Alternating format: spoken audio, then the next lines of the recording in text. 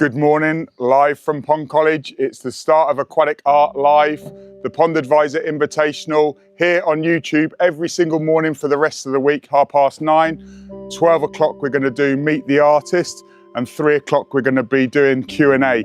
So this morning's video, I'm going to take you for a whirlwind tour around the gardens. We're really busy getting ready for you guys coming on Saturday, 9:30. We're open to the public and you can come and enjoy the water features and vote for your favourite one. And I'll just spin you around and talk to Marcel. Marcel's coming back. He's the returning overall champion. Hello everybody. You're talking to the mic. Nice to be back. Nice to be back, of course, after winning last year. I'm going to build something this year, not for the competition, but just for the fun of it. So we'll have a see. I put some rocks, some logs. What it will be, I don't know. It's just, don't know. No, it's just a process. It's just start and we'll see what we can make of it. So the weather is nice, so that's a good thing. And we'll be talking to Marcel more at 12 o'clock today. So it's Meet the Artist and we'll be talking more to Marcel. So if you've got any questions, we'll also be going live on your channel as well. Yeah. And Don't know the time yet, but we will go live. So, yeah. No. What's the name? Well, it pronounces in Dutch, so. What is the Dutch? Pronounce it in Dutch and then spell it. Buitenhuis waterscapes. So Yeah, if you it's off my shirt. Botenhuis Waterscapes. and what's your YouTube channel? Well, translated to English is the pond lover, but it's the vijver liefhebber. Spell that. So, spell yeah. that. So it's a V. VIJVERLIEFHEBBER.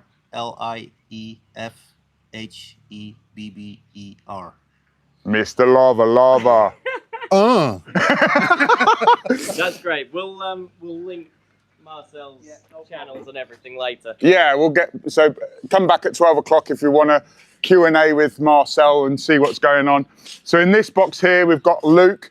He's one of our guys at Team Any Pond. He's going to be building in this sort of box a little bit later on. I think he's still doing some work on the Tory Gate, which is now red. Look at this. Can you just tell us where we are, what's going on, Mark? So it's Pond College, and what we're doing is it's Aquatic Art Live, and this is the Pond Advisor Invitational, where people come over from all over the world to compete. And essentially what we're doing today is we're basically it's the start of the competition. People are starting to come in. We've got a contract today on Friday. So if you're a contractor, get in touch. And basically it's a case of you're more than welcome to come on the Friday and also on the Saturday, open to the public. We're ready for you at 9:30. We've got lots of work behind the scenes. We're getting ready for you. We're doing this sort of like the indoor showroom and stuff like that. What we've got here is we've got the Tory Gate. Wayne from Olympian Water Gardens built this 2 years ago, and he's coming in to finish off the painting on Friday. And it's a real great entrance to the Pond College Gardens now. It's real striking, it's pillar box red. What we did is we started painting just in case it was going to be raining, but it's not going to be raining. The weather's beautiful for the rest of the week. So Wayne could have done a lot of coats, but we've basically put the first red coat on. We did a number of base coats. You can see the white still. So yeah, we're ready for the entrance and it's all going to be ready for Saturday. We've still got a little bit of tidying up. It's the sort of like the calm before the storm. I've done a little bit of stonework here just to tidy up a little bit and do some sort of like Japanese Zen a little bit. And Luna's loving the sunshine there. Yeah, it's a nice place. Obviously, it's a case of the rake gravel. We are a working farm, and we're at Pond College, and it's Brook Farm, Budbrook, Northamptonshire, UK. If you need addresses, just put it in the comments, and we'll basically make sure that we keep referring to the address. And it's open Saturday at 9:30. We'll walk through. Amazing, and everybody leave comments and questions and likes in the live. We are live on YouTube, Facebook, and TikTok. So YouTube is my main priority. So if you head over there, I think you'll get the best viewing experience. yeah, and we've got long format stuff on YouTube, and you can sort of like follow along with the journey. So what we've got here is we've got the Bluestone Garden. We've changed the name of the lockdown pond to the Bluestone Pond, and the hippo has been depleted. We've put some slabs in the pond. Tell us what the hippo is. So the hippo is essentially, it looks like a hippo. A big black bulge of the liner comes right up to the sort of like the surface where rainwater comes in. So we've got some slabs there just to hold it down a little bit more, and we'll see what happens. We have got side pond drainage. So underneath here, we did do a side pond. It's not under pond drainage, but we've got drainage on the side of it, but it didn't really 100% work. So what we will do is we will go through and we might lower the ditch. So we're actually dropping the water level in the ditch, but essentially a sort of like a temporary fix is to put slabs on top. We could use pressure relief valves, but essentially it's a case of, it's a bit more awkward when you've got a short amount of time. What I don't want to do is sort of like do a drain and clean or do some major work. A couple of people have suggested just put a hole in the liner if it holds water. The wildlife pond out the back obviously holds water all of the time. It does fluctuate a lot. So essentially it's a case of, it would fluctuate if it was a clay pond, but what actual rubber does is it attracts the moisture and makes the clay more waterproof. So having a rubber liner will actually attract and make it more waterproof. Let's keep walking round. So we're going live every single day at 9:30, and then 12 o'clock we'll be meeting artists as they come in. This is a great viewing area of the Bluestone Garden. You see, what we've changed the name, so we're just changing everything up to match the Bluestone theme. And you can see there, the Bluestone Pond is looking amazing. We have put a few fish in there. I will check today to see if the fish are alive, because we have had otter attacks, but I put in 3 tiny goldfish, so they'll be able to hide very, very easily. If we put bigger fish in, those small goldfish will tend to come out. There's no reason for them to come out. And if there's, you know, like a few babies in there, they might be hiding. So it may be that they are alive in all the weed. We've left a lot of weed undergrowth in there for them to get out of the way. If you spin round, we've had a new addition. So we've got a fence that's gone up, so you can't see the NRG water feature now. So it's essentially guiding you round the gardens. We've got Charlotte's garden. We've actually got some frog spawn. I did see some toads in there, but I haven't seen any toad spawn, but we've got frog spawn in Charlotte's pond there. Where are we looking? So where Luna's looking, Luna finds it all the time. Oh, there is some toad spawn on the top. So the difference between, if I keep the shadow, you stay out, dog. So you've got frog spawn and then toad spawn. So this is the toad spawn here. They spawn in long lines, and then you've got the frog spawn, which is sort of like a clump. Yeah. Everything's starting to wake up. The other day I spotted some dragonfly larvae in here. You've got some ramshorn snails that are starting to move. When the tadpoles hatch, they'll start eating the filamentous algae, so they'll keep it clean. We've got some lovely fritillarias. So you see my shadow there of my hand? Yeah. They're snakehead fritillaries. So Charlotte planted those last year, and they're coming back up, so they're looking really good. She planted some daffodils, I think at the weekend, and put some bark mulch around the frog house. So the green thing in the corner is actually a frog or toad house. So what they do is they like to get underneath, and it's like a little cave for them. And between your legs, we've got a lovely little angel spitter, and that's just recirculating water around. So this is sustainable water features. All of these water features are sustainable. They don't use water. They actually collect more water from the sky. We've got the Zen garden. We need to do a little bit of work on the Zen. The birds keep stealing the moss off of the actual Zen. So rather than going and getting loads more moss, we took a load of the moss off and used it on different projects. And also in this garden, it's quite windy. So the wind doesn't help the moss to grow. So there's a couple of solutions. We could net the whole thing and stop anything sort of like bigger than a blackbird coming in and destroying the moss, which is one possibility. Either that or grow different plants with a better root structure. And we're playing around with that. So we built this probably about 5 years ago, and we've always been playing around with that moss wall, trying to get it absolutely perfect. And I think 2 years ago, we put it on a timer, and that's when we really started having problems with the moss. But until, you know, if we have it constantly on, then great. I have bought some green spray paint because I hate the look of that brown PU foam. So I have got some green spray paint, just a little bit of colour. I've got 5 different colours of green, so you may see that turn green. If you've got any suggestions, obviously live moss would be great, but spray paint is what we did in Vivarium. We made a car rusty, and that's exactly the sort of like the look that we can go from here. So I might do some spray painting. Or get one of the artists to do some spray painting on that, but it's just making it a little bit more attractive to the eye.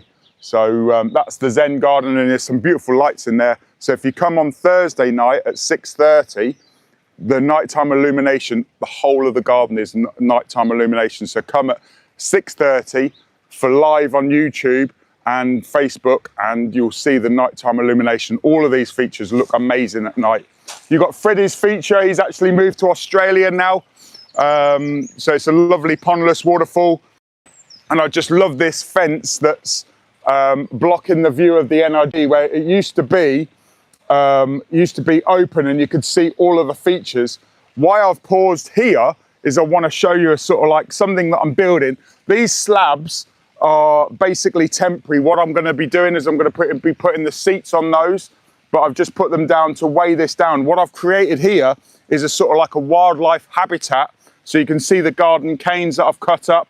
You can see a sort of like an entrance for frogs and toads to go in there. And underneath the pallets, there's a great big sort of like cave. So I've put a piece of pond liner down. I've put bark here. So there's lots of different substrates for different invertebrates. I'm going to be putting in some cardboard for lacewing larvae.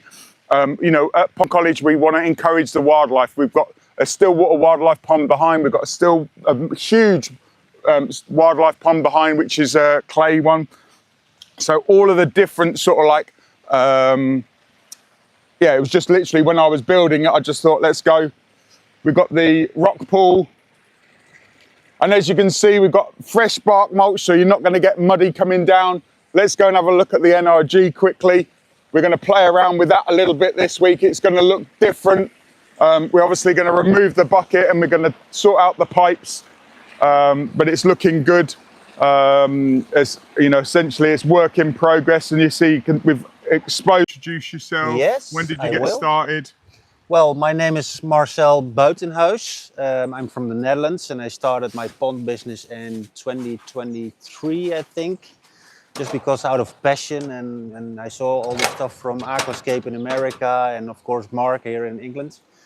So I started my business, and it's growing and growing and growing, so that's a good thing. I first visited Mark, I think in 24 in September. Yeah. Yeah, so I was here for 1 week, and we have done 2 projects together on the vivarium venue in the Netherlands, one of the biggest aquarium and terrarium venues of the world. Sadly, it was the last time last year. Oh, so, let me go and grab it. No way. What, is that it? well, that's not it. Of course, I got the invitation for Aquatic Art Live last year. So I was just coming and was like, well, I'm going to build something. Let's see. And I won overall winner. So here I am again, judging this year. I'm also building something, but not for the competition. So I'm guessing we're going into the sauna and then take a plunge into the koi palace like last year.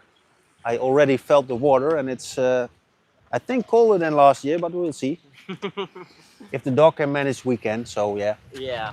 Last year we were about 3 days later. Yeah, I wonder if 3 yeah, days of warmth yeah. would actually warm it up. But then again, last year it was colder outside temperature than now. Right. It's nice. It's 17, 18 degrees, I think, so It'll be we'll alright. be okay. You cold plunge a lot, yes? No, No. no, not at all. I'm not the Wim Hof guy. No. I will see. Good So bit. you were speaking about vivarium. Microphone, Yeah. microphone. You were speaking about vivarium. Yeah. So I've just got the. Do you want to explain to the viewers? Yeah, I want to explain to the viewers. So last year we built a waterfall from an old car, a Ford Ka, and this was one of the side mirrors of the Ford Ka. So Marco, the guy from Vivarium, spray painted it like it's rusty. Mark found a little puppet on the parking spot and put it on top of the car, and I haven't seen it all weekend. Without anybody noticing. Yeah. I was like, I found it when we went to lunch. I found it in the car park, and I was like, I'm going to put that on the car somewhere, Yeah. and nobody will know. And at the end, I'll say, I'll take a picture of it. So yeah. So I took this side mirror home, and I was like, maybe I can make a present for Mark. So this is the puppet, this is the side mirror, this is the stone when we went to visit the, what are the falls called? The Robin Hood Falls. Oh, the Robin Hood Falls. In what is it? I don't know anymore. What, in the But- Peak District? or Yeah. Yeah, Agarth. yeah. Agarth Falls. I took this rock and glued it on, and this is a rock from Madeira, a trip I made last year with my girlfriend. Put on some moss, so it's a nice little present. Yeah. Yeah. It's a great memento, you know, like literally it's a case of coming back from Vivarium and bringing a piece back to Aquatic Art Live. Yeah. It's great. And we'll make a feature of it, whether it goes in your box somewhere or whether we'll do another. Does. Yeah, it will. It will. So you've thought about it. So Yeah. it's, Yeah. So then it's going to be in, Marcel's doing a 8 foot by 8 foot box. Yeah. Yeah. So what was your, so you came yesterday and I Yeah. basically said, what do you want to do? This needs, Yeah. this needs, or actually what I would want to do if it was me is I would want to get my teeth into something from start to finish. Yeah. So I said that to you and then we talked about the sort of like the ditch. Yeah, the ditch, yeah. But it's a bit too sort Too of big like, for 2 days. yeah, Yeah. yeah. And you don't want to sort of like rush anything. Yeah, So I get too many ideas with the space you had. So I was Yeah. like, Yeah. maybe not, maybe just a little bit smaller. So, yeah. So I'll fill that Yeah. full of sand so we can use that. And Yeah. it may be that later on down the line, I'll fill it full of plants and create I will put some soil and sand in there. Yeah. We don't need any more water features here. No, I don't think so. So it's like dig a hole, fill it full of water. No, we'll dig a hole and fill it full of mud and we'll Yeah. plant it up and make it look nice. So it's like literally it's a case of we'll make it into a garden. Yeah, I think for sure. Yeah. maybe some aquatic plants. We'll still Yeah. put water in there, Yeah. bowls or something. Yeah. So yeah, We'll see. yeah. And if anybody wants to see the Vivarium water feature that these two made, it is pinned to the top of Facebook. Yes. Great. I've And never seen anything like that before. how many tell you thousands? that. How many thousands of views did we get on the I think It was about 500,000 the last time I checked. 500,000? Wow. wow, Yeah, cool.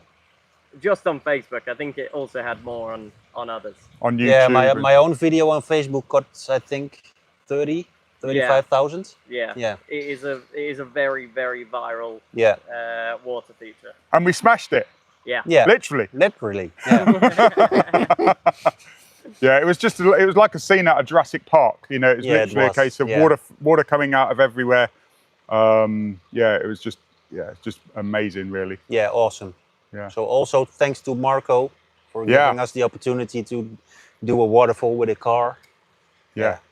One of a lifetime experience it was. And how long did we have? We turned up, or I turned up on the Wednesday about 4 o'clock, Yeah, 2 days. and it was build Thursday. Yeah. We got the car in, didn't Yeah, we? We got the yeah. car in, and then Yeah. Thursday, Friday, and by lunchtime we went out for Yeah, dinner, and that's yeah. when we found, Then it or was when I ready. found this Yeah. guy. So, So roughly 1.5, 2 1.5 days. days to turn a black Kia car Yeah, into a scene from Jurassic Park. yeah, Amazing. yeah. That And was cool. Yeah, it wouldn't be something that you'd want to do long term, but for a show, it was a showstopper Yeah. piece. yeah, You know, literally, it's a case of turning a car into a leaky aquarium. So water would, you know. Do you remember when we filled it up yeah. and the windshield and cracked. it bowed out because Yeah. obviously it's not designed to have force going out. Yeah. It's designed to. Yeah, And then we were like, well, let's get water come out the radiator, and yeah. It was fun stuff. Yeah, and we went in through the roof as well, didn't Yeah. we? Yeah. So yeah. Yeah. So what's been your sort of like your favourite project for you to work on? Let me take that and I'll put that down for you. Well, project-wise, as in the Netherlands, or what do you mean? Wherever. Wherever. Yeah. Well, that has to be the big project in the Netherlands. I did the first aquascape-style recreation pond in the Netherlands. Very big, roughly 30 meters by 25, with a big wetland and stream and waterfalls and stuff. And I'm still building waterfalls and fountainscapes in the front yard. So the customer called me yesterday. Where are you? Well, I'm in England. So when I'm not there for 3 weeks, he calls me. When are you coming back? So yeah, that's a nice. Yeah, it was 10 weeks of work, I think, the pond itself. But yeah, it's a prestige project. So that it's a bit like my second home. And that's still ongoing? Yeah, still ongoing. So where can people find you? On YouTube, Instagram, TikTok, Facebook. Yeah. And it is Boathouse? Buitenhuis Waterscapes. Yeah. Well, and YouTube, does it say on my shirt? It says on the back. Yeah. And the winner. There we go. That's where you can find them. Yeah. Are you getting in the... Is there enough people? We need at least 15 people watching before we're going to get in the koi pallet. Yeah. 15 people. How many we got on there in a minute? 8, across 10? all, we've got 7. 7. Okay. Yeah. More. Yeah, we're literally going to get in, and yeah, it's a lovely day, but at the same time, as it's a case of the fish are starting to feed. Look, there's one there mouthing gravel. Yeah. Everybody, make sure you're liking and commenting. Amazing. So also the reason I'm here, because the aquascape style ponds aren't really familiar in the Netherlands. So people only have square koi pond and drum filters and UV, and I want to show people that you can build a natural pool with a wetland filter and an intake bay and have healthy big koi. So that's a process that's going on in the Netherlands right now. And you can have rocks and gravel. Yeah.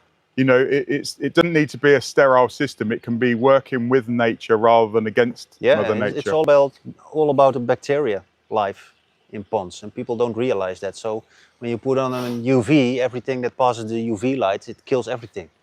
So it's like, well, you can see it, crystal clear water, and there's no UV over here. That's the filter. You don't even see it's a filter. It's just natural processing, bacteria, enzymes, all that kind of stuff. So it is possible. So that's a mindset. Here in England, they are growing on it, but in the Netherlands, not so much. So that's why I do a lot of Facebook videos and YouTube videos and all that kind of stuff to get the word out, to be with Mother Nature and work with Mother Nature instead of against it. So what would you say is your favourite feature to build? Is it a pond? Is it a stream? Is it a fountainscape? I think it's pondless. Pondless? Yeah. So it's a pondless waterfall with a stream? Yeah. Can you explain to us what that is? You can be really artistic, like the rocks here in the pond. Of course, you think about how to place the rocks, but then again, that doesn't show that much attention. It's more like There's a pondless, edge, there's the a pondless edge. behind. There's Forsley Falls. If do you want to walk and have a show people what a pondless waterfall is? How many people are watching? 2, 4, and 2. So 8. 8. Nice. So it's 1 going up. Come on. So the big difference is here you can see all the details, and Mark and I, we are the same. We are detailing guys. So if you have a look over the waterfall over there, it's just a detail that the water is running over here, like this. Just a little trickle over there. That's not. It's meant to be there. Let's say it like this. Like this one, for instance.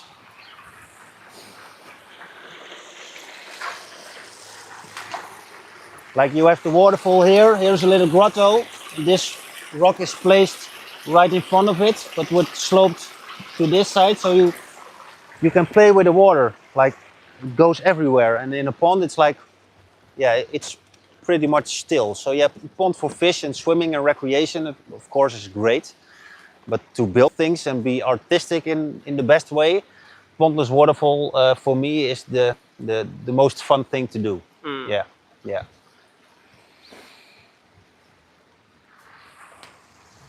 We can show my feature from last year. Then you know what I mean with the details. I hope you can see it. It's small. Explain what this is. Well, this is, well, roughly a fountainscape, I would call it. So in a small box, like pallet size. So we've got multiple water entrances, like the mini urn. There's a small little waterfall over here. It goes on top of the piece of wood. Small little trickle there. It's trickling here. And inside of this cavity in the wood, there's a stream of water. And at night it illuminates. So that's all about the detail work. And the same as the feature from Mark. It's like the detailing things are the most fun thing to do. And when did you build this? I built this last year, yeah. Mark built his one last year also. Got inspired from vivarium because he retired from building, but building together at the vivarium, it clicked a bit in his head and he was like, I'm gonna build something also, so yeah, that's cool. And it's cool to see it's still here, because most of the time they all get rid of it and make new ones, but yesterday when I came, I was like, thank God it's here.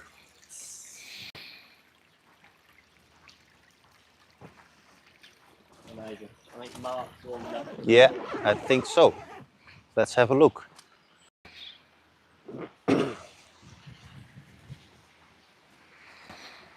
Like this, for instance. This is a pond you see a lot in the Netherlands. Still, yeah. Still water wildlife pond.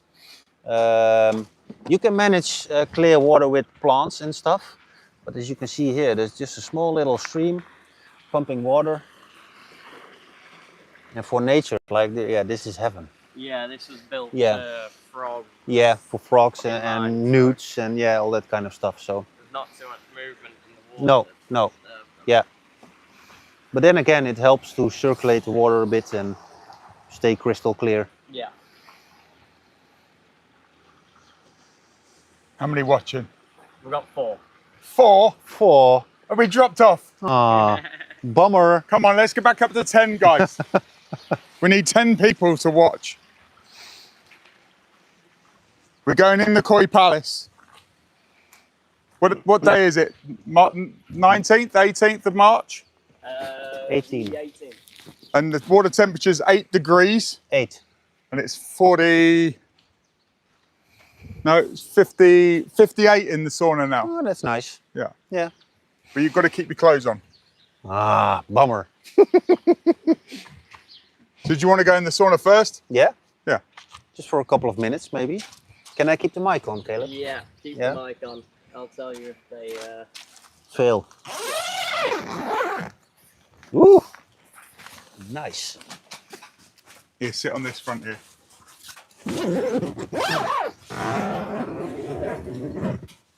Yeah, it's pretty warm.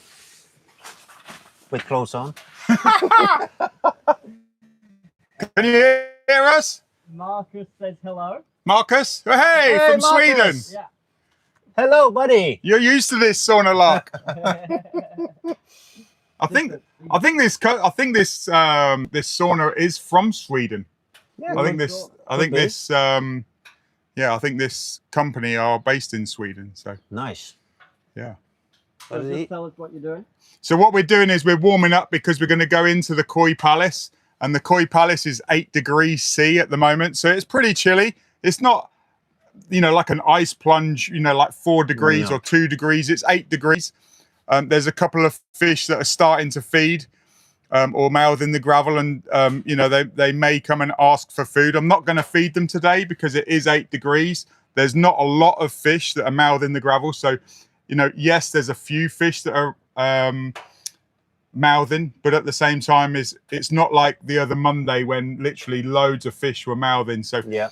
Once it's 10 degrees, that's when I sort of like, or 9.5, 10 degrees, that's when they sort of like wake up. But they are very active. They have been eating the frog spawn and the toad spawn. There's no tadpoles yet, but they will eat tadpoles. Yeah. They're like killer whales, so they do swim into the wetland, and then obviously go back into the 3-foot area. Marcus says, haha, more heat. More heat. More heat? Yeah, it's 58. We need to put more heat on. Uh-huh. I'm So not... can people do this? How many people, how many people are watching? Really, I think the Wi-Fi doesn't work. Down here? Yeah. So I think Bloody hell. That's hot. Can you help? Help! So can people do this? Yes, they can. Let me come out. Yeah. Are you ready to go in? Yeah, I go in. Yeah. Is there five people watching now? There are, yeah. Good. We're going in. I'm not used to a sauna with clothes on, so... After you. Yes. SOS. SOS. Oh, toads. A lot of toads. How does that feel? Yeah, pretty good. Yeah. Come on, there you go. For just the legs, it's okay. Another step. Yeah, slippery, slippery, slippery. Whew. Ooh. Ooh. Ooh, we're mad. So I'm not going down because otherwise my t-shirt is getting all wet, but it's nice. So if you want to do this, this is a full pond immersion. You can get in with the koi. It's a very unique experience. We only allow a few people at a time.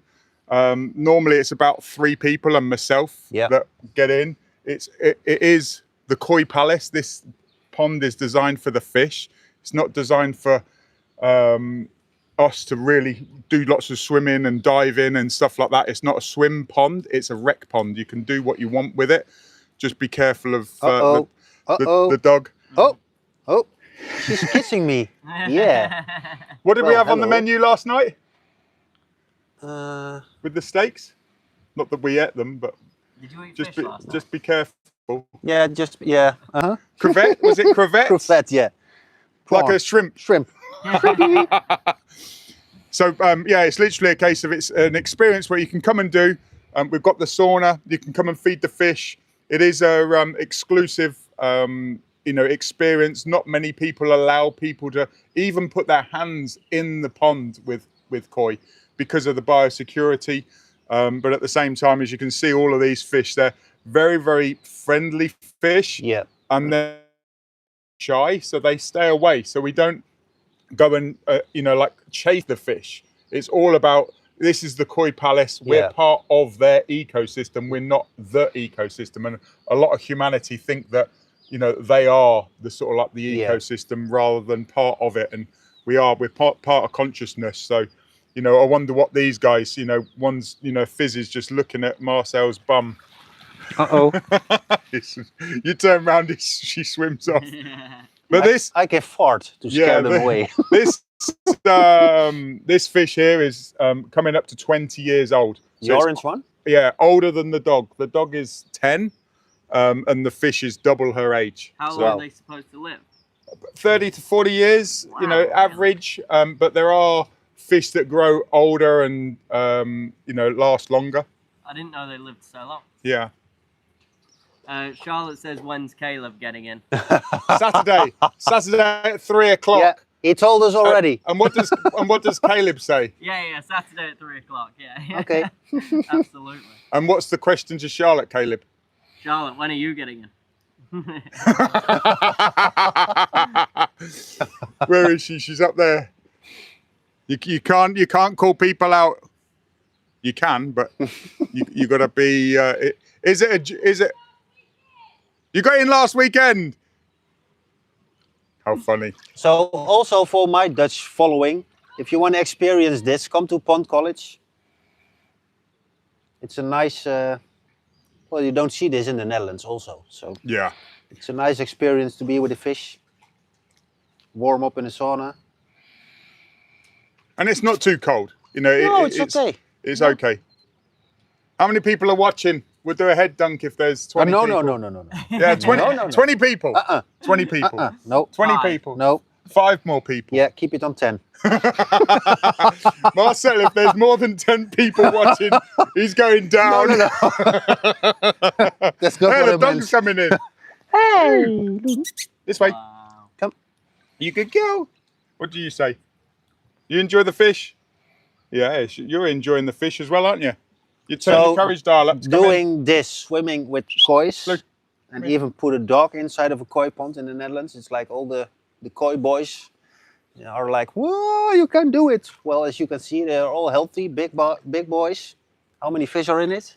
I think there's 70 something. 70, and how many liters is the pond? 100,000 litres. So 100,000 liters, 70 fish. Yeah, you normally don't see that in the Netherlands. What, For less sure. fish or? Yeah. Way more less fish. And also, if you think about Japan, you know, they wouldn't put 70 fish in 2.5 acres, and they're trying to grow the fish. Yeah. So, you know, there's a lot of fish systems that you can actually have more fish than water. Yeah.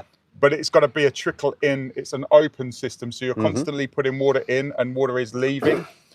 So you know, essentially, it's a case of you're filtering the water as it goes in, and then you're filtering the water as it circulates, but you don't really need to have that much filtration when you've got an open system. It's more taking that hormone away. So all of these fish produce a hormone to stop them overpopulating the water. But if you've got a leak and you're topping water up, then obviously the hormone is going away, so the fish will grow big. you should point the camera at the dog. The dog's like, I'm getting in, you're getting in, you're getting wet.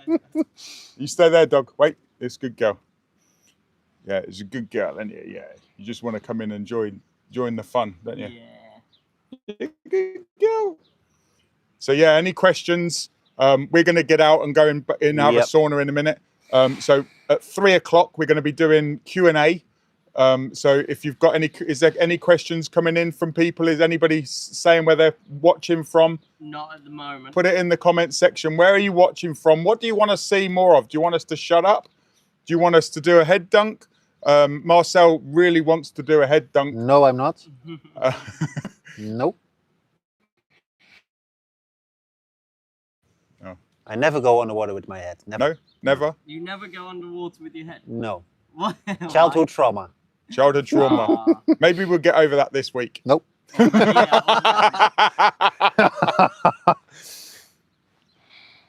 that's funny. My toes are getting numb.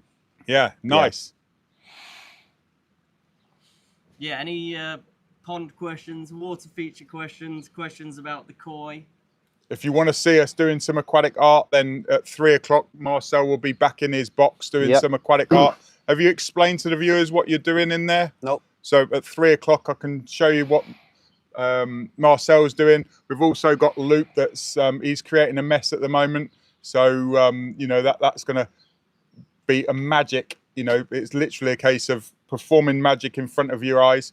We've also got Daniel Windley. He's bringing in a box. I believe that he's bringing it in tomorrow. He's part of the competition, and we've also got Bleeze coming in. Whether it's this afternoon or tomorrow, and they're basically all competing for the Pond Advisor Invitational. Who is going to be the overall winner this year?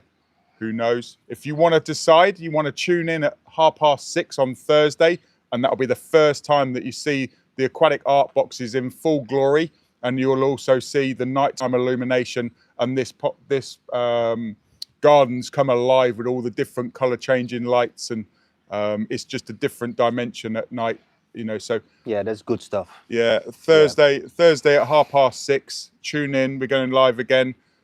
So next time we'll see you is 3 o'clock, and thanks for getting in. No problem. We will get you doing a bit of a nipple dunk. We've got 10 people on, Mark. 10 people. Are you going to do a head dunk for that? I need somebody to say, do you want me to do a head dunk or not? I'm good with a head dunk. If you don't, if no one says head dunk, I'm not going to do a head Charlotte. dunk. And not Charlotte. Yeah, Charlotte. Well, Charlotte can say it. Anybody can say head dunk, and I'll do a head dunk. But at the same time, it's a case of if we get 20 people watching, Marcel will go down to his nipples.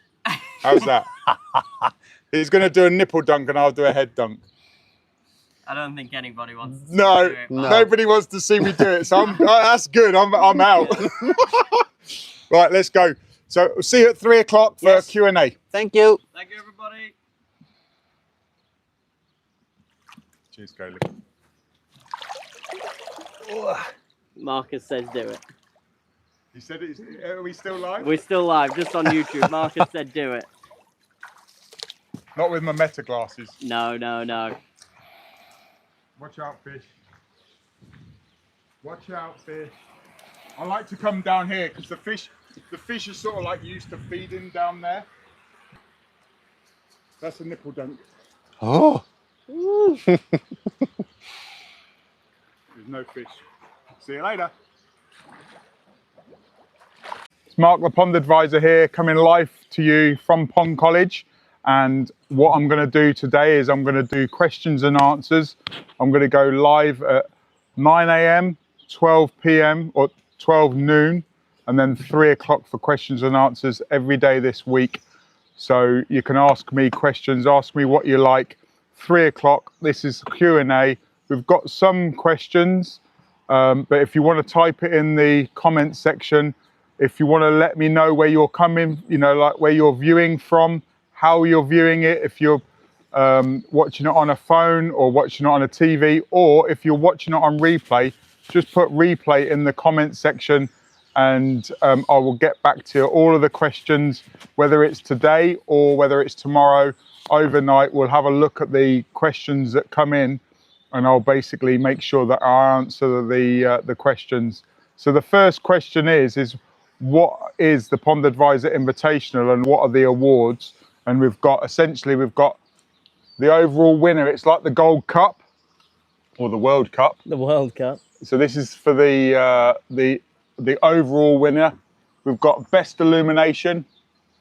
We've got artist choice. Yeah, artist choice. So that's where all of the artists competing get to vote, as well as the other judges.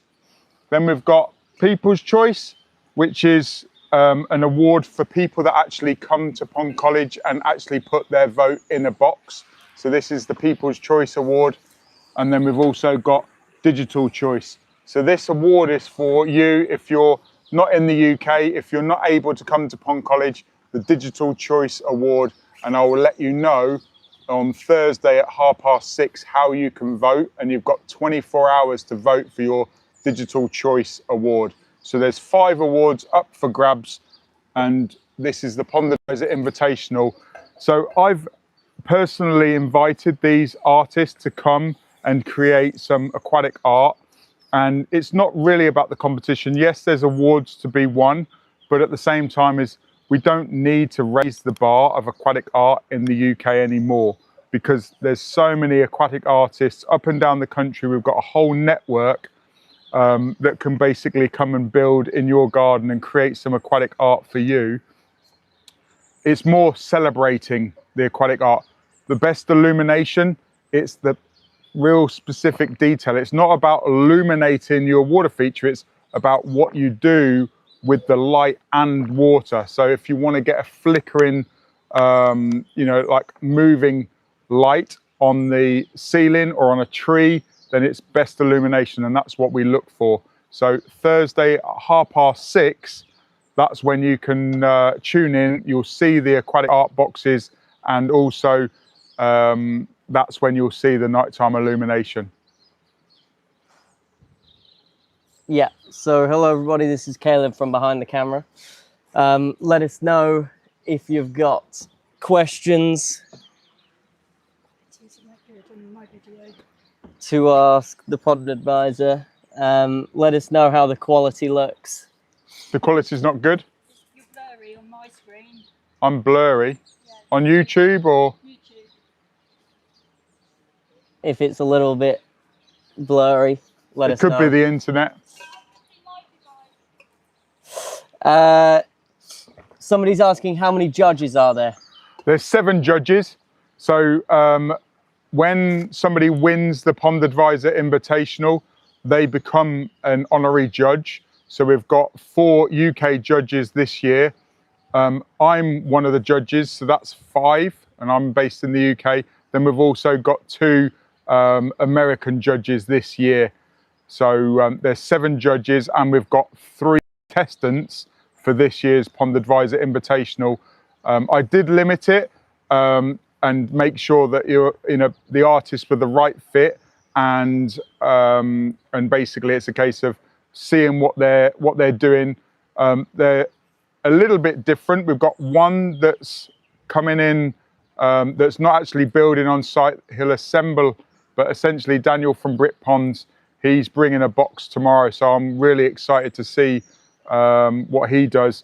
We've got Luke that's building something, and I know he's been working for me for 3.5 years, so he's back in the box, and he's claiming a space in the gardens, a permanent feature.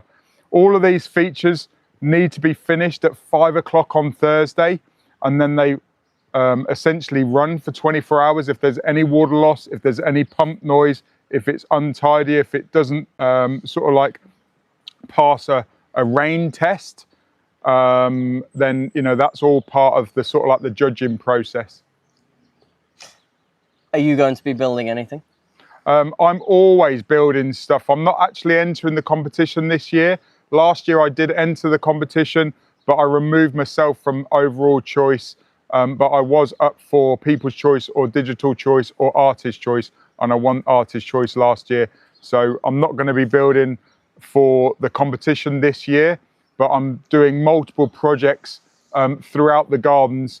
For the last month or so, I have been being very careful, but I have started to move some bigger stones, and I'm really enjoying, and I'm going to bring you a lot more aquatic art live. So this event, like the name suggests, Aquatic Art Live, we've been rolling, this is its 5th year, and we're coming live on a multiple times. So throughout the months, we're going to be going live, and if you like this format, put it in the comment section.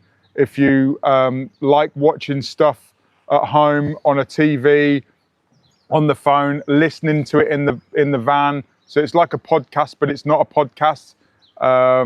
It's just literally a case of just information, raw, unedited. We'll do this a lot more often, and you'll be able to ask me questions. So I'm going live 9:30 tomorrow morning. It's Thursday, so we've got 12, 3 o'clock, and then 6:30 at night. So tomorrow night, 6:30, tune in and you'll see the 3 boxes, and also Marcel's might be running, and also you'll see the nighttime illumination of the boxes and also the gardens. Yeah, let us know if you're enjoying the lives. We're certainly enjoying putting them out there. Let us know in the comments if there's anything extra you'd like to see from us. Somebody is asking, what as a judge, this is a great question, what as a judge do you look for? Is there anything in particular you want to see as a judge and artist? So the biggest thing for me, and this is what I basically let my judges know, is you've got to envisage you having that feature at your home. If it's something crazy, then you wouldn't live with it at home. That's the key thing. And also attention to detail. I'm very, very much a details person. So when you're building in a small box, the attention just basically jumps out at you. For me, a lot of it is to do with the noise as well. So I actually judge with my eyes shut and listen. If I can't hear it, if I can hear a whirring of a pump or something irritating, my ears don't lie. It could be a vibration, it could, and that's something that I look for. Also, is it something that's sort of like replicating nature, or is it man-made? And if it's man-made, what's the sort of like the level of art? If it's recreating nature, is it actually sort of like replicating nature, or is it a sort of like a take? Or so if you think about, if you're judging paintings, everybody hangs pictures in their houses, and some paintings sell for millions and some paintings don't even get hung. And that's, you know, so essentially when you're looking at a piece of aquatic art, you've got to enjoy it, you've got to relate to it. There's got to be some sort of like, not always a story, it's like the meaning behind it. I'm trying to do this, or, you know, I don't have a problem if it's a regular noise, supposed to be a regular noise, but if something's gurgling and it's like a mistake, then I don't want to hear that gurgle. But if it's actually an irregular flow or an irregular noise, then, you know, like a beating drum. Like last year, I hit, I had drips hitting a dog bowl with a rubber mat on it, and it created that. It was a drum noise rather than. So it was yeah. Noise for me is really good. Somebody's asking, where is the handsome bearded Scottish bloke? Who asked that? Forgotten Explorers 259.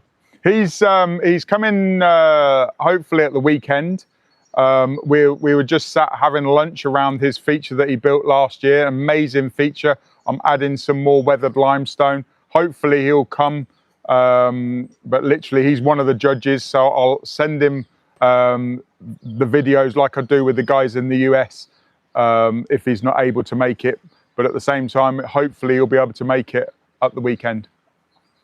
Yeah, absolutely. Do you want to tell us about the weekend? So you're more than welcome to come. We're open on Saturday, 9:30 until 3 o'clock. So it's open house, there's no tickets. All you need to do is get here between 9:30 and 3 o'clock. Where we are is we're Pond College, and that's Brook Farm.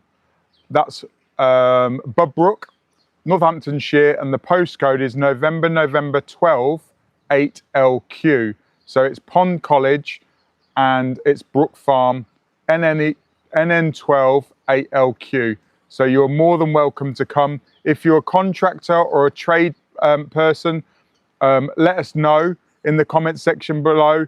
We've also got a contractor day on Friday, you know, where lots of people come that are in the trade as well. Sat-nav could be a bit, you can stop them short.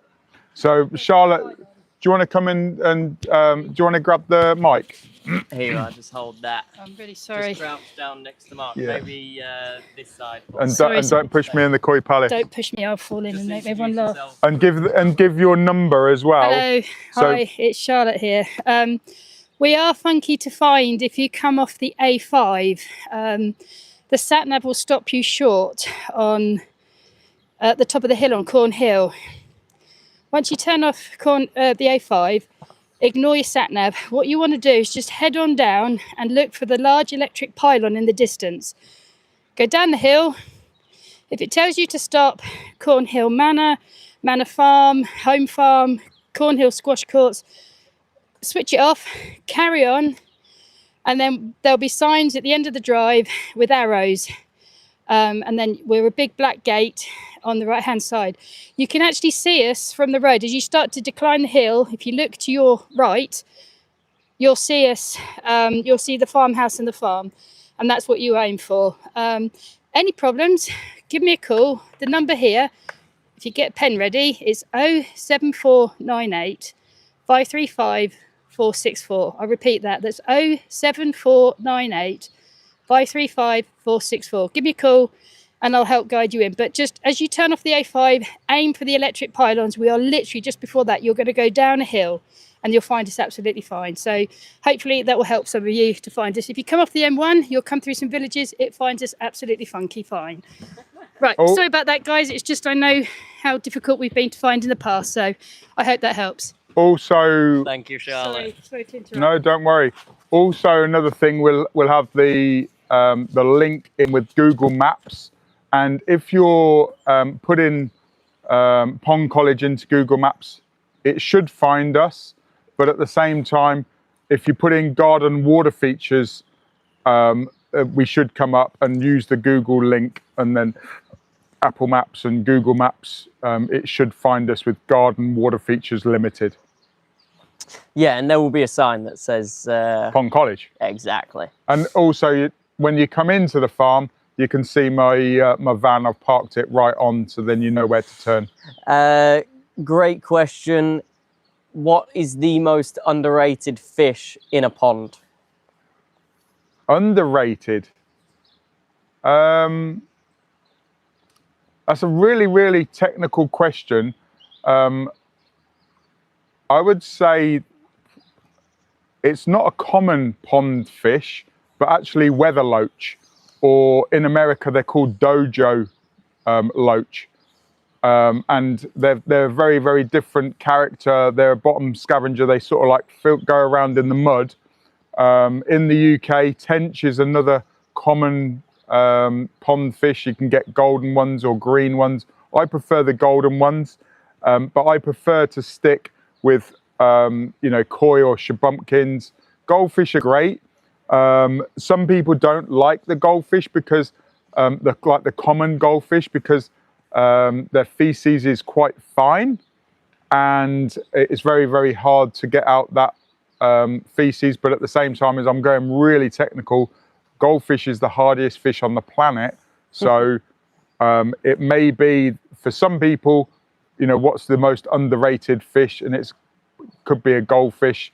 For me, it's like something that's so underused is weather loach, but also you could put a weather loach and you would never see it again until you sort of like do a drain and clean, and you'll just see it every now and again. They love processed chicken, so if you put processed chicken, they will hunt it out.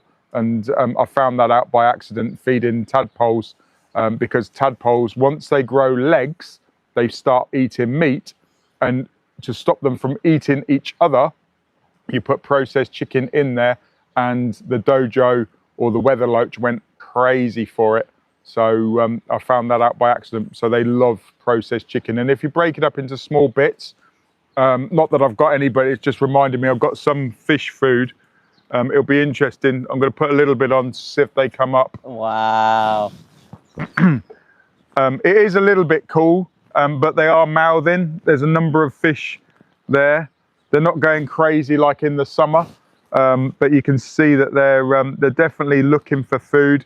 There's a little bit of sustenance in this food, and as we say, there's the pond dog. She obviously heard me say we'll feed the fish, but that's Oh, they're going for it, mate. yeah, they love it. This is the first time I've given them a bit of pond stick this year. You can feed them down to 5 degrees, and you can feed them wheat germ. But they've been, it's a beautiful day. You know, it's t-shirt weather. I've been in. If you saw the live at 12 o'clock, you'd have seen we went in, and the fish were very friendly, and they have been ever since then. You know, they're mouthing the gravel. Even that one there doesn't realise that I put food on. I'm only feeding a little bit as well. So as you've seen, I'm just putting a little bit on, like 15 pellets. There's 70 odd fish in here. So I'm putting like 15 pellets on, and it's a little bit, they're not pellets, they're sticks.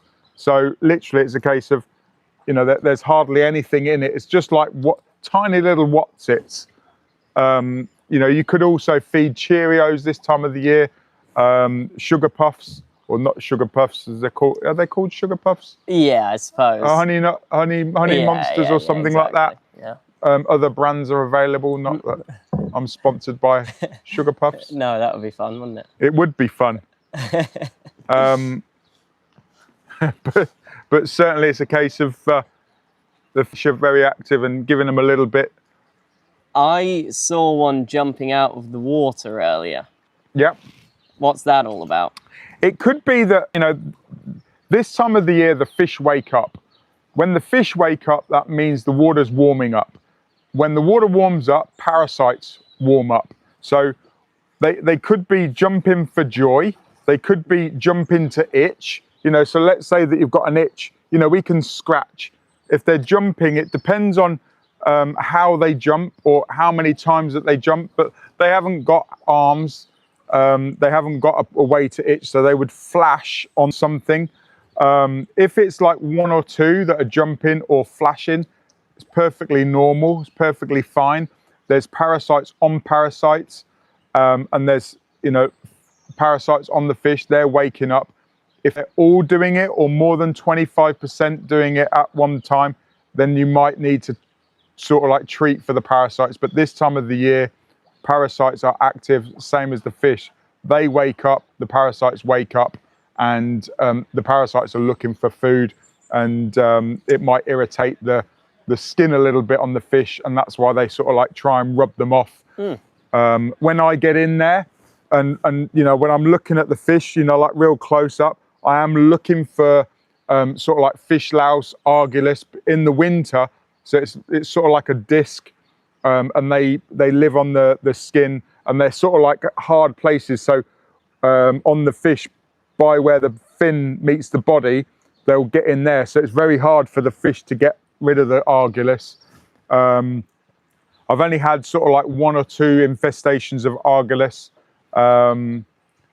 in my koi keeping career, but they are really the only parasite that you can see visually. How interesting. Yeah, it was really cute. I'll post the video later. Yeah. Great question here from Forgotten Explores 259, who was asking about the handsome bearded Scottish bloke. If you had to pick only 3 features to keep in the gardens, but have to remove everything else, what would you pick? One, definitely the koi palace. Yeah. It's definitely a tough one. I'd probably keep the koi palace, the lockdown pond, and Fawsley Falls. Really? How interesting. I'd also keep the koi palace, but I'd have to think more about the other 2. Yeah, it's a difficult question, because, you know, so what I was thinking is koi palace for interaction and an enjoyment. The lockdown pond, now there's layers to my brain. So if I was keeping the lockdown pond, I would do all sorts to it. I wouldn't just leave it as or now we're calling it the Blue Stone Pond. I would do more stuff to it, and also we need to definitely have a pondless water feature. And certainly it's a case of a lot of the other ones have got problems, either that or they're not quite right. So it's literally a case of Fawsley Falls, amazing. It's the reservoir is huge on it, so it's so sustainable. We never have to top water up on Fawsley Falls. We actually extract water from the basin to irrigate the garden. And the Bluestone Pond, it's a bit of a nemesis. You know, the hippo keeps returning, and I would, you know, if I was going to keep that and nothing else, I would literally drain that down and put under pond drainage on it, and then yeah, extend or do other bits and pieces. What's your go-to plant that instantly makes a pond look amazing? What time of the year? Right now. Caltha palustris. So it's marsh marigold, which is, you know, there's different types. There's one behind me. You see the yellow flower? That yellow flower at the back. You can get double ones, which is Floriplena. You can get white ones, Alba. You can get Polypetala, which is the king cup. So you can actually get ones as, you know, yellow flowers as big as, I think there's some on Charlotte's wildlife pond. You can also get some, you know, different Calthas, but it's one of the first to flower in the pond world. It's a native as well. So what about further into the summer then? Water lilies, irises. If I was just to have one water plant, it's probably I probably would go for a water lily. because there's lots of different varieties of water lily. If it was marginal, it would be Iris laevigata var, which is essentially, it's like a bluey purple flower, and you've got striking green and white foliage. The Pseudochorus, the yellow flag, the native one, we do have a variegated version of that. This time of the year, it's actually by Caleb's feet, it's yellow and green, but the variegation gets removed. As the plant gets older into the season, so it goes green just like a normal. But marginal plant would be iris, water irises. So there's a number of different water irises. But if you were to say one plant, it would be water lilies, definitely. Another interesting question from Forgotten Explores. Let us know who you are, by the way, and what your actual name is. Yeah, interesting question. Why don't you create a natural fishing pond, maybe add some huts and pegs for renting out? Yeah, 100%. I would. So when I was at college, I would love to do that.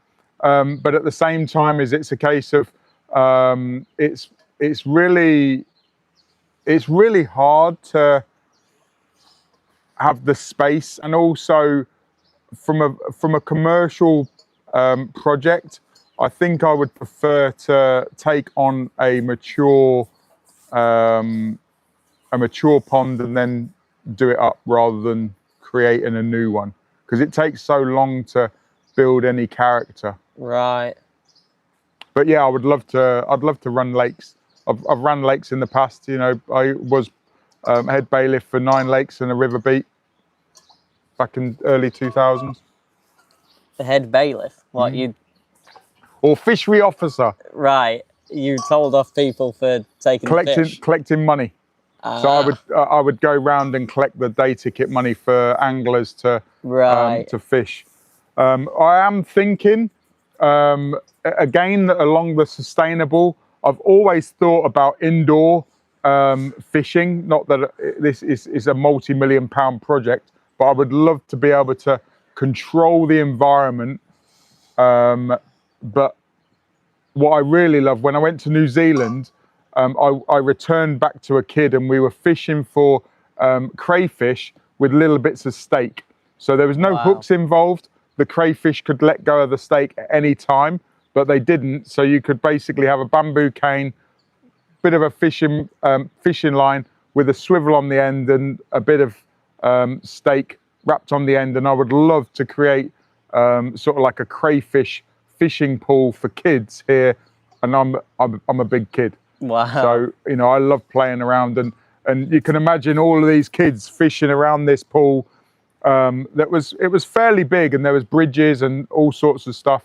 It was really good, and there was lots of sort of like lobster pots. There was places for the crayfish to get out the way if you couldn't really harass them, but some of them would be, you know, like they just want the food. And I went and caught the biggest one, and probably the smallest one as well. Sounds amazing. Somebody's asking which variety of lily. Which is my favourite? Yeah. Or which is the best? Surely that's your favourite. It depends again. It's different layers. You know, it depends for, you know, which is the best for smell, which is the best that I really enjoy the most. You know, for a lake where you've got maybe 10 foot of water, or, you know, Helvola, or a real true pygmy alba, you know, it's literally, it grows in sort of like 3 inches of water. And I've got one in Charlotte Pond, but one plant is around about £30 to buy. But there's lots of rare hybrids, and you could pay up to £1,000 for a tuber of a water lily. You know, I have been an international water lily judge in the past, and that's one of the things that I didn't like about judging the lilies from digital pictures, was I couldn't smell them. So, and it's very, very hard to grow them in specific conditions. You know, because a pygmy alba rhizome could be tiny, and the same age as a great big one as thick as your arm, and giving the same amount of food to the big one as the small one, it would burn the small one. So, you know, in sort of like scientific conditions. But to answer the question, I would say my favourite is, it changes. But if you were to say which has been my favourite for the longest, would be Perry Double Red. Or James Bryden. I like James Bryden, but I don't like the leaves as much on James Bryden.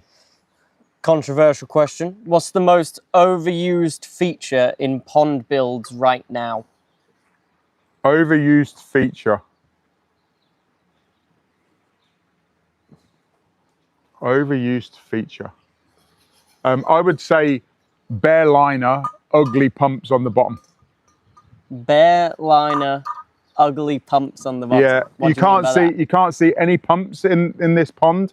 So the most used is essentially it's a bare liner pond, and the pump is at the bottom. And having the pump on the bottom, it's not technically wrong. There's just better ways to create an ecosystem. When you've got rocks and gravel, if you've got fish to clean the rocks and gravel, it's not going to attract dirt, because the fish turn it over and the pumps will remove the waste. Yes, waste will accumulate, but at the same time, as if you've got the right bacteria, then the bacteria will consume that waste. But certainly, I don't like bare liner and pumps on the bottom, because you have to drag the pump out, and also the size of the hole on the pumps stops bits, anything bigger than the hole in the pump, and also wildlife get trapped in those pumps because they're designed more for fish ponds rather than wildlife ponds. Interesting. Great question again. Yeah, another good question. What's one small detail that makes a huge difference in a build? Green gold. What is that? Moss. Wow. We don't have enough of it here in the Pond College Gardens. I believe it's the wind. I believe, you know, when we create a sheltered area, and with the right conditions, some mosses will grow in the sun, some mosses will grow under the water, but it's literally a case of that's one thing that I really love is green gold, which is the moss. Yeah, yeah.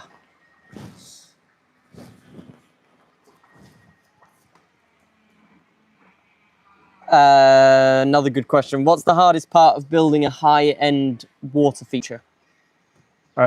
You'll have to clarify with a high-end water feature. Is it advanced? Is it a commercial feature? What's the difference?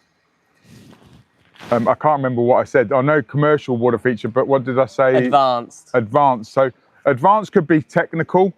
Commercial is the scale of something. Right. So if it's like if it's a holiday park, or if it's a amusement park, you know, like there's a whole combination. So I would say what was the question about the? So what's the hardest part of building a high-end advanced water feature? I would say dynamic head pressure. Oh, what does that mean? So it's working out the size of the pumps, and the amount of flow and the amount of water in motion, and basin. There's a number of things in an advanced build that a lot of people overlook. So the basin might not be big enough. The pump might be overkill or underkill. And when you're designing something like that, it's like, you know, are you building something 8 foot long or 80 foot long, 8 inches wide or 80 inches wide, or bigger? You know, it could be 8 foot wide waterfall. You know, there's a lot of things that, but water in motion, that it covers it all, you know, like the basin, the size of the pump, size of the pipe work to go with the pump.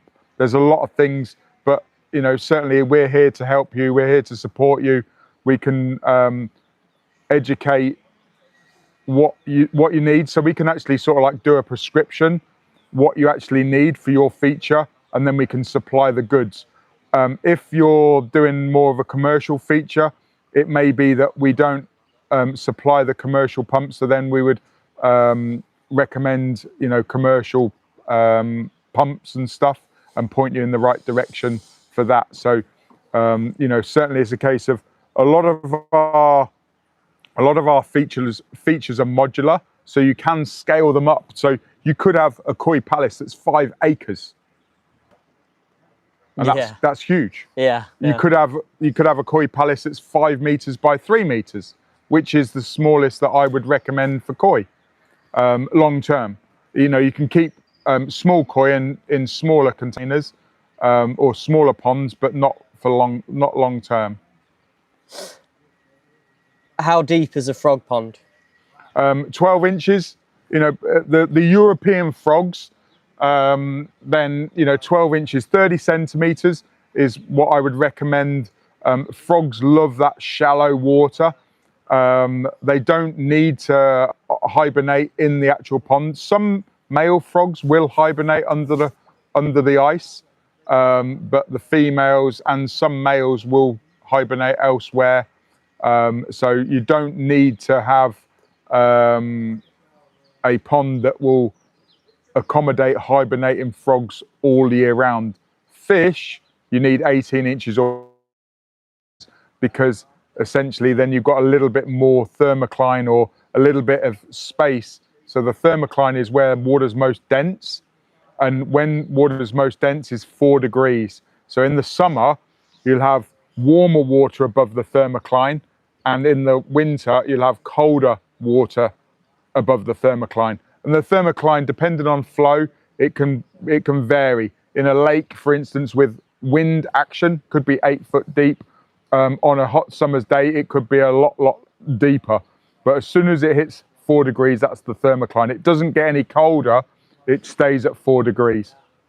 So the depth of a frog pond, you don't need to have the thermocline. So they want the shallow. So they always spawn in shallow, 4-5 inches. That's you know, where they spawn first. Then they'll spawn in deeper water, or shallow areas in deeper water. They love rafting plants or marginals. You know, like they've spawned in watercress, myosotis. So you can create shallow areas for frogs in deeper ponds. But if you've got an old koi pond, you need to change it if you want frogs, because it's way too deep. A 6 foot koi pool is not ideal for frogs. Yes, frogs will come in if there's no koi. Newts will come in if there's no koi. If there's koi in there, the newts probably won't come, because the koi, big koi, will eat the newts. And also there's not the sort of like the margins. So a koi pool is very much like a sterile swimming pool with fish in. But I know the question was, how deep is a frog pond? It's the shallowest pond that you could create. You know, years ago, we used to put dustbin lid, you know, when it was a conventional dustbin, and it would be like 4 inches, and it would be great. But as I've sort of like got more experience, 37 years now, I would say 4 inches is too shallow. You would need to top it up quickly, because if you've got 4 inches of water, it'll evaporate before the frogs will, you know, or the tadpoles will come into frogs. Yeah, that question was from Forgotten Explorers. Let us know, do you have a frog pond? What separates a good pond from a world-class pond? A good pond from a world-class pond. I would say rock placement. It depends on the, you know, so pond is a very broadly used word. You know, what is the definition of a pond? It's plants. If you haven't got plants, it's more of a pool. You know, you don't really have a wildlife pool, but you could have a fish pool. But a pond is, the definition of a pond is very broad, but what makes a world-class one is rocks and rock placement, replicating nature or improving nature. When I say improving nature, you're not going to improve Mother Nature in one respect, but you can have multiple things in one area when you're recreating something. So if you think about a natural waterfall, you can't beat that natural waterfall because it's got huge rock formations that Mother Nature has created. But when you've got those waterfalls, you don't have the koi at the bottom. You do have some fish, but normally it's a higher oxygenated or a native fish to that area, like trout or, some real smaller fish. But you could, if you were recreating a world-class pond, you could have koi and real good waterfalls, and you're then improving Mother Nature because koi and waterfalls don't necessarily always go together. Funny question.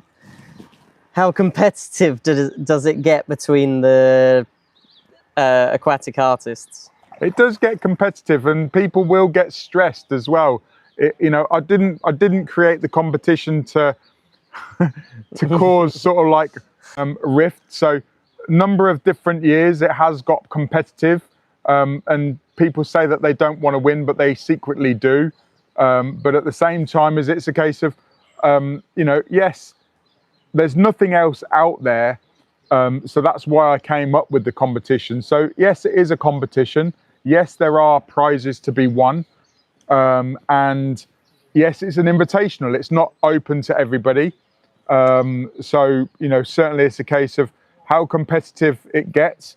People aren't rude. People are cooperative, because if they were rude, they wouldn't be invited back. If they were really crazily, aggressively competitive, they wouldn't be invited back. If they don't help, it's friendly competition essentially. So it doesn't really get crazy.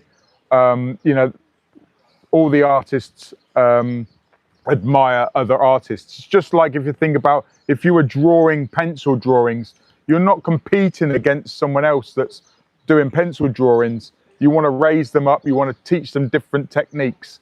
So it doesn't really get competitive with aquatic artists. Obviously, when you've got humans and you've got egos involved, it can get competitive. But at the same time, I don't tolerate any rudeness. I don't tolerate, if people are getting stressed, I'm like, look, it's not worth getting stressed. Don't worry about it. If it's not working out quite right, walk away, come back. If you're in a snappy mood, and it happens, but we all understand. If you're not getting it quite right, and it is that pressure, and that's what it is it's just pressure. So it does get competitive, but not super competitive that there's no fights. There has been heated and feathers ruffled, but at the same time, we're all human, we can all cope with it. Yeah. How did you get into ponds? So I think it was like when I was 6 or 7. I remember being a child, and my cousins were older, and I was, a tearaway kid, and I remember them catching a big goldfish that was huge, about that sort of size. I didn't see it, but I saw a picture of my cousins catching it, and it actually turned out to be a gold north. As I remember, I haven't got the picture. It's like I must find the picture, but I remember seeing the picture when I had been, aquatic college and stuff, and I was like, it's not even a goldfish; it's in the gold north. But at the same time, as it was a big gold, I was like amazed that it was huge. Yeah. Goldfish grow 12 inches, but they're a different shape. But Gold North, they can grow sort of like 24 inches, no problem. But that was the imagination, and also my forefathers, they were farmers, and also educators, you know, like teachers. So it's literally a case of, you know, being the youngest grandchild, I would always look up to my cousins and fishing. And when I was in the close season, I wanted to build a pond in my garden at home when I was 11, so I could carry on learning and fishing for the fish during the close season, because during the close season back then, if it was less than quarter of an acre and it was on private land, you could carry on fishing it. So it was literally childhood, you know. And also, you know, found a fish tank in my mum's garage, tropical fish tank, and I set that up and killed a load of fish. And I was like, what's going on here? I want to, you know, learn about. And yeah, it's the best way to learn, is make mistakes, improve on it. Yeah. Yeah, well said. If you weren't doing this, what would you be doing?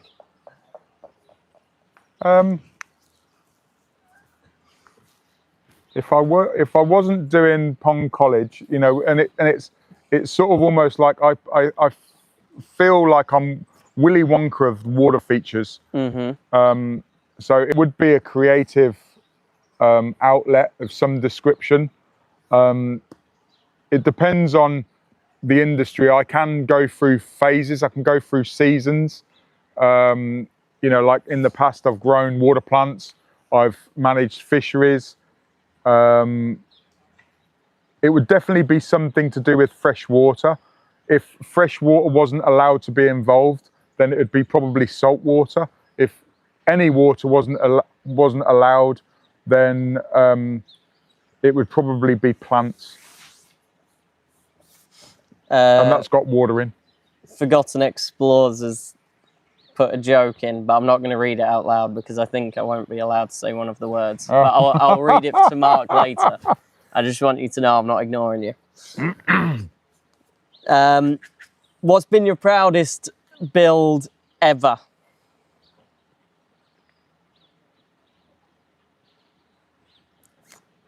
There's a lot. I probably would say Hampton Court. Yeah. Hampton Court Flower Show. When I got runner-up best in show at Hampton Court, I beat the RHS. And the Hampton Court Flower Show it's the biggest in size. It's not the biggest in prestige. I've still got to get my gold at Chelsea. I've got silver at Chelsea with Royal Leamington Spa Garden, and I think Hampton Court was my own feature. I wasn't working for a sponsor. I wasn't working for a designer, and I created something. I wanted to recreate flowing water and do what I did. A number of people were saying, you see the way that they reacted then? Yeah. That's vibration. Someone's cutting like shutting a door on a container, and they felt the vibration. So if you ever put your ears underneath the water in a bath, you can feel that vibration.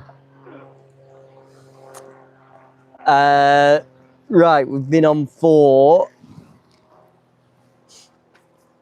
50 minutes, 50. Wow. One more question. Yeah, one more question, and then we'll be we'll be back live tomorrow morning at 9:30. If you're watching the replay, put it in the comment section. If you've got any questions, put them in the comment section, and we'll answer them tomorrow at 3 o'clock. 9:30 tomorrow morning is what we're doing in the day, and then 12 o'clock is meet the artist. So I'll be introducing you to some of the aquatic artists here at Pond College, and 3 o'clock we'll be going live again for Q&A. And also tomorrow, don't forget, 6:30, it'll be the first time that you can see the aquatic art boxes in motion, and also nighttime illumination. So this award here, the red one, is nighttime illumination or best illumination, and that will be judged. And if you want to judge it for yourself, you'll start doing the digital choice, so you'll be able to vote online, and you need to tune in at 6:30 on Thursday to find out how you can vote for your winner. Okay, final question. If you had an unlimited budget, what would you build? So an unlimited budget now, I would probably build a big ecosystem pond, and a deep one. How deep? I would say probably 10 to 12 feet deep and huge, because it's the sort of like it's more of a building a lake rather than a pond. But what's the definition of a pond and a lake? There's a lot of people that, there's no clear, once it gets to this size, it becomes a lake. Some people say if you can throw a stone over it, it's a pond. And if you can't throw a stone over it, it becomes a lake. That's funny. But at the same time, if there was a unlimited budget, I would probably build a huge clear lake that I can really enjoy, with wetland filtration, with intake bays, with waterfalls, with different combinations of fish. I would love to build one for a huge Wells catfish that is itching at me. I would love to have 100-pound, 8-foot long catfish that you can hand feed, or maybe get in the water with, and sort of like, yeah. I haven't got a problem with hand feeding the giant whales. Have you? All right. Thank you, everybody, for joining us. Tell them when and where we'll be tomorrow. So 9:30 tomorrow morning, I'll be talking to you and see the progression of what's happened during today, and showing you the sort of like what's coming up. Doing Meet the Artist, 3 o'clock Q&A, 6:30 nighttime illumination, and start of the digital choice. Thank you, everybody, for joining us. Thank you for all of your questions. We will see you tomorrow morning at 9:30 a.m. Bye. Welcome to Pond College. It's Thursday. We're going live 4 times today, so now is 9:30, and Charlotte's brought me a lovely drink. Thank you very much. So what we're doing today is, come with me and I'll show you what's happening. So we've got all of the features running. It's a beautiful day. We've just put Fawsley Falls on. If you look at Fawsley Falls, it's just starting to come down. Everything's all looking amazing in this spring sunshine. We've got some more artists that have come in that are building in the competition. So let's have a look at these. So this first box here is essentially how they start out. It's essentially just a box. It's essentially a pallet. It's 80 centimeters wide by 1 meter long.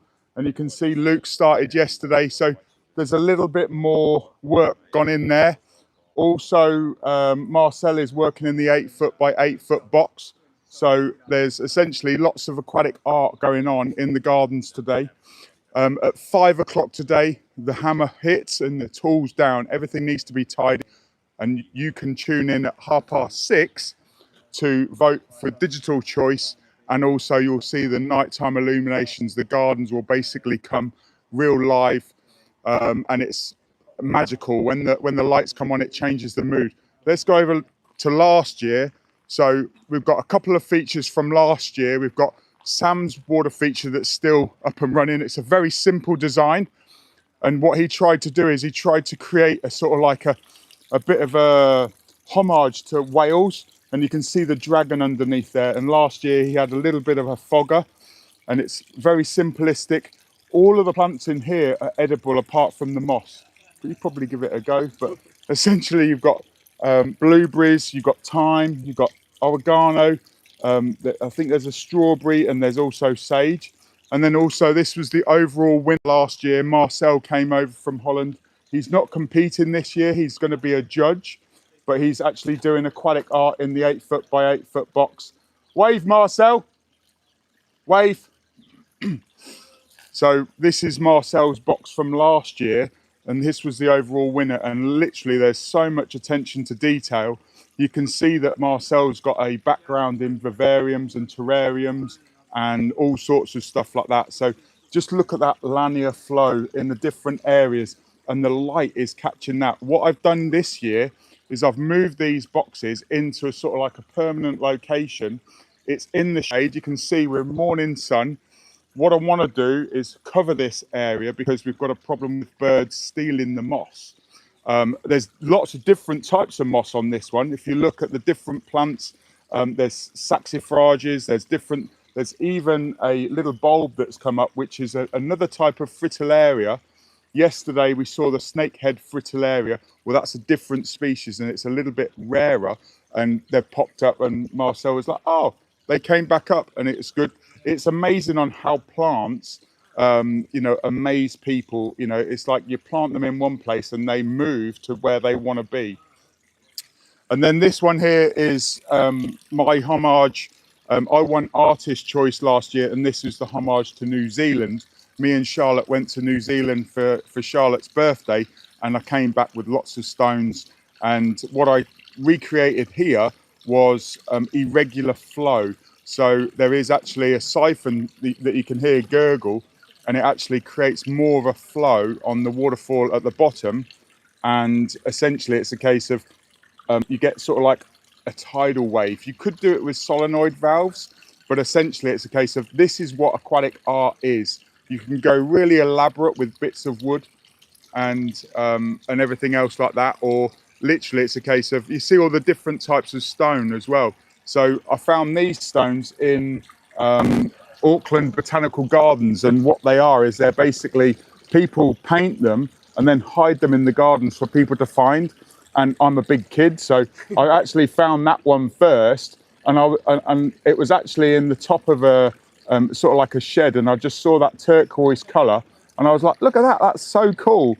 And on the back, the artist had signed her name, and we actually went on Facebook. And then after that, I was like, I saw this one upside down in the bottom of a pond where obviously a kid had thrown it in, but it wasn't this colour, it was the other side, it was a normal stone. And I was just, when I was walking around the gardens, I was like, oh my God, look at the shape of that stone. That's really unusual. So then what I did is I basically leant in and did a sort of like a one-handed press up. And there was another one, and it was just like, oh my God. So they've come all the way back to England, and here they are in the Pond College Garden. So these are last year's boxes. We've got 3 artists this year, and we'll meet those guys at 12 o'clock. Let me just take a sip of water. Any questions? Any people live? Lots of people on, no questions. Put it in the comment section where you're watching from. What do you want us to see? We're going live today at 9:30. 12 o'clock, it's meet the artist. 3 o'clock, there's been a few questions that have been submitted. I'll do a Q&A at 3 o'clock, so we'll go live again then. And also 6:30. Should we go and have a look at the fish? Should we go and have a look at the gardens? Yeah. Let's go and have a look. Also, another thing, look at this. We got another sauna. We got 2 saunas now. So we've got a giant one.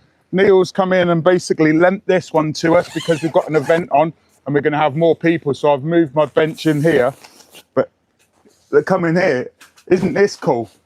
So you've got a much bigger one. This can basically take about 6 to 8 people, and we can just fire it up. It's exactly the same size stove as the one inside the Koi Palace, but it's a little bit cramped in the Koi Palace. So we're gonna fire that up a little bit later. We're gonna have a pizza evening, and certainly it's a case of there's going to be a lot of magic. So make sure that you tune in at 6:30, and you'll see this one going.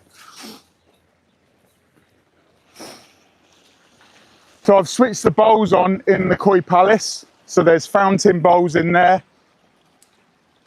And what we're doing is we're basically starting everything up. So slowly, as you know, yesterday, if you watched one of the lives at 3 o'clock, I started feeding the fish because the water temperature is about 9 degrees.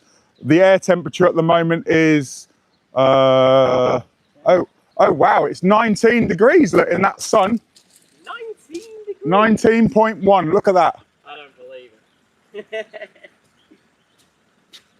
Shall I put that thermometer in there and see what it is in there? Yeah. So it's 19 degrees there in the sun. It was 6 half an hour ago.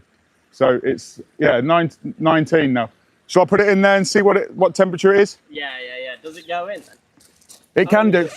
In the sauna. Oh no, not under the water. I can put the smart thermometer on. So this is a bit warmer. This one's about 24, 25. You see it's going up. Nice. So the temperature's going up in here. We haven't had this on, but this is in full sun. So on there is in part shade. And as you can see that this is going up. Even at that level, it's nearly 20 degrees C now. Look, there you go. It's going up. So it'll probably be about 24 because it's a little bit warmer in there. You want to show me the fountain bowl you're talking about? Yeah. So over here, what we've got is we've got 3 fountain bowls on top of the wall. And I basically switched them on for the first time this year. So in this particular pond, we've got 4 pumps. We've got one that feeds the filtration. So you've got the intake bay, which is where all of the water collects. So a lot of people build ponds for just the aesthetics rather than the function. So what they do is they basically go, I want a waterfall here, I want a bowl there, I want a fountain in the middle.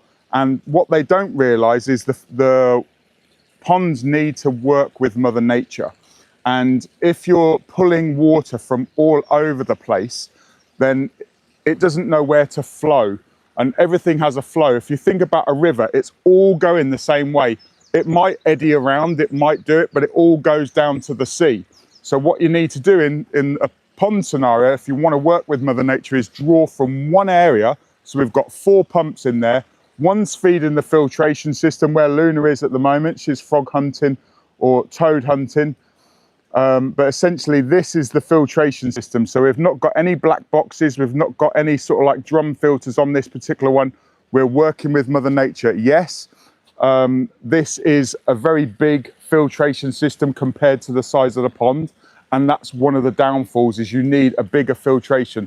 Aquascape have come up with a new version of this, version 2, which can compress the size of the wetland, and that's coming out. So the products are available. They're coming into the country, so I need to test those and basically get them working. But in this particular one, we've got 40 tons of gravel and aggregate that filter the water. So crystal clear water, perfect for large fish. We're pulling from one area. We've also got circulation jets, because the one pump that feeds the filter isn't enough, or I don't want to force loads of water through the filter. So not all of the water goes through a filtration system, because I want that sedimentation to fall out of suspension and come up through the gravel very slowly. So you're not getting a chimney effect in the wetland. But if you want any more information on wetlands and stuff, then put it in the comment section and we'll answer it at 3 o'clock. I don't want to go too technical, but essentially it's a case of what most people get wrong is they design the pond for the look rather than the function. These ponds work with Mother Nature. They're a joy to have. They're not a big chore. Look at the algae. There's no algae in here at all. Well, when I say there's biofilm, and some people would say, yes, there's algae on that rock. If you look at this rock down here, yes, there is algae.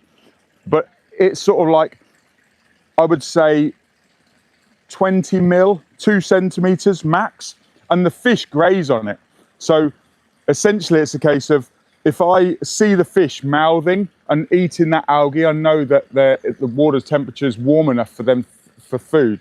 So essentially they'll eat the blanket weed.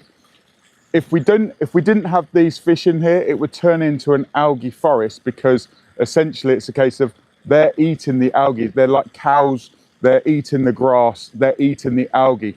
We feed them and supplement their diet. But at the same time is when you've got a bare liner pond, you might get a lot of blanket weed, or when you've got a lot of fish, when you've got a lot of waste and you've not got the beneficial bacteria to process that chemical waste, ammonia, nitrite, nitrate, then what will happen is the blanket weed will outgrow the fish being able to eat it, or it will become very bitter. Different versions, different algae. Some are more, digestible for the fish, so they prefer some different types of algae. But essentially it's a case of when it's out of balance, you will get blanket weed. We do sell treatments and remedies. Some are chemical based and like an algae side, and some are bacteria based, so you can put beneficial bacteria in, and it's like sending an army in there to help clean up after you've done some filtration, when you've done a water change. It's really good to put in sort of like a starter bacteria now. As the fish start feeding, obviously there's more waste being produced. So if you don't have the bacteria, then you will start getting algae. If you're starting to see it grow, then you do need to sort of like put some treatment in. We're all about connection here at Pond College. You can see here we've got fish and dog connection. The dog loves the fish love the dog, and it's all about connection. That's what we're doing here. We're building sort of like connection, and it's human to fish connection, dog to fish connection. We're part of the ecosystem. We're not the ecosystem. And Luna is fascinated. She knows if she chases the fish, they'll scat away. And sometimes when the fish sort of like scat away, she thinks that they want to be chased, and her instinct pops in. So when they go in and out of the wetland, she will sort of like go, or if humans are being erratic in the pond, like we're swimming or playing in there, she wants to go in there, like obviously natural. And the fish are very calm at the moment because it is cooler water. So as long as the dog's calm, then the fish will be calm. And it's, essentially, look at the fish. There's a few feeding on the bottom. So I'm telling you, we might feed them again this afternoon. You look at the dog, literally, they take pellets off of her nose. She's standing in the water. She's not on the edge of the pond. She's literally standing in the water up to her sort of like joints, like if they've got knee joints. I don't know dog anatomy, but she's standing up to her knees in the water on that stone that I actually put in there as a shelf, as a sort of like a sitting rock, and also Luna loves it. And she knows that she shouldn't fall, if she falls in, she falls in, she tries to get back out, but she doesn't go for a swim voluntarily. But look at that fish-dog interaction. The fish know that she's not a predator, and they're feeding on her energy, which is great. Have you seen this before? Have you seen dogs and fish? Put it in the comment section below. What have you seen interacting? Wildlife is really crazy when you provide the right environment. You think about these fish, they've got such an enriched life, they've got such an enriched pond that they're not stressed. Yes, if something changes, like if, let's say we had 70 people, let's just say that the fish in here are 70 people. If we added new people into a community of 70 that didn't speak the same language, had different traits and stuff, some of the humans would get stressed. They would probably become ill, or new viruses or something. So that's exactly the same with fish. When you're introducing new fish, you're introducing new parasites. Biosecurity is amazing, and you've got to make sure that you're aware. When you go to the garden centre and buy fish, they might be quarantined, they might be perfectly healthy fish. You put them in with your fish, and something changes in the environment, and the fish don't communicate. They don't know the language. They don't know the sort of like the pecking order. Not that they're aggressive too much. They don't have teeth in the front of their mouth, but they do have a pecking order. They all have their own personality, exactly the same as humans. So it's very interesting when you go along that lines.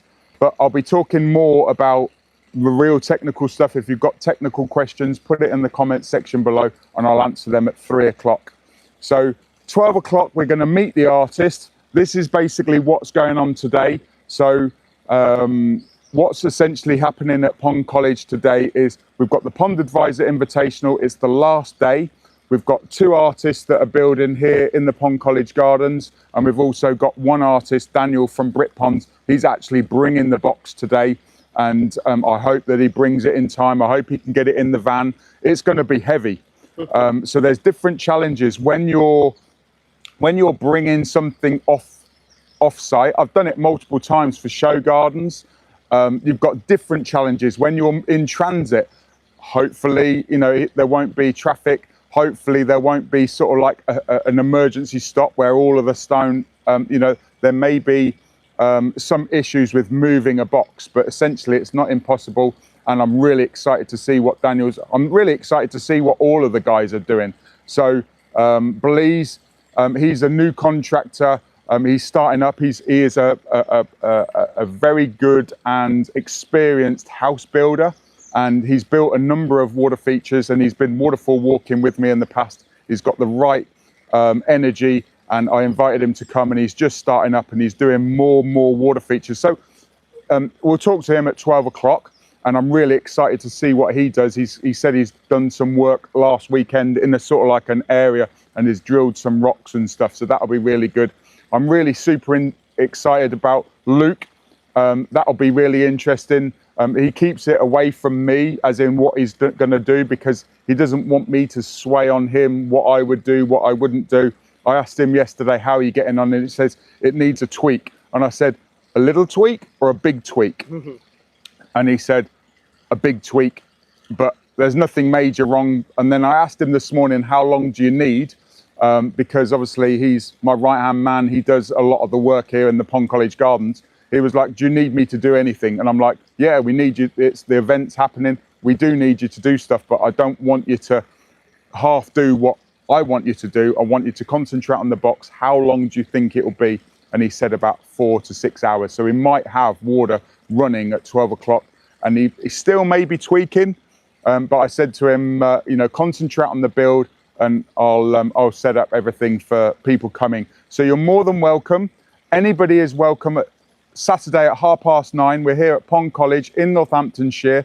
The address is Pond College, Brook Farm, Cornhill, Northamptonshire, and the postcode is November 12, 8LQ. If you search on Google, if you're coming from the M1, then it's perfectly fine. If you're coming from the A5, the sat-nav does stop you at the top of the hill, but just carry on down and with the first farm on the right. There will be a sign on the lane, so you'll be able to see it. And then when you come in, you'll see my van, and you'll be directed into the Pond College Garden. So you're more than welcome. If you're a trade customer, if you're starting a business, if you're thinking about a business, we do have a contractor day on Friday where we have basically artists talking to them, you know, each and individual gardeners. New people are coming. We've got people coming from all over. And if you know anybody that should be here, put them in, you know, tag the video or share it with a friend. But we're open for business. So my name's Mark. Is there any questions, Caleb? Somebody's asking to see the nature pond. The nature pond out the back? Yeah. Let's go out the back. So what we've got out here is we've literally got a clay hole that we've filled full of water. There is a little bit of blanket weed in there. If you look at all of these sort of like man-made ponds, they've got rubber liner in. We can control the amount of nutrients that gets in there. But certainly the nature pond around the back here is a still water pond. There's no mechanization. Yes, we pump some water out from underneath the Koi Palace where we've just come from, and it comes into the nature pond. But here's the nature pond here now. For regular viewers, you would have seen a mouse swim. I think it was the February journal. So every single month we create a long form video, and it's the Pond College Journal. And also I share what's been going on. We have got tadpoles. If people want to see tadpoles, put it in the comment section below. I will take you. I've seen some tadpoles last night. So we have actually got tadpoles. I'm just looking in there in the water now. So essentially this is a hole that we dug. When we were digging the Koi Palace, we needed water pretty quick because there was loads of water coming up underneath the liner. So we needed to fill it ASAP. So what I said to the machine operator is, can you dig a great big hole? And essentially that will fill up with water, and then we'll pump the water out into the Koi Palace. And if we need to filter it, we'll just pump it out. But we needed to fill the Koi Palace really quickly to keep that liner down. Even the drainage, it was like, yes, it was, I've just seen a mouse run across there. This is essentially, it's a wildlife habitat. We've got loads of logs over here. And what I'm going to do with this lot is I'm probably going to put a piece of scrap liner over the top of this, so it creates a bit more of a dry, you know, area for mice, for frogs, for newts, dare I say it, for grass snakes. But essentially it's a case of anything will get in there. But if we put some pond liner over the top of that and then put another layer of logs or something, it creates that dry, it's like a roof. So as the wood rots down, you know, as bark mulch rots down, it creates heat. So this is what we're doing, is we're basically creating a number of different spots. This particular log is very soft, and I put it on its side just so it's sort of like we could make a seat. It's a little bit narrow for me to sit down, but I do come out here to talk to people. When I'm doing consultations, I'm quite often out here unless I'm at my computer. But essentially I've put it that way so I can carve it out. It's very, very soft. I just need an axe, or you can see how soft it is. So this is perfect for minor bees or different insects. You know, it's literally a case of, it's no good for burning because it's so soft and crumbly, but essentially you see all of these little holes, that's insects, that's stuff basically rotting this down. And you can see on the inside of this tree, it's where it's soft. I think this is the edge, so you can see the core where it's soft. And there's, you know, you can look at this. Look, there's a millipede there. Really? Yeah, well, it was, and that may be what's causing these holes or the tunnels. There was a millipede. For the eagle eyes on the camera, you might have seen that. But essentially it's a case of, if you think about woodlouse, or, you know, there's another one there. Oh yeah. That's a baby millipede. Or it may be wrong, I might be calling it a millipede and actually it's something else. I'm not sort of like really into the insects, but also at the same time is I love all of the creatures. So if I could have a special power, I would want to interview freshwater life. I'd want to interview a mosquito just to find out what the mosquito wants, you know, and basically it's a case of everybody doesn't like mosquitoes, apart from who feed on mosquitoes, you know, like dragonflies or bats, or, you know, they're a great source of food, but most people don't like mosquitoes because they've got a bad rap and they irritate when they bite. But essentially I want to know about freshwater life so I can create a mosquito haven. If you said to me I want to build a mosquito pond, I would say it's a water butt that's very dark, very stagnant water. They lay their eggs on the surface film and it wants to be still. So the opposite of that, if you want to build a pond that doesn't attract mosquitoes, you want surface movement. So they want calm, they want still. If you think about a water butt, it's stagnant, it's warm. You know, essentially you're going to get lots of mosquitoes. But if you have an open pond with the right type of plants, the right type of substrate, the right type of things around it, and you're attracting things that eat the mosquitoes, you want to almost create the pond for the prey items, and then the dragonflies, the apex predators. It's just like if you think about setting up the, you know, like the African Serengeti. It's like if you want tigers, if you want big elephants, if you want the big five, you need to create the habitat for the little creatures, because it's all about the ecosystem.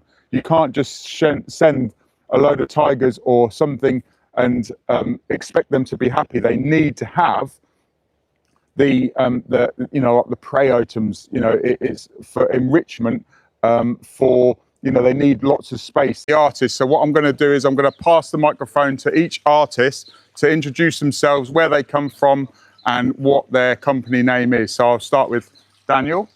I've got to speak to your agent, or you? No, it's cool. My name's Daniel. I'm from Bridge Pond. We're based in Berkhamsted.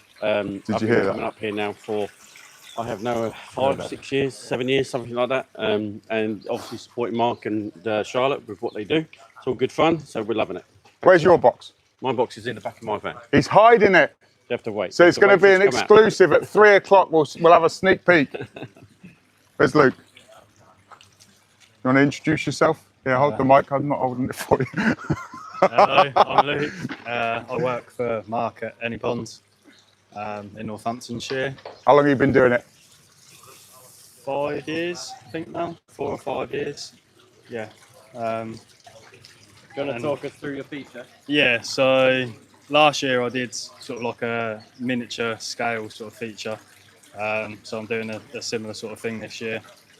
Got a few little figurines and stuff to put in there, so yeah, get in there. And how's it going? Yeah, it's not going too bad. Obviously got the water running and stuff now, so it's more just the decoration and the finer detailing and stuff. So yeah, not too bad. How long will it take you to finish this up? I'd probably say another hour or so, just to sort of do the last finishing touches and stuff. Good. Let's pass it on. Oh, So introduce yourself. What your company called? yeah, so I'm Background? Blaze Hartley. Yeah, so I'm actually a builder by trade. We're just trying to get into this, so bit of something different to what we're used to, really. We've been talking for a couple of years, haven't we? So Yeah. it's something that I've been really interested in. Yeah, so we're coming here today to see what everyone else is doing and see if we can put our own little spin on things. You want to talk us through your feature? Yeah, so what I've done here is I'm trying to create as much action possible from as least amount of stones. Yeah, so we've still got a bit of work to do in there, but I want to try and get a nice waterfall coming off here, dam this up so this is like a little pooling bit, and then get some action coming over these stones then. Yeah, so again, we want to try and keep it simple, but at the same time, this could be scaled up really easily. So if someone wanted a similar thing but bigger, it's the same process, same amount of rock, just bigger, with a bigger pump. So I just think it's something that could fit into pretty much anybody's garden, really. And what's your YouTube channel? I know you just started it. What was it, last week? Yeah, so Aquatic Gardens UK. Yeah, we just started on there. Got a couple of little videos, get to know me video, and I'm actually planning a massive swim pond at my own place, which is going to be my display pond. So we're starting that. What did we say? April. Yeah. Beginning of April. We've got a big dig out there, so that's going to be a good project to follow along with. If you want to jump on the YouTube, we'll be sharing it all through there. And you've got a pondless. Is it a plunge pool? At the moment, I've got like a 5 meter stream into a 2.5 meter by 2.5 meter plunge pool. There's a couple of koi in there, but I just use that for cold plunging. Yeah, so the idea is I set that up after I come here to do the pond college, didn't I? So I went away. I was like, right, I'm going to build something. Built that, and now I just want it bigger. So going for it. It's amazing. Amazing. Yeah. When did you first come to the pond college?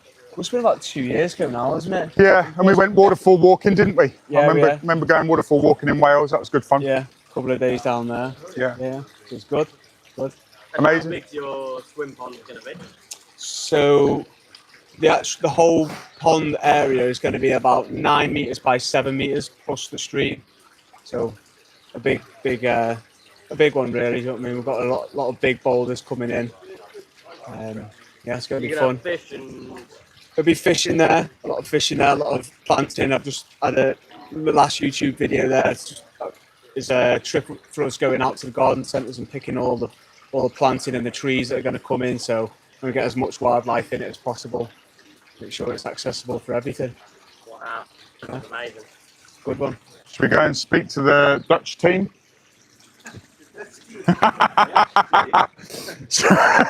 So we've got an 8 foot by 8 foot box, and Marcel is one of the judges this year for the individual boxes, and we'll have a quick look. If you want to put it in the comment section, do you want to have a look at Daniel's feature in the back of the van? Put it in the comment section. Also, let us know where you're watching from. These guys have come all the way from the Netherlands. So if you want to introduce yourself, YouTube channels, if you've got it, social media. I'll pass the mic to Marcel first, and then Well, hello again. My name is Marcel. I'm from the Netherlands. You can speak in Dutch as well if you want to. With the Why? Why? I'm in England, so I'm not. I gonna like. speak in Dutch. So yeah, I built ponds, waterfalls, fountainscapes, all kind of stuff from really small to really big. And these two guys came over yesterday, and they didn't know about me, and I didn't know about them. And they are planning to starting a business in the same kind of stuff I do, except for ponds maybe, but in the future you will. Yeah. So it's nice to teach some techniques this day. So yesterday I told them, well, you can help me tomorrow with my feature, and then we can talk about all the techniques we use and all that kind of stuff. So yeah, if you want to talk on camera, then you're welcome. Yeah, sure. Yeah. Well, my name is York. This is my brother Barry, and we're from Cascade, which is really new. Well, we have a couple of builds to our name, 2 at the moment, and we got a third big one coming up. And we're here mostly for inspiration, to learn, and for us it's been a blessing to meet Marcel here. And it's really nice that he invited us to build with him, so we can learn from somebody who's way more experienced than we are. And it's been amazing. The weather's been amazing. Mark's been amazing. The location is fantastic. So hopefully this is the first time of many to come that we visit here. And who knows where we are next year? Maybe competing. Maybe competing. Maybe competing. Who knows? Yeah, who knows? Yeah. You want to talk us through the feature? Well, you're asking the wrong person. Yeah. No, Barry Brandt is my name. I'm probably the person that's the one that's the fault for us doing this. I was the one that was obsessed with streaming water. Every time I went to the other countries, because in the Netherlands we don't have streaming water, no streaming water in flat countries. I was watching the movies for 5 to 7 years, and I saved up the money to buy a set from Mark, and I built it with the experience of 7 years watching videos. And then everybody was really enthusiastic, asking me how much it was, and I was like, hey, there's a business model here. So yeah, really nice to be here. You see, I have some brand new working pants on. I made him buy it. Yeah, we were here for inspiration, and yesterday Marcel was, no, you're gonna help me, and I'm like, shit. So yeah, I'm really glad that Marcel gave us the chance, and really happy to be here with the nice weather. Yeah. Marcel, do you want to talk us through the build? Yeah, I can. Just grab the microphone. Well, wait a minute, it's all foamy.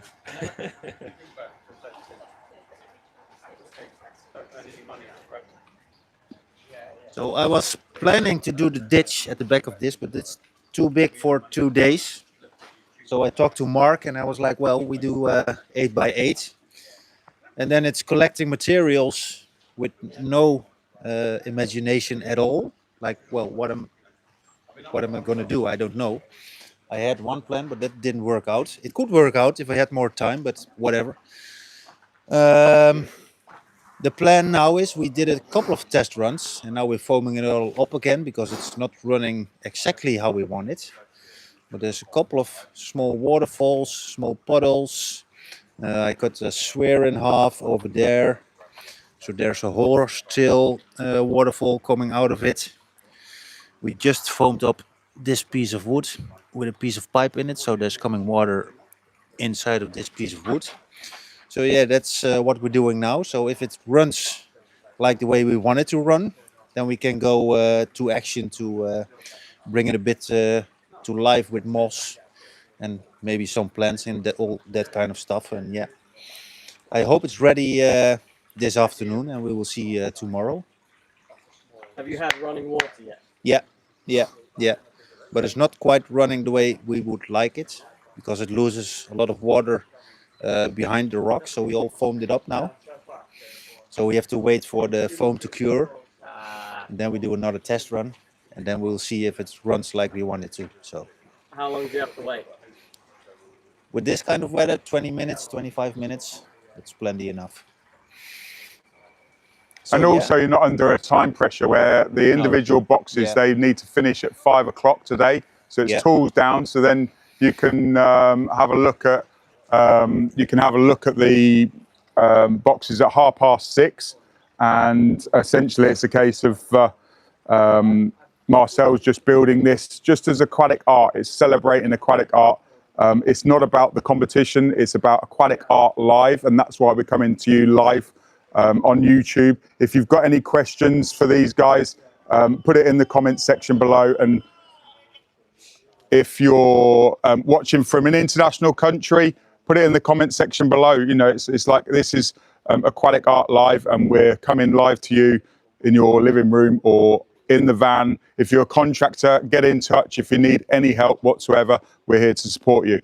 So we'll be going live again at 3 o'clock for Q&A. We've got a number of questions ready. If you want to put more questions in, then we can answer them at 3 o'clock. And TikTok, is that right? And now at 3 o'clock, it's Q&A. So put your questions in the comments section below and we'll get to as many as possible. We have had questions overnight, and Caleb will speak to that, you know, like say those. Do you want me to repeat the question, Caleb, or do you want this mic? Okay.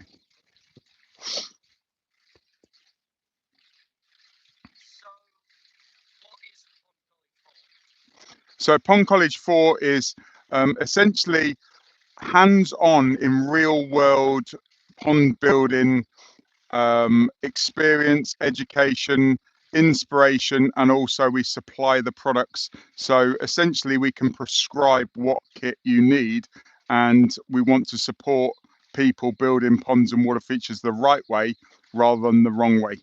So Pond College is for you watching right now, contractors that need some support with specifications, designs, a place for people to come and learn how to top their craft up from an aquatic art level.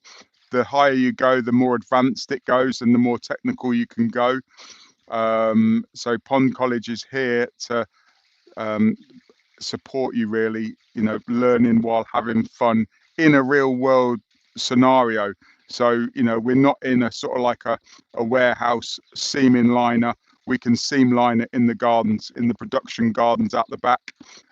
We can build a pond days in the sand pit. We've also got waterfall boxes that you can come and practice here rather than practicing in your garden or someone else's garden.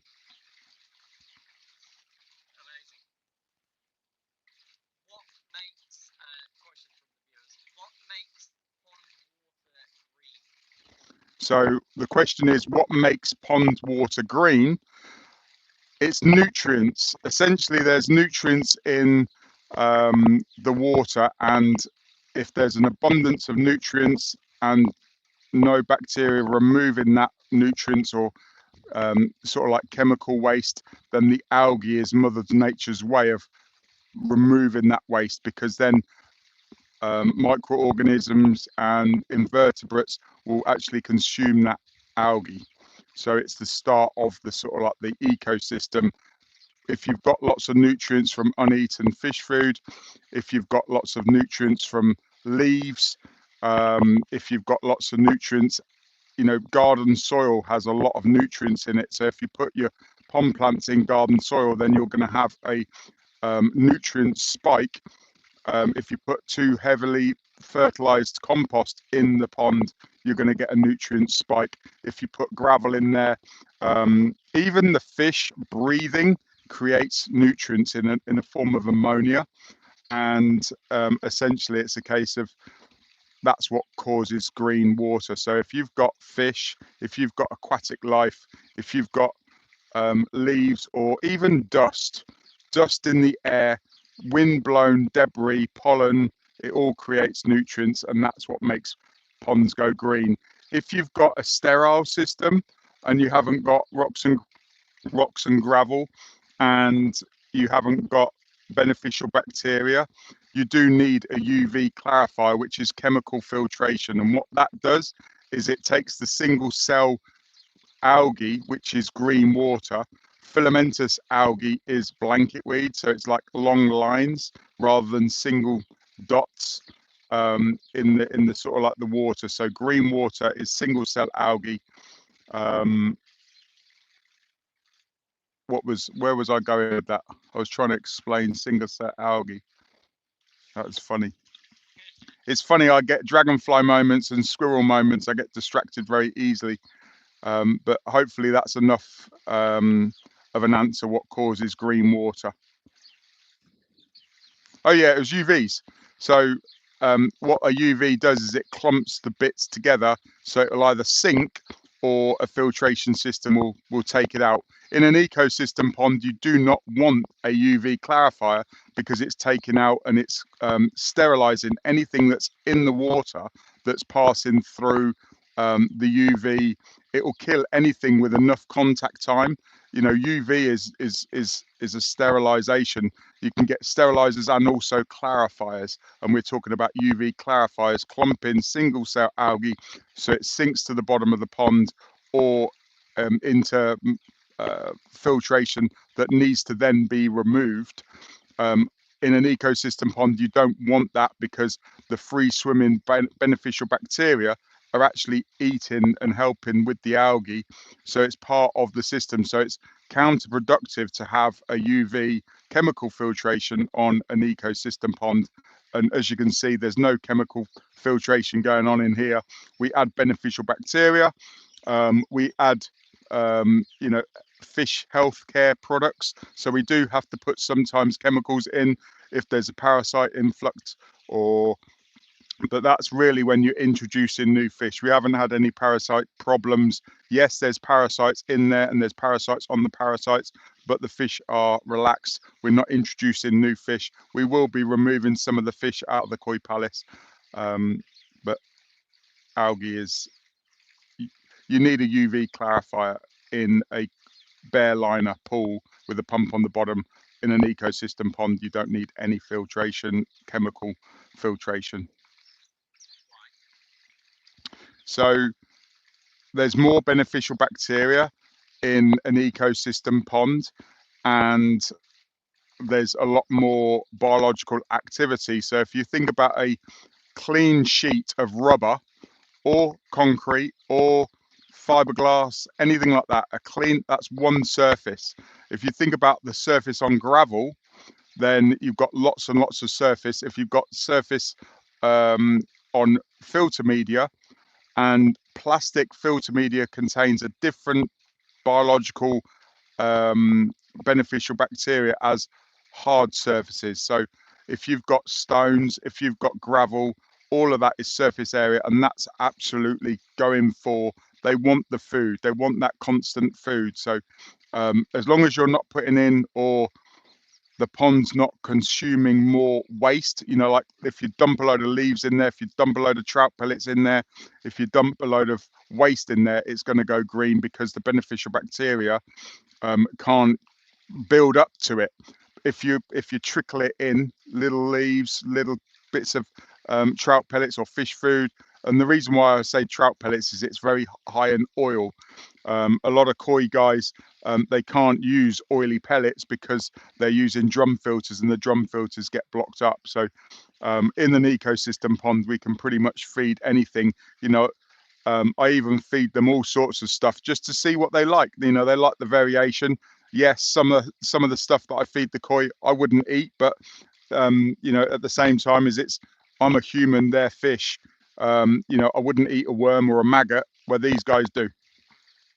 So what's the difference? What was the question? It was, why does a bare liner pond need chemical filtration? It's essentially surface area. You've got that one layer of film. It's just like if you've got a lot of silt, and it's blocking over the gravel. So if you've got a load of detritus over gravel, you've got that one layer. Where if you've got clean gravel, not full of detritus, the fish kick it up and they move it around and they blow and suck, and they're part of the circulation, believe it or not. In the winter, a lot of the fines fall down to the ground. When they start feeding, they'll peck at the bottom and then they'll kick it up. I actually feed sinking food so they clean the gravel. So they hunt and rummage around in there. Hey, Corey. Oh, well. Hey, Toby.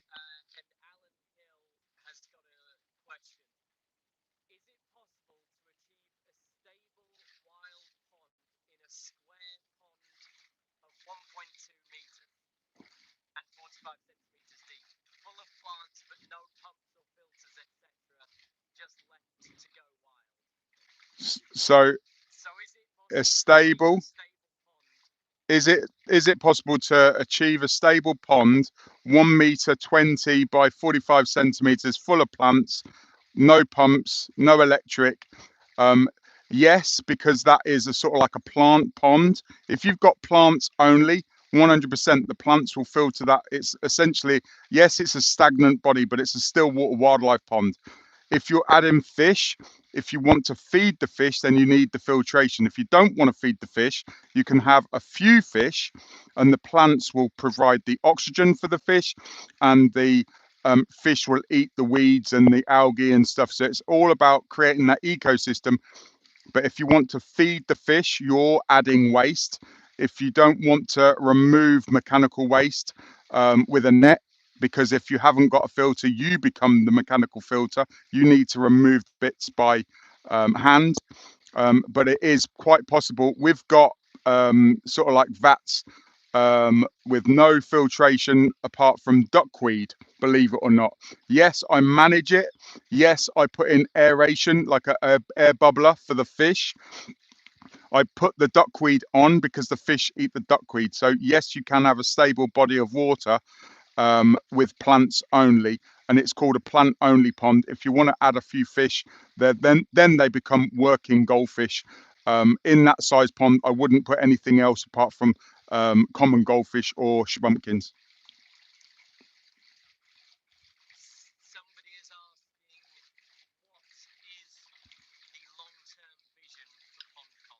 So somebody's asking, what is the long-term vision of Pond College?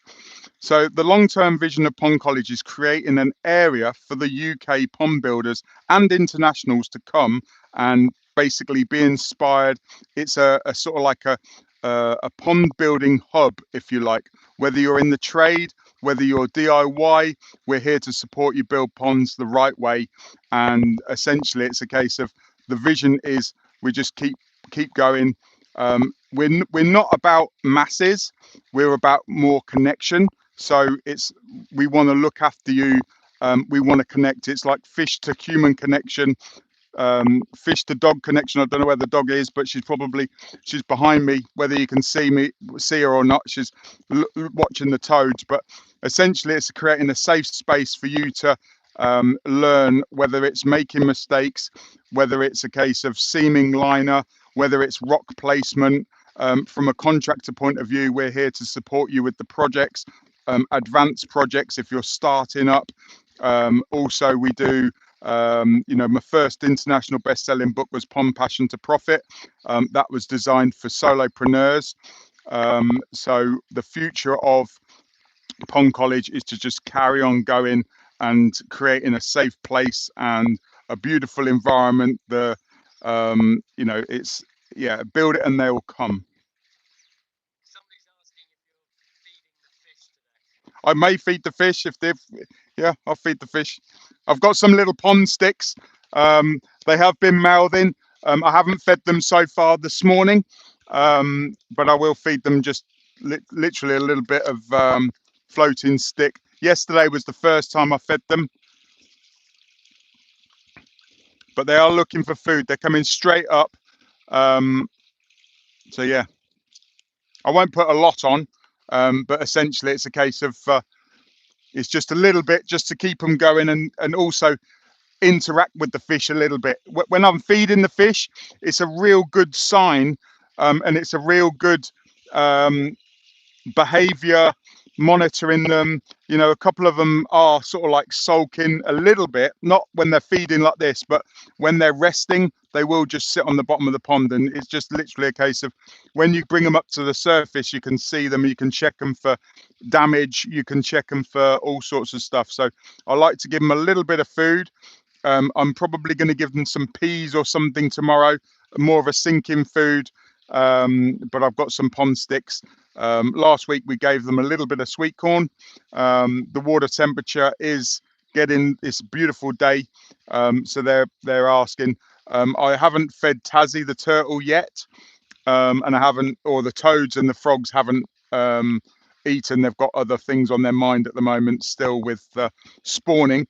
The female frogs, they start eating after they've spawned. We have got tadpoles. I didn't show you this morning the tadpoles, but we have got tadpoles. We've got frog spawn, we've got toad spawn. But what they do is we actually feed them meat when they start growing legs, because when they start growing legs, they turn into meat eaters. When they haven't got legs, they're algae eaters. So you know, we've got tadpoles in other in a lot of stillwater wildlife ponds. They won't end up in here. The reason being is because the koi eat all of the spawn. I probably will go around tomorrow and check if there is any spawn left, and move some around into the wildlife pond, because I'm being irresponsible. Just, well, it's fish food essentially. That it's the koi palace. It's not the frog kingdom or.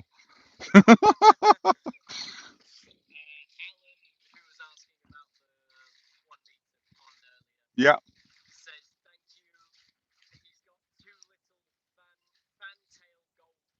Okay. You can, you know, so it's they'll eat the plants, but essentially it's a case of if you're feeding a little bit, you know, a tiny bit. The one of the biggest killer after stress, you know, so the biggest killer of fish is stress. The next one is overfeeding. So if you give them a little bit, and irregular, but don't let them rely on that food. Don't plow it in, and certainly if they don't eat it very quickly, remove it. But certainly it's a case of if the plants are growing like crazy, then you can start feeding them a bit more. So if you think about the plants, if they're juvenile plants, they'll slowly grow. But if they're mature plants and they need nutrients, feeding them some fish food is not a problem. It really depends on the plants.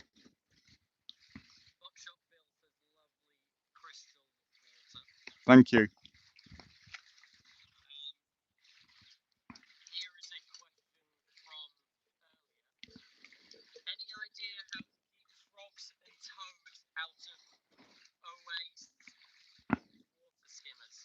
So the question is how to keep frogs and toads out of pond skimmers.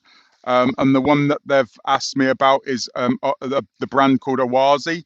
And essentially it's a case of keeping frogs and toads out of skimmers is a real hard one. Not necessarily just the Awazi filter, but at the same time, a lot of the pumps on the market, and I'm not ruling out just Awazi, they actually aren't frog friendly.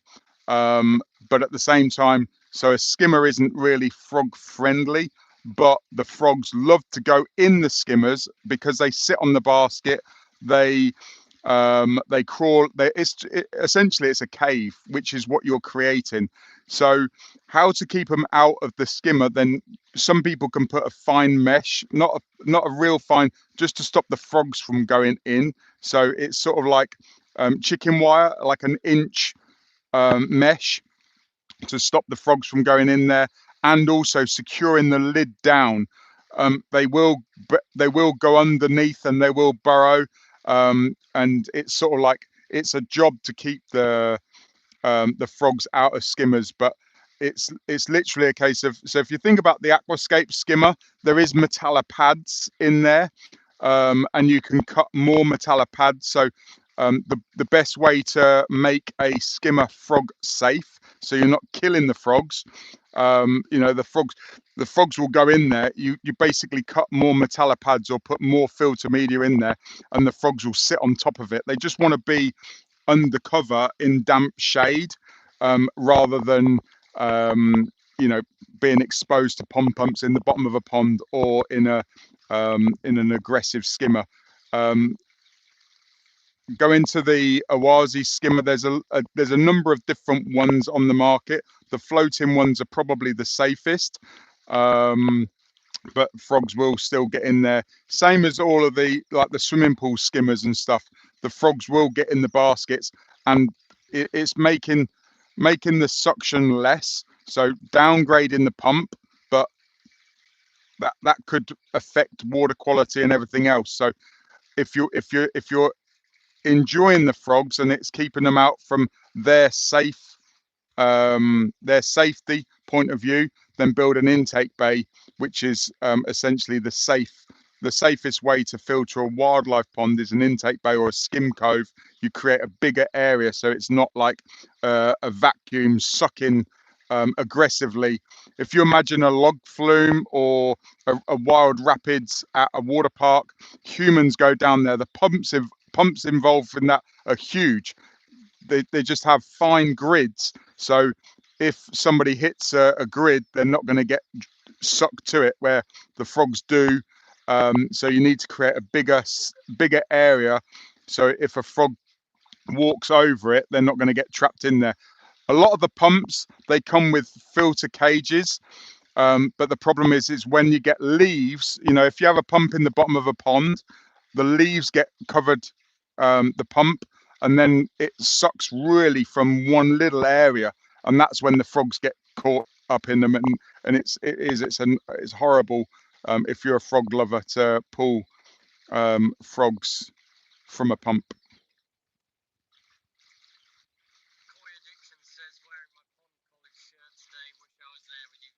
Yeah, we wish you were here as well. Can't wait for the next visit.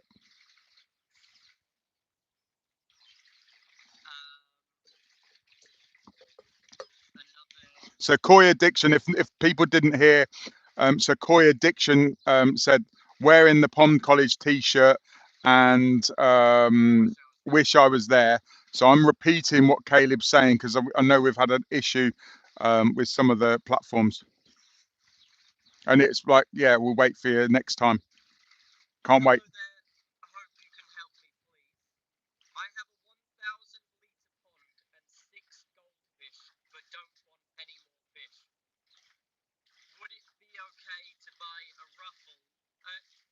A rough.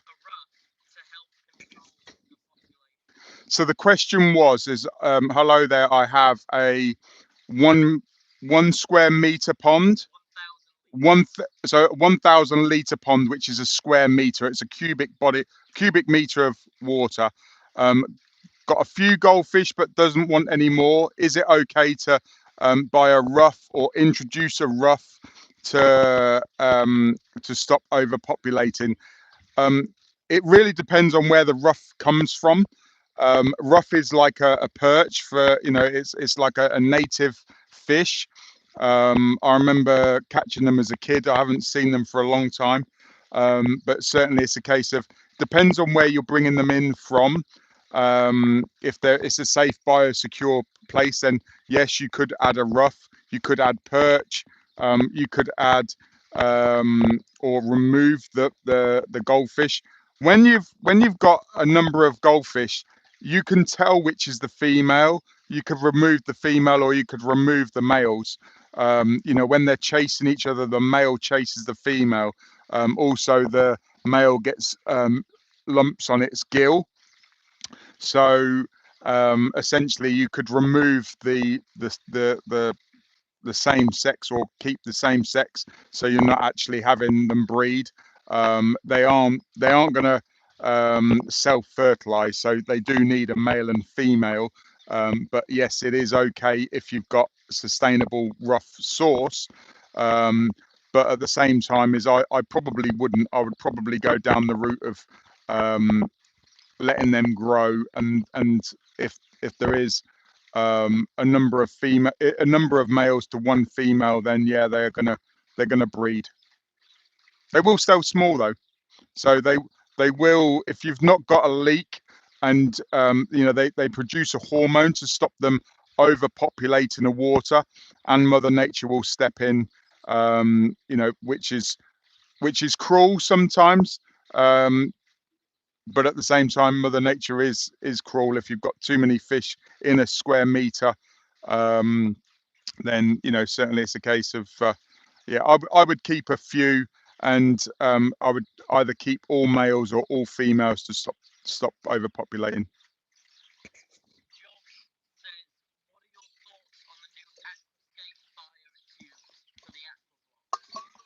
So Josh asked the question, what are my thoughts on the new biotubes? I think he's referring to the new filter blocks, the version 2 of the wetland. And I haven't seen one yet. I believe that they're in the country this week or next week. And I can't wait to get my hands on one to play around with it. It's going to be plastic filtration. So my thoughts, it's going to be amazing. The benefits to the contractors and the pond builders is it reduces the excavation. It removes the time moving lots of gravel. We wouldn't have had to have put 40 ton of gravel in the filter behind me. Yes, there's going to be different bacteria on that plastic media. But at the same time, if you've got rocks and gravel in the pond, then you've got lots of hard surface. So putting in plastic media, and also it's going to be easier to clean, I believe. I can't wait to get my hands on it, and I think that they can't make enough of it. So we are going to have teething problems to start with supply, because everybody wants what they can't have. And also, you know, I know a number of contractors that are wanting them because they look amazing. I can't wait to play around and test some stuff, and I might do some videos around it as well. Different loads. It may be that I use it on a small scale. It may be that I get it under a microscope and have a look and see if we can, you know, I just want to play around with this stuff. I'm a big kid and I want to learn. It's not necessarily testing the media. You know, at the moment, my favorite plastic media is cordus media, and that's you know, it's just something that I've worked with a lot in the past, you know, 35 years experience. And when it came out, you know, that would be my go-to plastic media, but at the same time in a moving bed. So I do have it static as well, so, you know, it does work, but essentially it's plastic media. Yes, the surface of the plastic media can change what biofilm will grow on it, and I can't wait to have a look at the biological media. I love the bioballs. I think they're great. I've had some real positive feedback from contractors using the bioballs in the filter blocks. So for people that don't know what we're talking about with the biotubes, essentially it's plastic. So if you think about an aqua block, if you don't know what an aqua block is, it's like a plastic crate that creates a void to slow the water down, or in a pondless, it's essentially it's a void filler, so you don't have to dig a bigger hole. And we're talking about tubes that go in there. So we're actually selling filter blocks, so you get filter media inside an aqua block, and we will be selling those. And at the moment we've sold more than we can actually get. So yeah, I can't wait to play around with, you know, I am going to keep one or two and play around with them.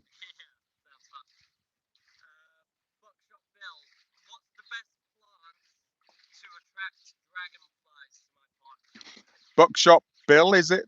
Buckshot bill is, what are the best plants to attract dragonflies to my pond? Erect stems. They want they want perches. You know, certainly it's a case of it. I'm going really technical, but it depends on the dragonfly, as in the species of dragonfly that you've got. In the UK, we have 4 different types of dragonfly that come to garden ponds, and they all are slightly different. There's obviously a lot more but the four common ones. And what I would do is I would create lots of erect stems or reeds, stuff that the nymph can actually climb up. They want a vertical stem. If you've got stems like this, they can't sort of like come out the back of their exoskeleton, you know, and morph into a. So they want those erect stems. So reeds and rushes that are about a third of the foliage. If you've got a small pond, then you could be attracting damselflies, and they love a pond that's not in a windy spot. So a lot of plants, the water plants, they want to sit in water, but they don't like the wind. So the best dragonfly ponds and the best damselfly ponds are ones that are out of the wind. And you can just tell in the Pond College Gardens, we've got a number of different ponds, and Charlotte's Garden, the wildlife pond at the back, because we've got this mound of soil or bund and the willows, you know, so a sheltered pond in a sunny location is really good for dragonflies, and they want those erect stems. Some of the dragonflies, they will lay their eggs into those stems, so the female will actually impregnate the stems, and then the eggs will hatch. Some will lay on water lily leaves. So if you've got water lily leaves, or some of the damselflies, they will only lay eggs on rafting foliage. So they won't, you know, so I can go really technical. So it's like, what are the best plants with a big tick? Reeds. George from Malaysia. Can I pump the water from the bottom of a bog filter instead of the top? Pump the water. I think what's happening is pumping out of the bog filter rather than pumping the water from an intake bay or a skimmer or a pump into the bottom of a bog. So it becomes a sort of like a reverse bog. Yes, you can, but it becomes more of an intake bay. So if you're putting in a pump into a bog filter and you're sucking down, the first layer, it becomes a mechanical filter. So you just got to be careful with that getting blocked up. I personally prefer upflow filters because it will settle the sediments and the fines out, and that's been fed by a mechanical filter, so a skimmer or an intake bay. So yes, you can have an intake bay without a wetland as a sort of like the next sort of like grade up. So you can have a bog filter that is sucking down. So it's the water's coming in at the top, going down. I believe that that's the question. Either that, or my preferred method is actually pumping the water down to the bottom of the bog and letting it percolate up through. But bog filtration is misconstrued because there's a lot of drawings and stuff, and you can't clean those systems. So I don't like a lot of the DIY bog filters. I prefer wetland filtration that's very easy to clean. So I like to pump the water in at the bottom and then have a snorkel that you can clean the whole thing with lots and lots of water. So if you've got a bog filter and you're drilling holes in pipes, that's no good in my respect, because those holes will get blocked up if you're pulling down. So you're doing the sort of like a spider filter. So you've got a pump on the sort of, you know, and it's essentially being sucked from a load of arms. The top of the filter, you want a fine net or a metallopad or something to collect that mechanical waste or bits. You know, if you've got pine needles or algae or anything, that's just going to all get covered, and then you'll start having chimneying or channeling. Channeling is going down, chimneying is coming up. Thank you. George says thank you. Thank you. Wow. Hey, TikTok. Yeah, guys on TikTok, you can ask questions, you can comment.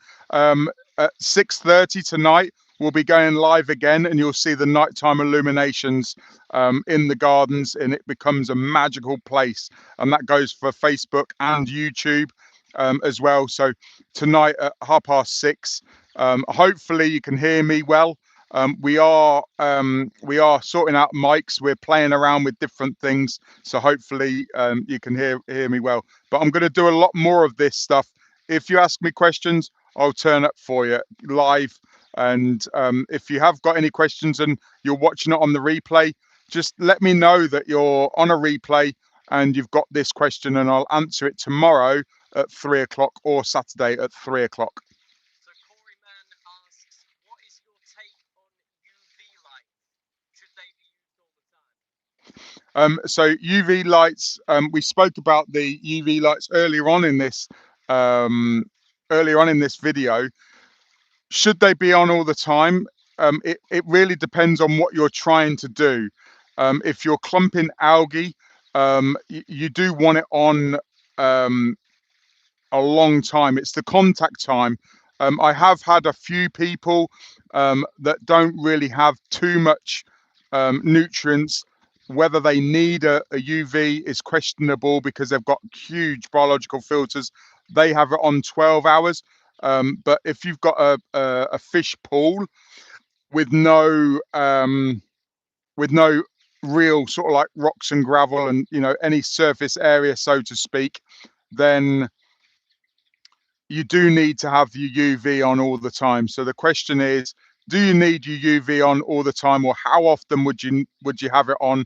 I would recommend, if you're going to use UV sterilization, put it on all the time that the pump is on. If you're switching the pump off at night or at certain times of the day, then yeah, that's fine. But at the same time, if you've got green water and you've got a UV and you're not having it on for long enough, it's all about the contact time. So it goes from sort of like pond to pond, but you don't, Corey knows that you don't need a UV on an ecosystem pond. And there are a number of different ponds out there that you don't need chemical filtration in the form of radiation. So a little bit does help, as long as you're pumping the water through at a steady rate. It's not too fast. A lot of the time is water's pumped way too quick through a UV, and there's no real contact time with the UV. So slow, steady flow going through a UV for a short period of time is better than fast on all the time.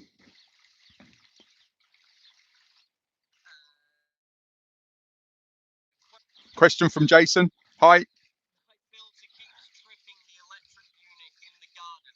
My filter keeps tripping the unit in the garden. So essentially what you've got is somewhere water's getting into the electrics. That's what is tripping the electric. So it could be that there's a short within the pump. There could be a short within a UV clarifier. It's quite often that the quartz tube will crack. If you leave a UV light on without the water passing through, it heats up really, really, like real hot. You put the pump on, cold pond water goes through and it cracks the quartz. So sometimes the quartz cracks and then water gets into the light unit, and then that can trip the electric. So depending on what electrical equipment you have on the pond, it might be a pump that needs changing. It may be that there's some damage to the cable. But essentially, if the pump's tripping or the filter's tripping, then look for moisture and be careful, because you always want to have an RCD protecting people. That's what they're designed for. So it's good that it's tripping off, because if it wasn't tripping off, the pond would be electrified, and then if you touch the water, you would actually get an electric shock. And I've had that multiple times, and Charlotte's had that multiple times, where when we've been doing show ponds or show water features, and the power has been wired up wrong, then you can get an electrical shock, a mild one, but certainly it's a case of yeah, you don't want to become earth, you don't want to have that contact. So yeah, keep your trip switch working, don't override it.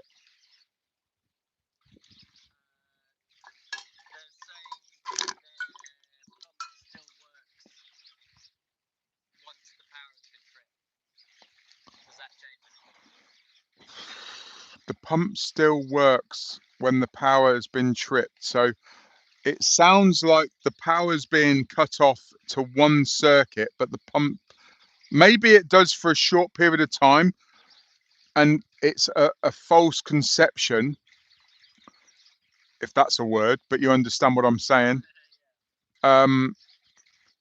So if the trip switch is growing and the pump still works, is it water in motion and it's flowing down, or is it actually the pump's on a different circuit? So if it's one electrical item that's tripping, and it may be that the plug's got a built-in RCD, then there's a problem with the cable or the actual pump. So it could be, or whatever device it is. So but check what's on there. It's a process of elimination. It's like going around and finding a faulty fuse or something. Hope that helps. Great question.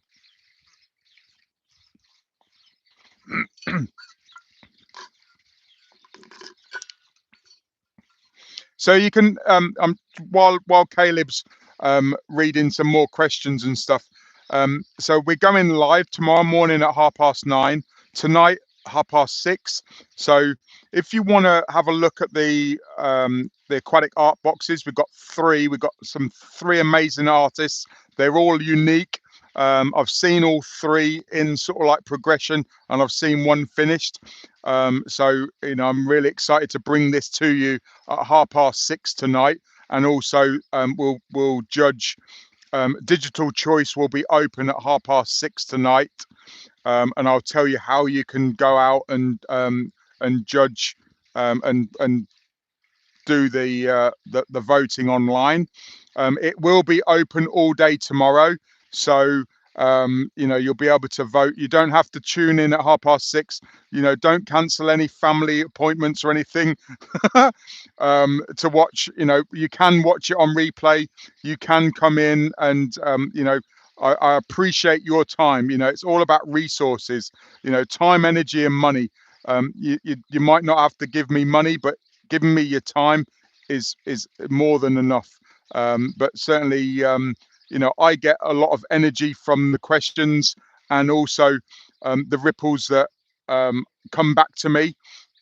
You know, I'm putting out these ripples all the time. Everything starts with a ripple, and it's the ripples that you don't see that, you know, the impact that you have, the stories, you know, even years later. Mark, you inspired me to start this, or Mark, you inspired me to do that. And contractors that are now feeding families and creating you know, lifestyles for different people. It's amazing. Charlie has a question. They say, any small native fish in pond? So Charlie has got a really good question. Is there any small fish in the pond, in this pond, or is there native fish, or is there native fish? So that's a two-part question. That's the way that I interpret it. So in Australia, you need to have native fish because the restrictions on koi and goldfish in Australia, and it's quite sensible because of the native fish population. I can see, you know, like koi are a species of carp, and I believe, or certainly back in 2000, you would get fined $1,000 Australian dollars if you put one back alive, if you caught one. So is there native fish in the UK? Yeah, 100%. I would love to build a native fish pond. They are very hard to see. They're not ornamental fish, but at the same time, is their colors, when you start looking at them, oh, the gudgeon, the perch, the tench. There are lots of native fish that you can have. Small ponds, stickleback, minnows. There's a whole bunch of stuff. Weather loach, like I spoke to, I mentioned yesterday, or dojo loach. I don't know if I don't think they're native, but they're sort of like the wild, they're in that bracket. They're 100% not native to the UK, but you've got stone loach. You've got a number of different loaches that are native to the UK. The problem with a lot of these fish is they're nocturnal, and they won't come out. So if you want sort of like fish that you want to see, like I put weather loach into ponds, and you forget about them. You forget that they're in there. And tench, you don't realise that. I've had tench actually come up in pondless basins. So in a pondless waterfall, it's under darkness all the time, and I've had tench in there, and it's like, how does a tench live in a pondless basin? It must have come in from eggs from a duck, or from plants, or something. I wonder what. I think it was a fish that jumped then, squirrel or fish. Very, very distracting. It's probably a case of, come on, give me some food. So yes, there are native fish, and I love gudgeon. I wanted to put gudgeon in the Bluestone pond that's used to be called the Lockdown Pond. I am going to stop calling it the Lockdown Pond eventually, but it takes a bit of time when you've got a name change. Certainly the Bluestone Pond is now in the Bluestone Garden. I would love to build and put gudgeon in there. And it may be that that's what I do. I just need a good reputable supply of some real nice gudgeon, and also make sure that I put in the fish caves and tubes, so the otter can't eat them all.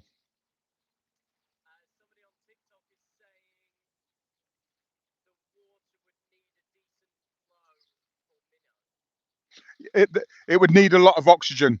So somebody on TikTok is basically saying that you would need a decent flow for minnow.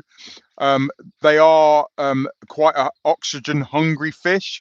So I wouldn't necessarily put them in a stagnant, like wildlife. They do want current. So aeration creates that current flow, like a river fish. Yeah, 100%. Fast waterfalls and stuff. It depends. There's millions of different minnows, but certainly they want the oxygen. They want cool water with oxygen.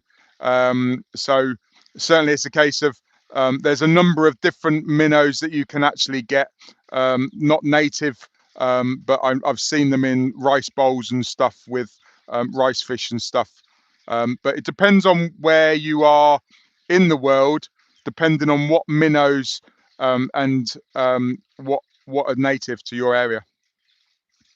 Unusual fish. I love unusual fish, but I prefer the ornamental stuff because that they're a lot more domesticated and friendly.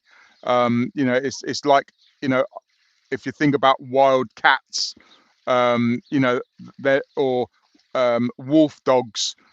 They're not as domesticated. They're one removed from the wild, so they're very much more timid. They're beautiful, beautiful animals, and the psychological and the they're different qualities. But ornamental fish like goldfish and koi, you can't beat them. Any How are you feeling about the upcoming event? Are you ready? What are you most excited about? I'm born ready for the events. I love the events. I love the energy. I love the camaraderie. I love the contractors all coming and creating a beautiful place. I can't wait for Corey to come to an aquatic art live event. I know that you've got young children and travel restrictions, but one year you're definitely going to come to an aquatic art live event. The thing that I'm most excited for this year is seeing people's reaction, the wows that we've had already. You know, people walking around the gardens, wow, you know, it's changed. I even walked back into the yard a couple of hours ago, and the Tory gate is popping. Now it's painted. It looks amazing in the sunlight. You know, obviously it's got to be a certain time of the day, but it's really the connection. You know, we've had new contractors coming in, and it's all about the depth. It's all about the connection. We don't have to have thousands of people, even hundreds of people, you know, to get that connection. When we've got a small intimate group, I can get to spend more time with the individuals. And I love the fact that we're going live on YouTube, TikTok, and Facebook, because that's what I sort of like envisaged 5 years ago. I called it Aquatic Art Live because I want to come to you live, and this becomes the sort of like the studio. So you can be following along in America, in Australia, in India, you know, all over the world, Malaysia. You know, we've got sort of like an international audience, and you know, China. There's a whole bunch. You know, if you're watching from a different country, or even one of those countries that I've mentioned, put it in the comments. I want to know where my audience is, and because then I can tailor the content. But what I'm most excited about is the new connections, and the smiles, the wows.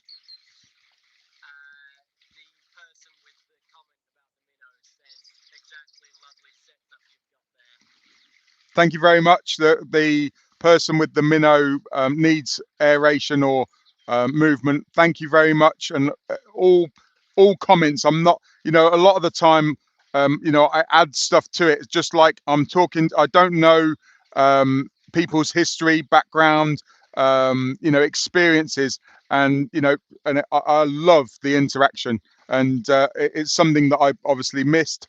And yeah, 100%. It's you know, they do need that current, 100%. They need that cool water as well. They can't have warm, still water. If you've got warm, moving water, they still don't like it. They want that oxygen.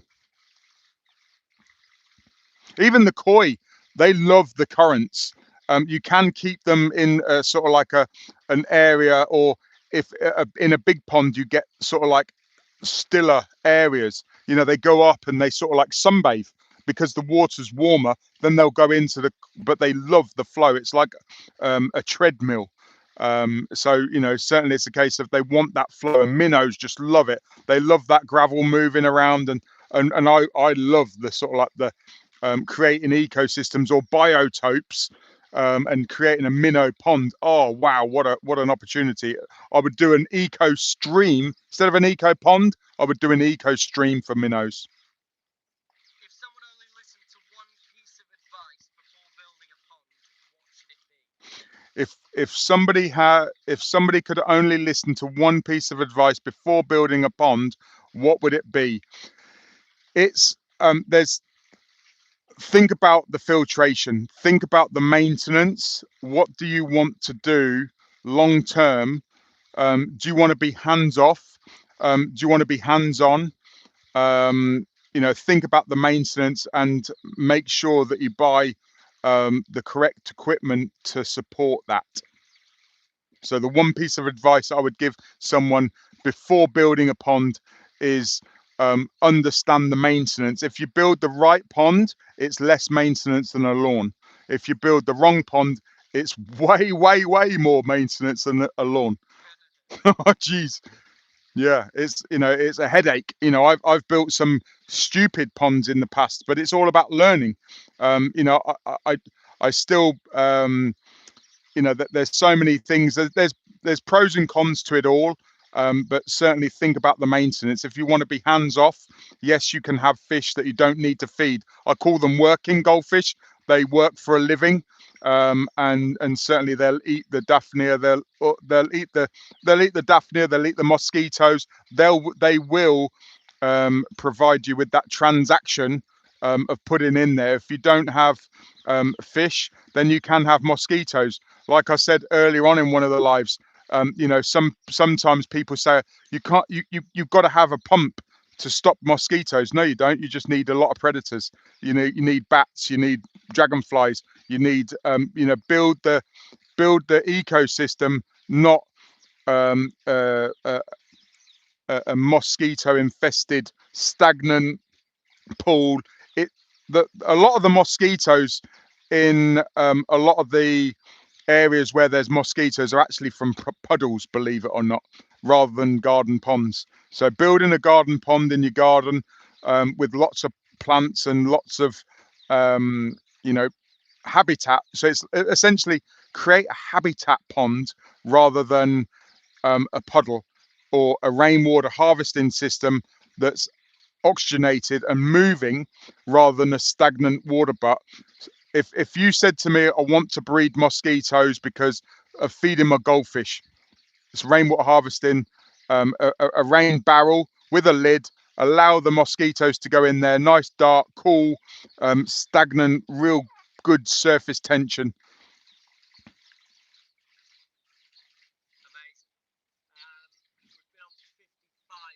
Let's do one more question. If you've got a question, if you haven't put your question in, you know, put a question in the comments. We will be going live again at 6:30 tonight, and it will be the first time that you see the finished boxes, and you'll be looking at the nighttime illumination. We've got a bit of a pizza party going on today. If you're a contractor, you're more than welcome to come tomorrow. You know, certainly it's a case of I know that everybody's busy, and I know that a lot of people want to come, but then travel restraints or work commitments. I know that the sun is shining and people want to do the stuff. And also on Saturday, the doors are open from 9:30 to 3 for anybody. You know, if you come in the morning, coffee will be provided, maybe a couple of biscuits if there's any left. But certainly it's a case of, if you're passing by, come and have a beer with us on Friday evening if you're a contractor, and coffee in the morning on a Saturday. Any questions? So final question, which is my favorite fish? It depends. I've got so many layers. So my favorite fish in the koi palace is the shizui. I've got 27 of them in there. Which is my favorite color shizui? It's tinker. It's actually a miniature version of one that I saw, 97 centimeters, or maybe 93. I think it's 97 centimeters now, but I saw it at 93 centimeters, and it's a spitting image of that fish. And as soon as I saw that fish, I was like, yeah, that's the fish that I want. But she's not friendly. She's so shy, she doesn't come anywhere near me. I have almost fed it a prawn without looking at it like this. But I believe this year I will be feeding Tinker, hand feeding Tinker. Thanks for watching. My name's Mark, the Pond Advisor, and I'm here to support you. Dream, plan, enjoy, create, restore ponds and water features. Until next time, I'll see you in another video. To the 6:30 live from the Pond College Gardens. This is nighttime illumination. We're going to go and have a look at the boxes, but I thought I would just show you the gardens to start with. We've got the NRG that's got a little bit of pink light. It's looking good. We've still got a little bit of tweaking to do on that particular pond, or pondless. We've got a lovely blue light that ripples up against the surface here. And we've got a bonfire. So what we do in the evenings is we basically have beers and pizza and stuff, and we've got a bonfire on there. And yeah, it just illuminates the area, and it's a magical thing having fire in the gardens. What we've got here is we've got Fawsley Falls. Have a look at that. The landscape and the pathway lighting is lovely. The orange, the white light at the top, it illuminates up into the pampas grass. Yeah, there's so many things going on. We've got new pathway lighting around the Koi Palace, so you can basically see where you're going. We've got the torches, so it just highlights the paths. And what we'll do is we'll go to the last year's boxes to have a look at their illumination, and I'll switch mine on. So the middle box is illuminated, and that was the middle box is illuminated. That was Marcel's version. And let me switch mine on.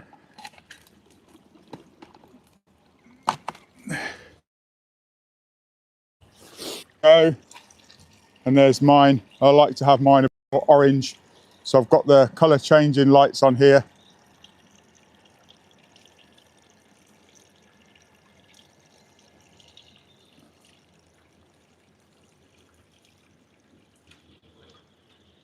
So mine's a nice warm white rather than a cool white.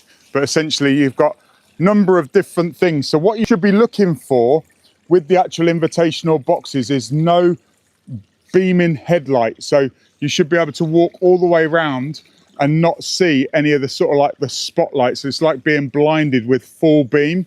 I haven't seen the lights up close at the moment, but I thought I'd show you this one. You can't see, you can see bright light, but it's not the car headlight. It's not really unattractive. Where if you sort of like look around, if you look down there, you might be able to see the lights and stuff. So it looks like a car. Here, look at this one. You can see here, this is just sort of like your car headlight, and it brightens, and it's too powerful for your eyes. But if you look at it head on, then the lights just make them pop. And what we've got is we've got this one with no lights. So this is a daytime feature. It's not a nighttime feature. When you've got lights in your pond or your water feature, you actually get two for the price of one.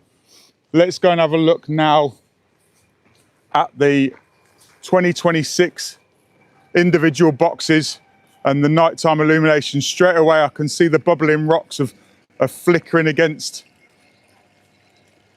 the lights, the stones. If you see this, I love this flickering, I love this.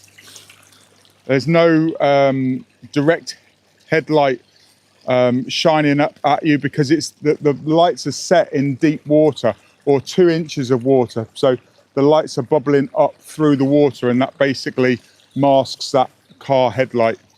So just tell us what's going on. Where are we? So where we are is we're at Pond College, and this is the Pond Advisor Invitational, the competition. And what we're looking at now is the individual boxes, and you can digitally vote for your favourite. And the link is live now. Have you put the link in all of the bios? So if you haven't got the link, you can write in waterfeature.shop/26. I'll repeat that again. Waterfeature, one word, .shop/26, and you can start voting for your favourite feature. So what we've got here is we've got Belize's feature, lovely illumination, like I was just saying, and you've got the ripple effect because the lights are in deep water. Then we come on to Luke's, and what you've got is it's basically a case of quiet on Facebook. Let me just switch this on. Are we better on Facebook now? If you put it, can you hear me? If you can't hear me on the comments, put it in the description. I think Facebook's better. So if you're watching this, that's just gone out. It might be, has it gone now? Is the audio, my glasses. So we'll be using the microphones on my glasses. So I don't know what to do. So we'll move on to Luke's feature. Great illumination again. There's, it looks like there's 2 lights, one shining up and silhouetting. I love the miniature landscape. The detail is crazy on there. And what you've got is you've got a bubbling cauldron. So I love the light effect on the bubbles. It's very, very hard if you go right over the top. It's better if you come back to see here. It's just sort of like that angle. You can see what I'm talking about. The bubbles just here. It's sort of like illuminated. It's really, really good. On camera, it's so hard to pick this up. But essentially, it's a case of in person, you need to come and have a look and have an experience of these actual features. And then we move on to Daniel Windley's. And the illumination is inside the Japanese tea house, I presume. It's an amazing, so it looks like the people are indoors and that illumination is very, very subtle, and the water feature is amazing. We'll see that more in the day, but essentially you've got a little Japanese tea house. It's very hard to see the whole thing because it's really a case of the nighttime illumination is very subtle in the Japanese tea house. Yeah, amazing feature. So which one is your favourite nighttime illumination? Just tell people. I think the glasses have gone off. So if people want the best experience, YouTube is the place to go. Try now. It just keeps turning off. Yeah. And I've got Judi Dench talking in my ear as well. I've set Judi Dench to talk to me. So yeah, literally it's a case of nighttime illumination. We'll see these more in the morning at 9:30. They will be still running, and I'll talk to you about them more in the. So let's go around the gardens quickly. We walked into the back. We've seen the nighttime illumination from last year. We've seen nighttime illumination from this year. Now look at this. This is the entrance to the Pond College Inspiration Gardens. We've got a Tory gate, and it was built 2 years by Wayne from Olympian Water Gardens.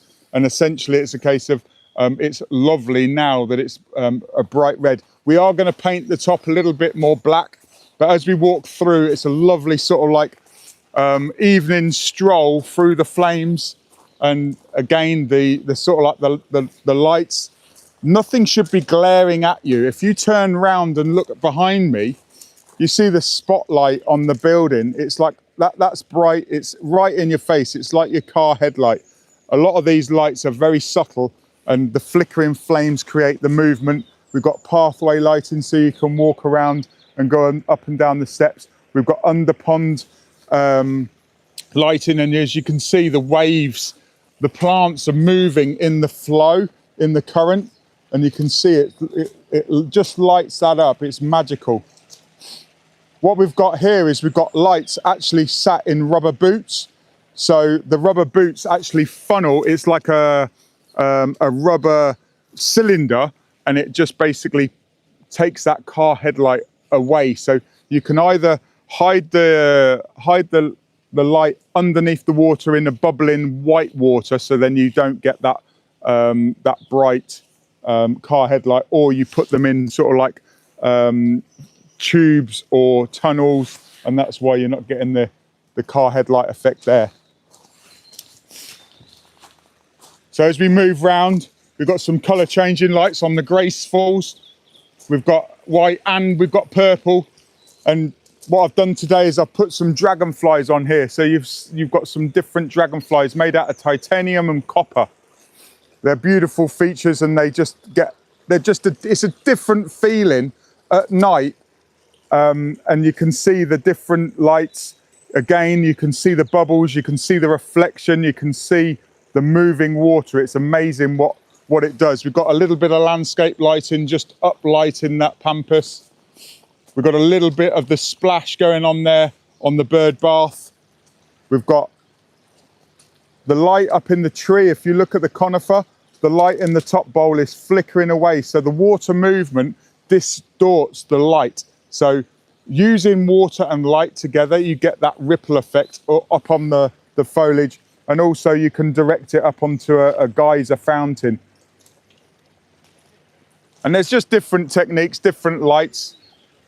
And it's really, really quite good. You see the landscape light, we know exactly where to walk, because essentially you've got the landscape lighting.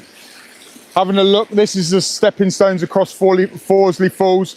We've got a number of different lights here. So we've got the landscape lighting, we've got under pond lighting in the waterfall. We've got a bit of white light going on at the top there, which is a floodlight. It is illuminating that waterfall essentially, and then you've got a green light down here.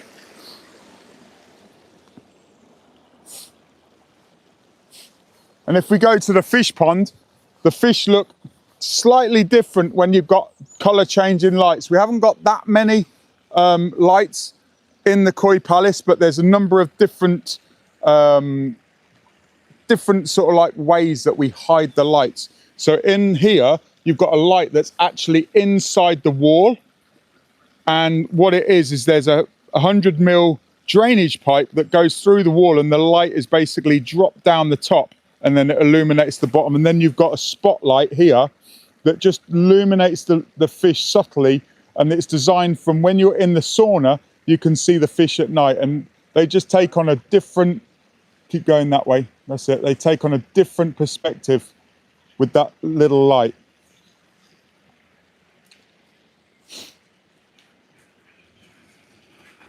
So that's the Pond College Gardens nighttime illumination. Will come live to you again at 9:30 in the morning. If you want to vote for your favourite, the voting form is online, waterfeature.shop/26. Or in the bio. Or in the bio. If you look around the video somewhere and go into the bios of both YouTube, TikTok and Facebook. Yeah. And I'll see you live. Let's just walk around the garden quickly. And put it in the comment section below. On Facebook, we know we're having audio issues, so we may be just going live on YouTube, and this will be the last video that we go live on Facebook.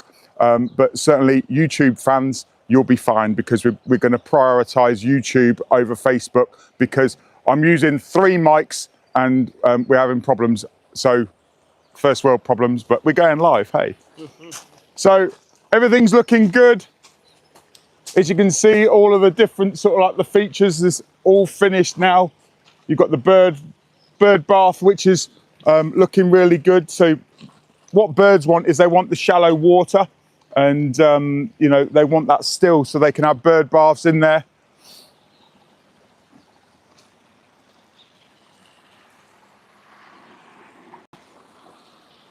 All the different rock pools.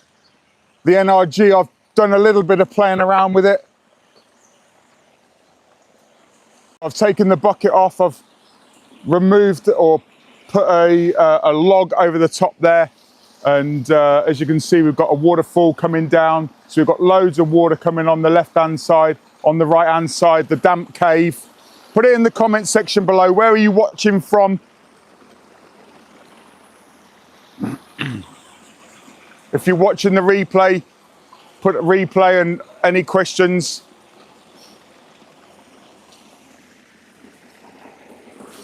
Any questions, Caleb? Not yet. So what was the first one? What's happening today? Yeah, what's happening today at Pond College? So it's a contractor day here at Pond College. So essentially it's sort of like the day before we're open to the public, and contractors are coming in and out, dropping in for coffee. We're really busy at the moment. This time of the year is when all of the people wake up and they look outside and they go, we need some work on the pond. We're basically doing a spring clean. So a lot of the contractors are doing spring cleans, but what's happening today is we're going to have a load of people coming in the evening, ready for tomorrow. You're more than welcome to bring your family tomorrow as well. So 9:30 we're open, 3 o'clock.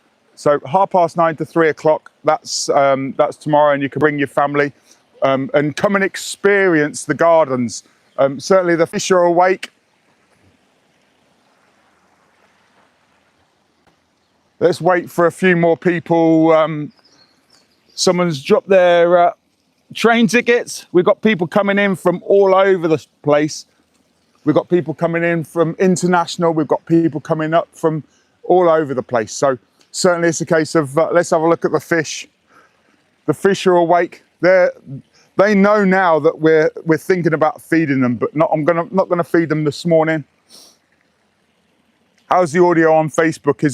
Are we good or not? Okay, so we're gonna have to cut the live on Facebook. Thanks for watching. Stick with me on YouTube as we go and have a look at the boxes for the Invitational. It's good? Yeah. Still live on YouTube? Still live on YouTube. Let's go and have a look at What do people expect if they come down tomorrow? So tomorrow what we've got essentially the grand opening of the gardens. It's the first time the members of the public are allowed into the gardens, fully finished for the season of 2026, and we're going to stay open. So if you can't make it tomorrow, you can come anytime. Just check out the website for the opening times. But certainly more than welcome to come tomorrow. if you're in the area, we're Pond College, Brook Farm, Cornhill, Northamptonshire. The postcode is NN12 8LQ. What we've got is we're looking at the invitational boxes now. What we've got is we've got 3 artists. We've got this one, and we've also got this one that's being hidden at the moment.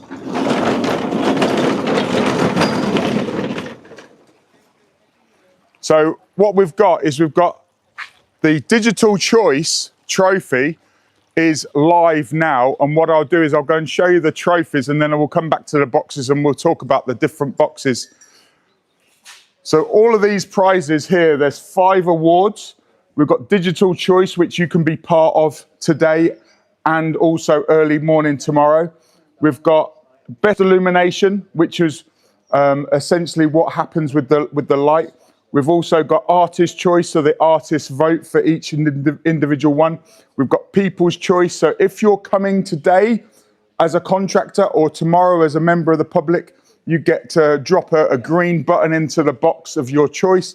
And we've also got the Gold Cup, which is the overall champion, and also the overall champion will get their name put on the shield, and they'll keep that for a year, and then they will return the next year as a judge.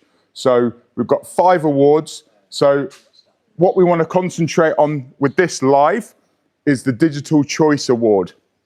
So if you want to vote for the Digital Choice, is the link in the description? Yeah. So it's waterfeature.shop/2026, or 26, not 2026, but 26. So what we've got here is we've got Blaze's feature from Aquatic Gardens. This is Blaze's water feature from Aquatic Gardens. What I love about this is the drilled rock, loads of moving water. It's amazing what you can do with stones that are drilled. You can scale this up, you can scale it down. What Blaze did was basically came in yesterday, he got up at 4 a.m. in the morning and came and created this amazing box. So if you want to vote for this box, it's Blaze, Aquatic Gardens. Then we move on to Luke from Team Any Pond, and what he's basically done is he's recreated a landscape with dinosaurs. Essentially it's a case of it's like replicating somewhere in sort of like nature, and again it can be scaled up or scaled down. I love the sort of like the all sorts of stuff going on. There's lots of attention to detail. He's also gone around and done some more detail around the box with stopping the gravel popping out. Yeah, so that's really good. And then we've got the Dutch team that aren't in competition, but you can't vote for them, so. But they're doing aquatic art. They're still doing aquatic art today, and hopefully we'll get some plants today. Hey, Maso. Yeah. So we're going to go to the garden centre and get some plants. And yeah, so we've got Blaze's box, we've got Luke from Team Any Pond, and also we've got Daniel from Brit Ponds. So this is Daniel's box, and Daniel is a craftsman. He's a carpenter as well, and he's made this Japanese tea house. It's amazing what you can do in 5 hours. You know, this is cedar. Are you doing Judge Choice? So yeah, it's basically hand built this Japanese tea house, and it looks amazing. The silhouette from inside, it just creates that atmosphere. And also there's a lovely pond in front of it and a waterfall, lovely planting choice. And you know, essentially it's a case of, if you want to vote for Daniel's box, so this is Daniel from Brit Ponds, then get on there and vote for your favourite. You can be part of it. If you want to come down tomorrow, you can also check these out in person. And it's really important for you to come down and feel the energy from the different features. Not only the invitational boxes, but all of the gardens. Which is your favourite? They all look completely different in person. On the camera, like we're having audio issues earlier on Facebook, you know, you don't get the atmosphere, you don't get the feeling. You know, it's like your imagination is different on on social media. So any more questions on there, Caleb? Is there anything unexpected or exciting happening today? Contractors are coming in, and also, you know, certainly it's a case of there's nothing really unexpected as such. The features are running. Yeah, so it's literally a case of people will be dropping in and out. You know, we know that it's Friday, so yeah, it's all good. Somebody's saying glad they're not a judge. Yeah, it's difficult to decide. and they're all completely different. And you know, you can be a judge, digital choice. So all you need to do is drop your name in there, vote for your box, and then you know, put your email address in there, just to verify the vote, really. So put your name in there. If you want updates, then you can put your telephone number in there. At 12 o'clock, we'll come back and we'll meet the artists, and we'll ask them about their different features. I've got a number of questions ready for them at 12 o'clock. But yeah, get on the form and fill out who you want to be a winner. Thanks for watching. I'll see you at 12 o'clock. And water features. And today we're meeting the artist here at the Pond Advisor Invitational competition. And first of all, I'm going to interview Luke. Luke's one of my guys. He's been working for Team Any Pond for 3.5, 4 years. Yeah, I think about 4 years. 4 years? Yeah. And this is the aquatic art box that Luke's created. So tell us about your build. So yeah, last year in this same competition, just over there actually, I did a little miniature scale, sort of similar theme to this, but with little people instead of this time. Obviously gone for dinosaurs instead. Gonna bring us down and show us. Yeah. So, what's the idea behind it? So it's a miniature landscape? Yeah, just a like miniature Jurassic landscape. Park Yeah, of... yeah, just to kind of, you know, essentially with a very small space, you can get essentially, yeah, in its own world, a very large landscape in a small area. So yeah, obviously just the miniature trees and the dinosaurs, just to kind of give everything a bit of scale. But yeah. And what's the most difficult part? Or challenging thing this week? What's the biggest challenge that you've faced this week?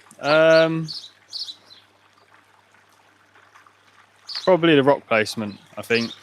I think because this was pretty much all that was left of this particular stone that we had, so it's not like I had a lot of variety to choose from. Although there are some really nice pieces in there. Where's all the rest of the stone gone? In my garden. In my front garden. So yeah, that's probably the most challenging thing. And then because it's essentially on a flat base without any sort of shelves or steps to build it up, that was a bit tricky, kind of filling the voids and stuff like that. But yeah, pretty happy with how it's turned out.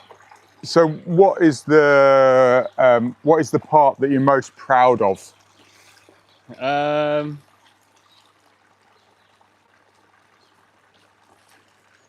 Probably just the concept, I think, like the miniature, the miniature kind of idea. The fact that you know, you don't need a massive space for a water feature, but yeah, just probably the miniature scale idea, I think. So what should people look closely at in your feature? Is it a specific area or is it the whole thing? But you know, if someone was here at Pond College, what sort of like details should they be really looking or paying attention to? Is there a specific one thing, or is it more of the sort of like the stand back and admire, imagination? Yeah, I think kind of the whole, obviously standing back, seeing it, the whole thing, but then as you get closer, you see more little details sort of all the way around, sort of mini Easter eggs, if you want to call it that. And then for me personally, I like the waterfalls.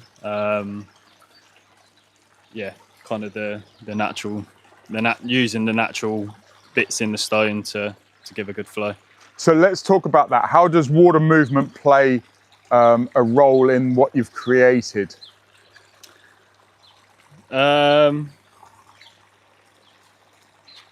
you're recreating sort of like a river, or is it a stream? Yeah. You know, if you think about the scale of the dinosaurs, you know, what's the water movement role? So it's supposed to be like a stream, a river, like a natural kind of waterfall, bit of a watering hole, sort of feeding, drinking area there. But yeah, I did also learn something a little while ago about how potentially we're still drinking the same water that dinosaurs have drank. Yeah. Just because of obviously evaporation and stuff. Yeah. So yeah, that was a cool little twist on it as well. well. 100%. And it's great that, you know, you can got some of the dinosaurs right up against the water edge, and some are sort of like interacting, and some are watching other dinosaurs. I think it's really cool. So if you had more time, what would you know, yesterday at sort of like 10 to 5 or maybe 4:30, I said, out of 10, what would you give it? And you gave it a 9.5. Let's say that you had another day. What would you do differently? Well, how would you tweak it? Would you do anything? You know, when I look at my features, it's like, yeah, I might rip it out or I might tweak something. So if you had more time, what would you sort of like, what would you do? It's probably a couple of things. So something you actually pointed out this morning, sort of covering or cutting off these parts. Like this bit? Yeah, so that you can't see it's the words. mirroring this effect over there. So cutting a 45-degree angle off the edge of the box. Yeah, just so that when you're looking at it, obviously you can't see the timber frame. Another idea I had as well, because it's got a spot, an uplight in here, was to put like an underwater dinosaur so that it reflected up. Yeah, that would be good. That's what I said to you again with the nighttime illumination. It's like a big broadcast light. You know, it's amazing with the broadcast light and how you've hidden the sort of like the spotlight here. I don't know if it's fixed down, but essentially you've hidden the spotlight with a number of rocks there, and it floodlights the whole thing, so you can actually see the whole thing. So it's like moonlight almost. And I was saying, if you'd have had a dinosaur, maybe you know, like just look at that. That is cool. That is attention to detail right there. He's literally glued one down, and it's literally a case of, it's sort of almost like a dead one that these two have attacked, or a baby or something. That is cool. That was actually Yorick who was here. There you yesterday. go. He come up with that idea, to be fair. So I've just discovered something, and I literally was trying to find a dinosaur that's sort of like just slightly out of place. And I was like, oh, that's one's fallen over. Great, I can pick it up. But actually it's glued to stones. If it wasn't glued to stones, I wouldn't have believed you. But as soon as I picked up those stones, it was like, oh my God, he's glued that down, which is great. But essentially the point what I was trying to create is, if you imagine putting a little dinosaur in front of the illumination, you'd get a sort of like a silhouette, and it would be like, oh my, wow. You know, that's, you know, like the illumination of a dinosaur's shadow. You know, like if you imagine the shadow, its light is amazing. Another thing that you could have done with the headlight is you could have created a bit more white water, like a Venturi effect, or you know, like a bit more. If you had a bigger pump, you could still have the same amount of water coming down, but you could have it bubbling, so it's creating that white water at the bottom of a sort of like a pool. So, Humber Coy says, good afternoon. Hey, how we doing? Can you just remind people to comment and like, because it sends the live to more people? Yeah, comment and like, because you're essentially helping us with the algorithm. So if you like the video, if you comment on the video, tell us where you're watching from, and also the digital choice is now available, and it's waterfeature.shop/26. So if you want to vote for your individual choice, there are 3 artists. It's not just voting for Luke. There's also Blaze from Aquatic Gardens. Luke from Team Any Pond and also Daniel from Brit Pond. We'll talk about those in a second. Let's keep with Luke for a second. Yeah, so the link is in the description. Yeah, link is in the description. If you can't hear Caleb, I know we're having audio, you know, with people. We've got loads of mics going on, and the link is in the description for Digital Choice. I'll take you over there in a second. And also, if you're coming tomorrow and you can see these live in person, you can actually vote for People's Choice, and it's literally put your token that you're given into the actual box. So the link is also in all the bios. Yes, the link is on all of the bios in all social media, so you can literally vote for Digital Choice. Now it's live. Forgotten Explores says hello, troops. Sun's Hey, out. it Well is. done, everyone. So, what have you learnt this week?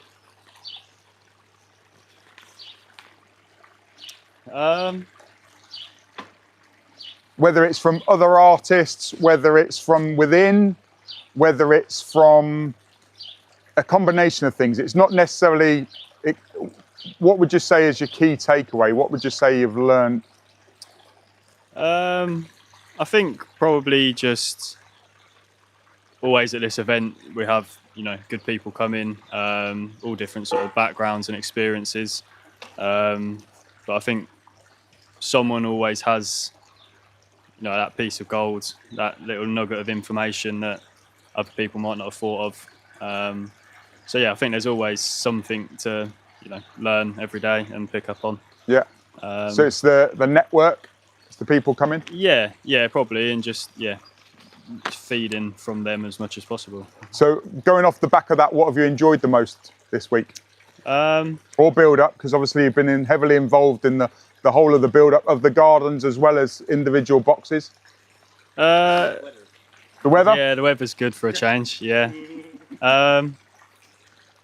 Yeah, all of it really. I've enjoyed sort of working in the gardens, doing bits and pieces in there, getting it obviously ready, changing some pieces up a little bit. Yeah. The building I've enjoyed, happy with how it's turned out, so that's always good. And then yeah, like the social side of it as well, just meeting new people and stuff. Amazing. So going back to this aquatic art box, who is this feature sort of like suited to? What type of person, who have you built this for in mind?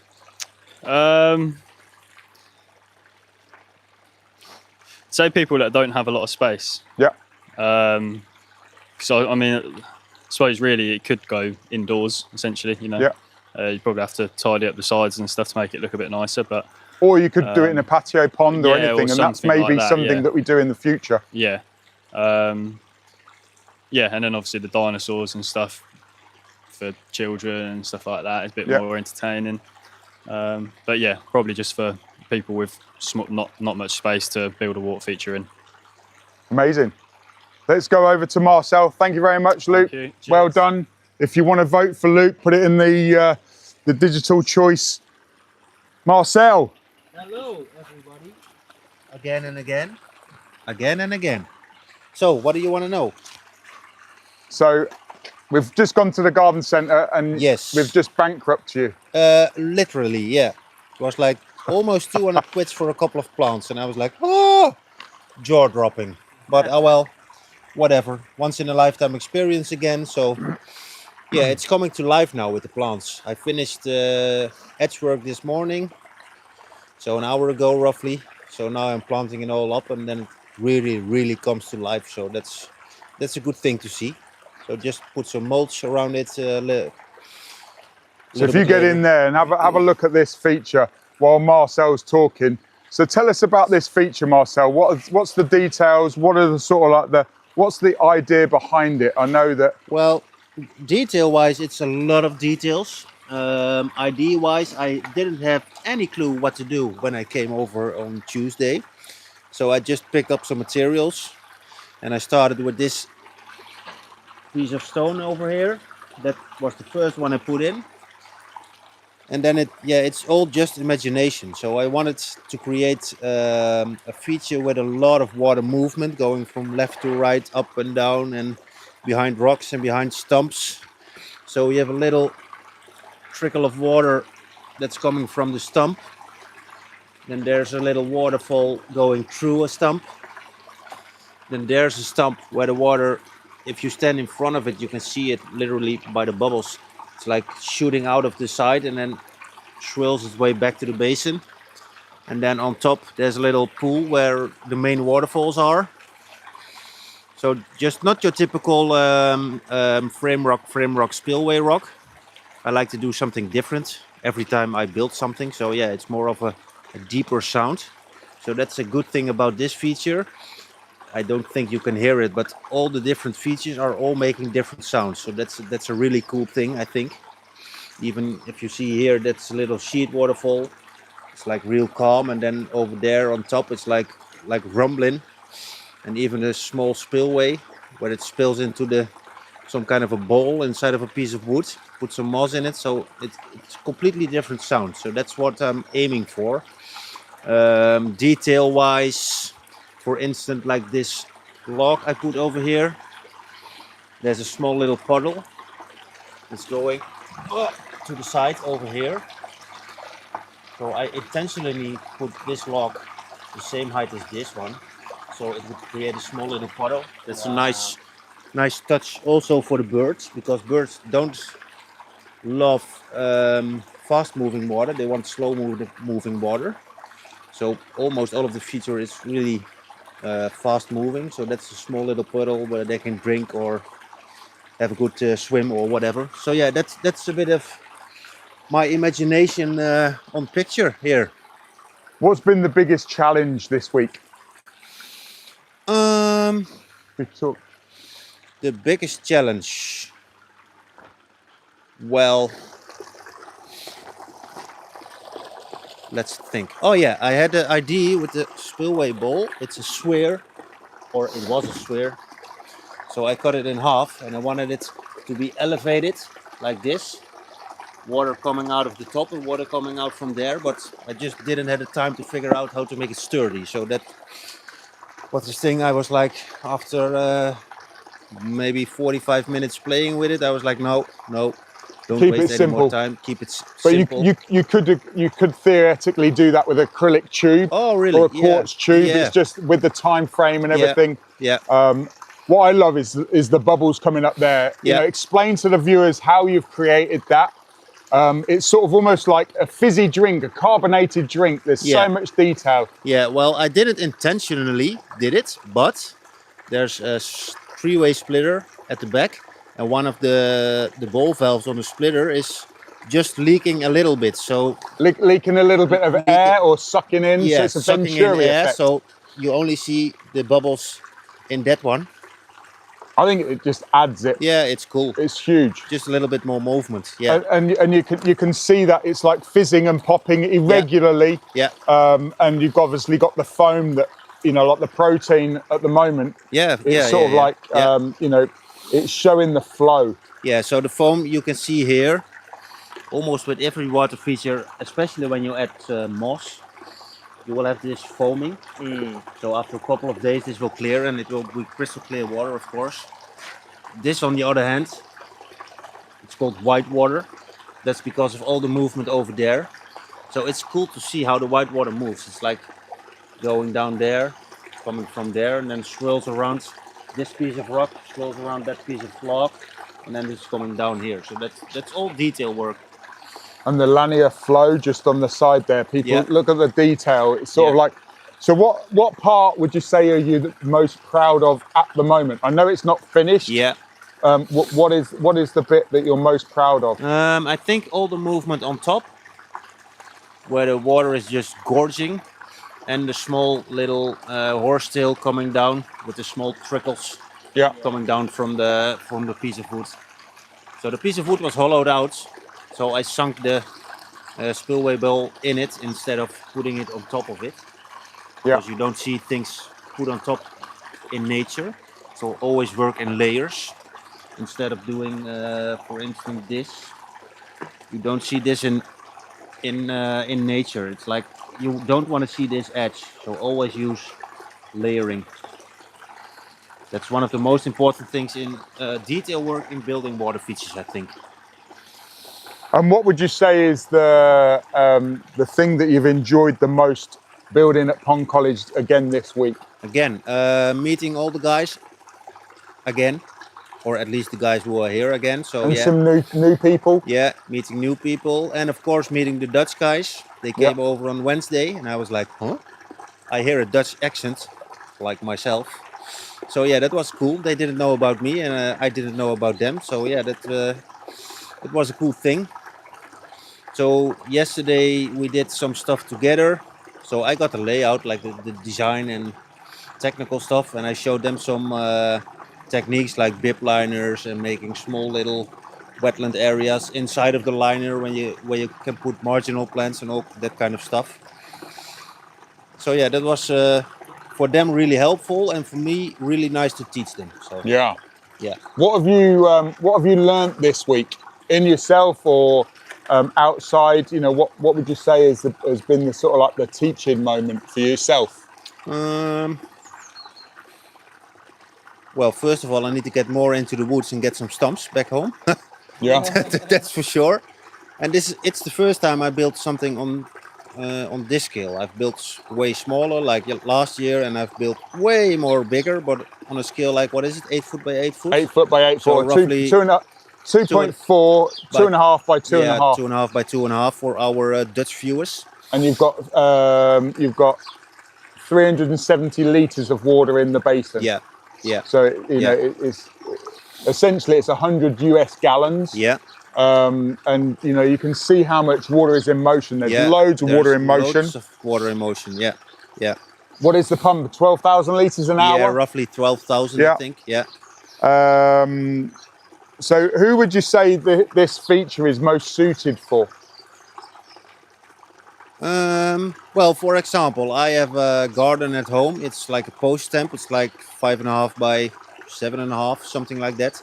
So people who don't need or who don't want a pond because of the maintenance, it's like, well, 2.5 by 2.5, you can create this, and it's a lot of movement. It will attract a lot of wildlife, frogs, newts, birds, insects. You call it damselflies. Build it, and they will come. So on a small space. Urban, like in the city, in front Holland. garden, back garden. Front garden, yeah. You don't need to worry about the depth of the water for safety for kids or whatever. So you can put it in your front garden instead of a pond where you always have to risk kids falling in or dogs, or you don't want that. So you can put this in your front garden. Yeah, amazing. Yes, thank you. Thank you very much. No problem. So guys, you can come tomorrow at 9:30 and you can basically have a look at these features yourself, and you can get to have a look at this.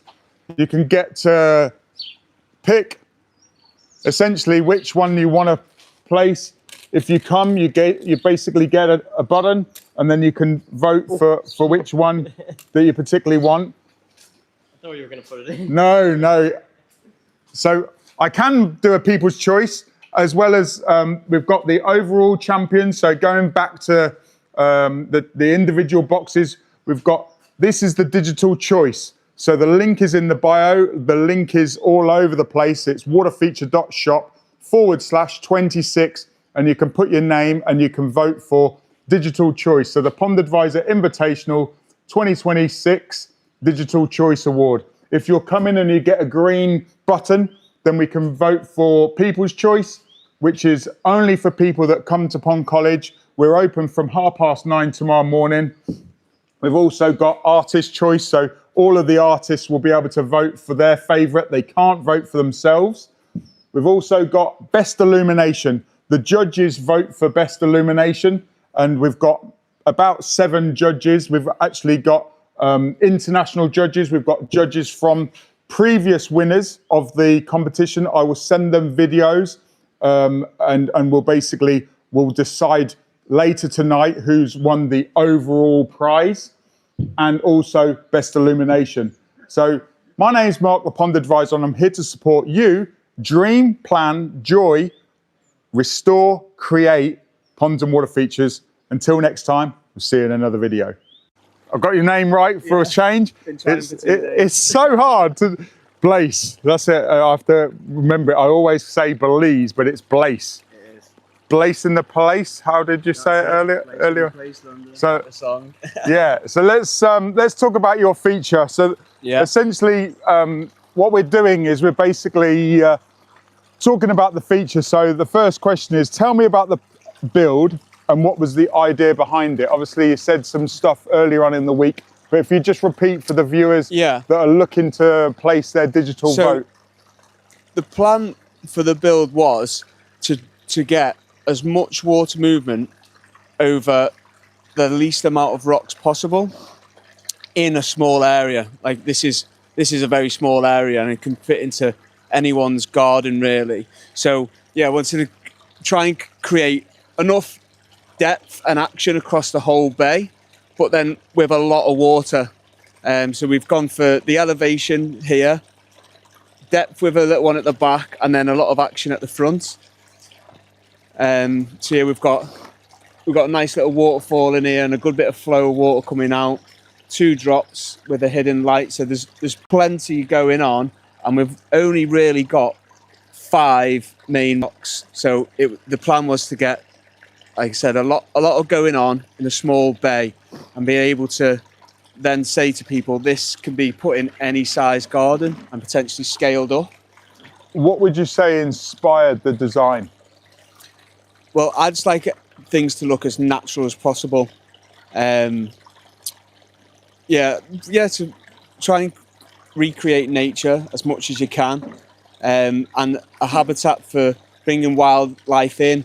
So we're having this bit at the top which is pooling, so you can have birds coming in. So if it was close onto a patio, the edge of a patio, you can sit there, the birds will be coming in, stuff like that. So stuff like that, and a couple of the lads that I like to follow on YouTube, Tussies, I really like watching what he does in creating the waterfalls and the movement of water. So he's been quite inspirational in a few of the aspects that I've done here.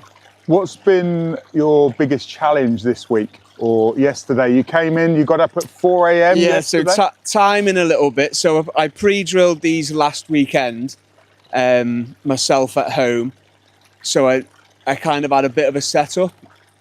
I ordered all the plumbing gear and everything too late. So when I got here, I was missing a few crucial bits and pieces. So felt like I was up against it a little bit yesterday. Like I said, we had to get up at 4 in the morning to drive down here, and then we had to go and try and find all the plumbing bits and pieces. So once the plumbing was done, felt a little bit more comfortable then, and we got on with it. Yeah, we had a massive, great big batch of fittings, and it was like all combination. This will work, this will work, this will work. Yeah. What would you say you're most proud of? What part of the feature are you most proud of? I quite like the amount of depth that we've got in there, to be honest.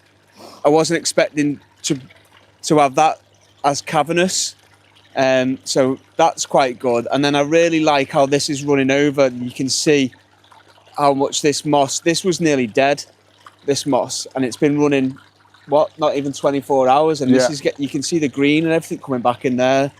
So that's quite nice. With the moss in the lights was catching it as well. I think that's really nice.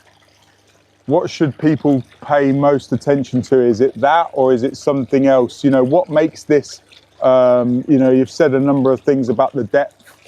Is there a specific thing that you want to draw people's attention to that are watching? I think the overall thing is the best. When we turned up this morning, I almost thought it looked better this morning than it did yesterday. I think yesterday we were so tuned into like getting this bit and that bit, but as you walk up to it and you see the whole thing, I just think it all works. So I think when you stand back, it just all comes together really well. It works, yeah. If you had more time, how would you improve it? What would you do differently if you had more time? Let's say that you had all of today to tweak it or what have you. I think on a whole, I'm really happy with it. I don't think I'd change the layout or anything like that. Maybe I'd have a little bit more time with the pipe work. I'm not too happy with the sound of the pump. Yeah, maybe just tune the balance a little bit of the flows and just little bits like that. But no, I wouldn't go over the top, and like it's supposed to be natural looking. Yeah. So it can't be perfect. Yeah. So I'm quite happy with the way it is, really. What would you say have you enjoyed the most about building here at Pond College? I think being involved with everyone, coming out here and then seeing Yeah. everyone else's stuff. Yeah. Learning so much about the plants as well. Yeah, just being around the other people in the game. So what would you say have you learned from other artists? What would you say is the biggest thing? Different artists look at things. Yeah. That's the main thing you can take from it. Everyone's got their own style and stuff like that, and then it's what other artists value in your work. Like you look at it as one thing, but they might be like, oh, I really like a specific part of it. So yeah. And who would this feature suit in the real garden? What specific type of person? Or I don't think there's a specific type of person. Obviously, people that I've got nature in mind. Yeah. Because that's the whole reason for it. So if you like the outdoors and you like nature, then you can't go wrong with something like this. But I think the idea is it could go in anybody's garden. Yeah. So front garden, back garden, patio. The side of it. Even the people have just got a little path on the way to the front door. They can just go at the side. Yeah. It can fit anywhere, so it's not like, oh, you have to be this type of person to have this. And you could scale it up as well. These boulders could be 15 tons. Yeah, that's it. Yeah. You know, it could be real. You know, like a real corporate headquarters. You could do exactly the same thing with the 5 rocks, just massive. Yeah. Amazing. Thank you very much. Cheers. So if you want to vote for Blaze, put it in. So the link is in the bio, and you can basically vote for Blaze from Aquatic Gardens.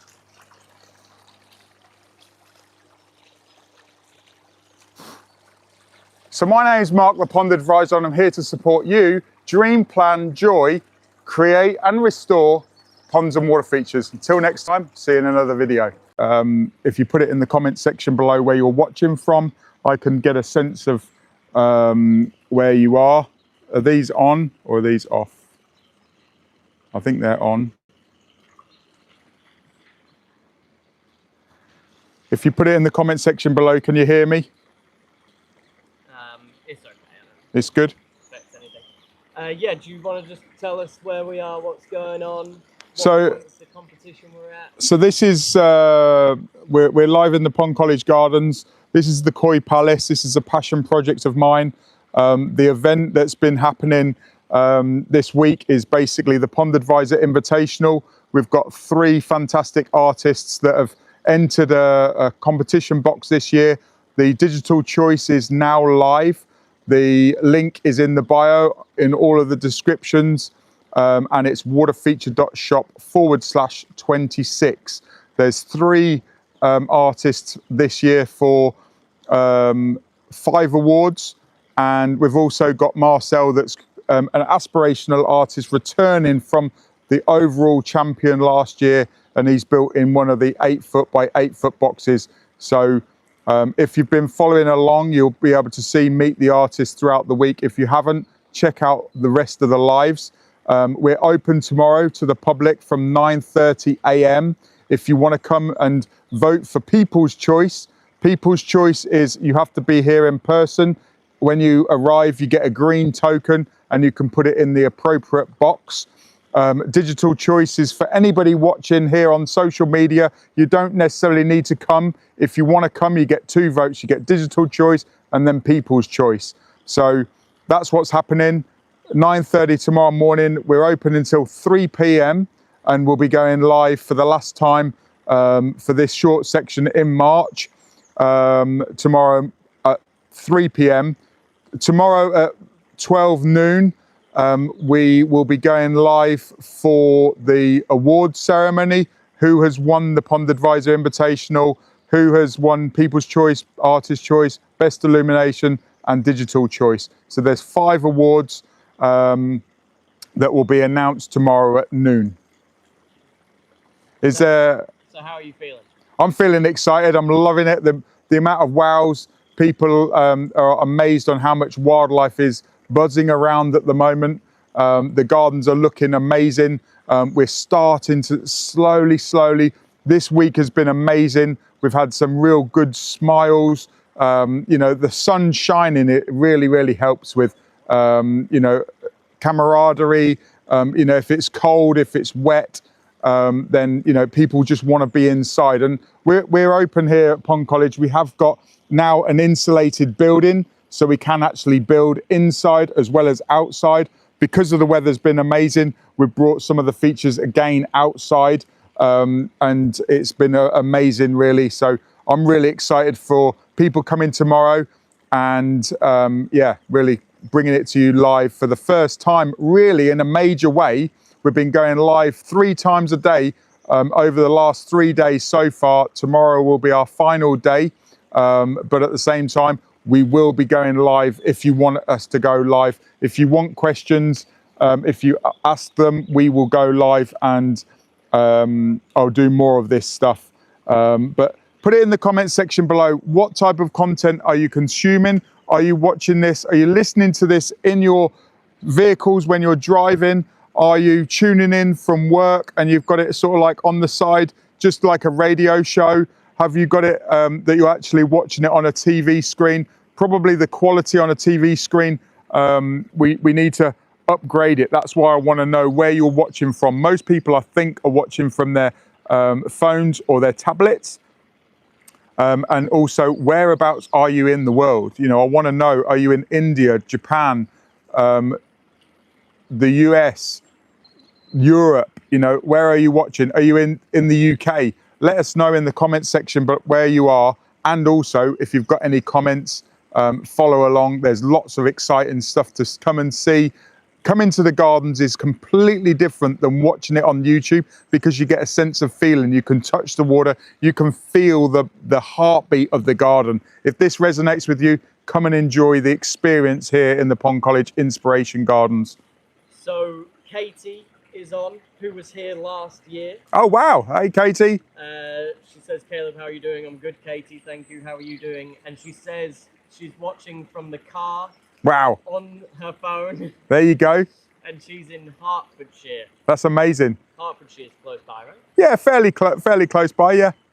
Yeah, so Katie, we're open again tomorrow. When are we open? Yeah, open tomorrow at 9:30 until 3 o'clock. So the gardens have changed slightly. We've got some new and improved aquatic art again, like last year. It's essentially, we're going to have People's Choice. We're going to announce all the awards. It's an amazing day. The sun is shining. It's a little bit better weather than last year, but essentially we've got the heat as well. So last year it was a little bit cold on the build-up. Cold in the mornings, cold in the evenings, but last night we had a lovely fire for the nighttime illumination, and we had a pizza party after the judging was for best illumination, and it was amazing to see the different gardens. If you missed it, you'll have to quickly watch it. Back last night, it went live at 6:30. Every single illumination was different, and a different sense of feeling and purpose. Katie's sending through loads of likes. Wow, here we go. Thank you for all of that. Thank you, thank you, thank you. Helps the algorithm. People are asking if you're going to feed the fish today. Yes. Shall I feed the fish now? Maybe set a goal. Set a goal. 10 people watching, 20 people watching. Depends. Okay, how many people are watching depends on how many sticks I put in the koi palace. There's 74 fish. Let's put in a few just to get them feeding. Right, so how many is that? That's 10. 10 exact pellets. We need 10 people watching. How many have we got? We've got 20? 7 on. 7 at the minute. So we need a few. Make sure you share the live, repost the live, and on YouTube, I'm not entirely sure what you do, but I think you can repost it. Can you hear Caleb as well as me? Put it in the comments section below if you can't hear. But hopefully you'll be able to hear me on YouTube. Do we need to give Caleb a mic? Yeah, we've got 7 live at the moment. If you keep watching, we'll keep feeding the fish. If we get 20 or more, then I might get in the pond. Good. So somebody's asking, what have you learned this year watching these builds come together? What have I learnt this year for these builds coming together? The standard is amazing, and also the time. It's really something that, yes, we've got to have a full stop. Yes, we've got to have a, but at the same time, it's people come, and if it's open-ended, then people will carry on building. You can always do something. You can always tinker with it, but at the same time, this pressure on the artists, it's really only like a wedding or a trade show or something like that where you actually have a sort of like a full stop. So essentially it's a case of what I've learned is what can be done in a short period of time, and the generosity of people giving time, energy and money. Has anything surprised you about this year? What surprised me probably the most is the connection.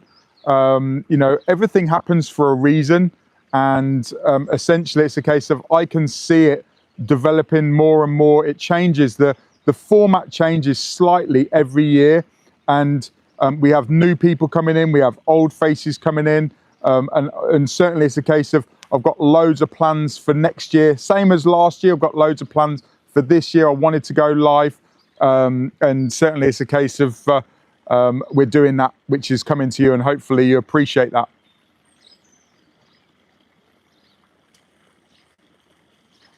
Do you think the standards have been raised? Yes, 100%. Always, every single year, the best water feature that you build as an artist is the last one that you've built. So, I'm building better features than I did a decade ago. I'm building better features than I did a few years ago. And, the artists are raising the bar 100%. Because the thing is, it's just like the artists, they're all learning off of each other. There is a bit of camaraderie, there is a bit of competition, but at the same time, it's a case of, it's friendly, it's helping each other. I'm going to feed some fish as well. You can come and feed the fish tomorrow. Depending on the water temperature, we might feed the fish. I don't really feed the fish when it's too cold.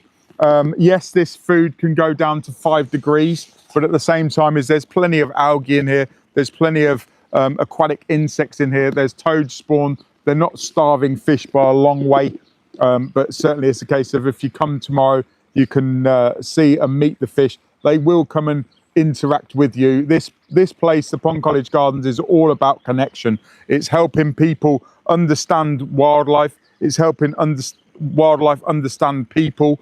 It's all about the ecosystem, not humans are the ecosystem. We're part of it. So it's all about being part of the ecosystem. Dog to fish connection. If you come, you'll meet Luna, and she's got an amazing connection with these fish. And certainly they'll be very friendly to see you. Yeah, amazing.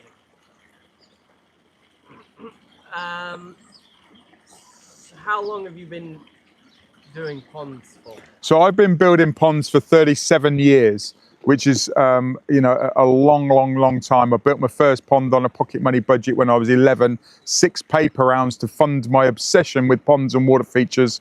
And that's when I basically started. 1989, I started digging, and I've never stopped since. Ian Gregory says hello. Hey, how are you doing, Ian? Are you coming tomorrow? Are you going to bring me some pellets? He says, where's the flat cap? I recognise you. I've got a Japanese-inspired hat. Yeah.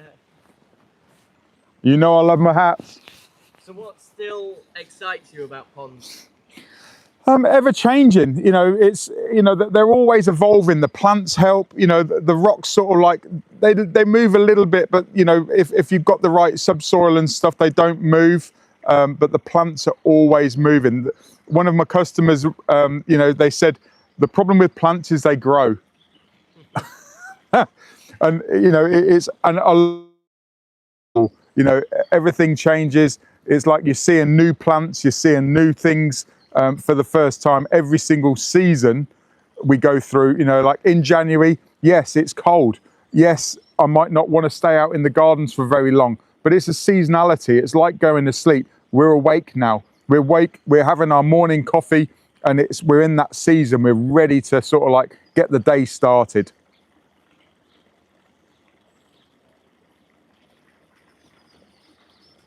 Do you have a favourite pond here? I would say it's probably the Koi Palace is my favourite pond. And the reason with that is because it's nice, it's big, it's a wow factor. The Bluestone pond, that was the first one that we built, and that would be my second favourite. But we've got a number of different ponds. We've got a small one that we built last year for frogs. We've got Charlotte's Stillwater Wildlife Pond. We've got the Rock Pool. We've got the Owl Pond. We've got loads of ponds and water features here in the Pond College Gardens. If you want to come here and check out the ponds and water features, it's amazing. Like people think, right, I want a stream, and then they come to the gardens and they go, actually, I want something for water lilies or marginals, or it's something else. Oh, I didn't know you could do that. I didn't know. It's amazing on how other people think about water. As aquatic artists, we bend water. I love bending water. I love the flow. I love the Mother Nature helping you look after these features.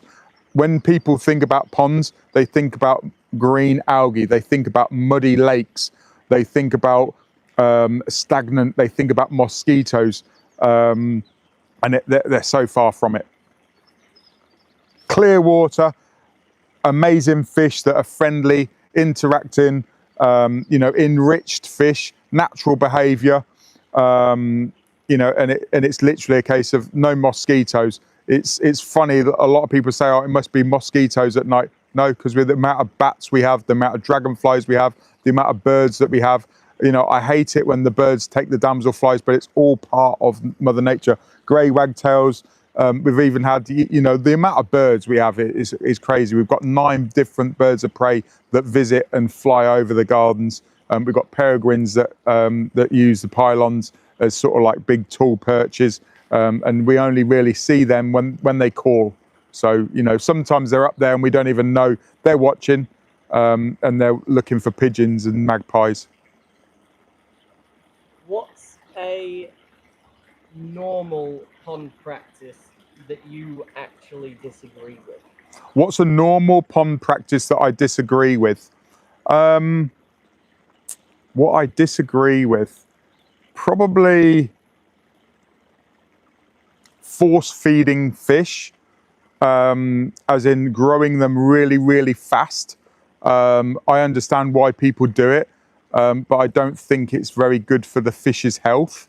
But at the same time, I understand why they do it. It's definitely a science.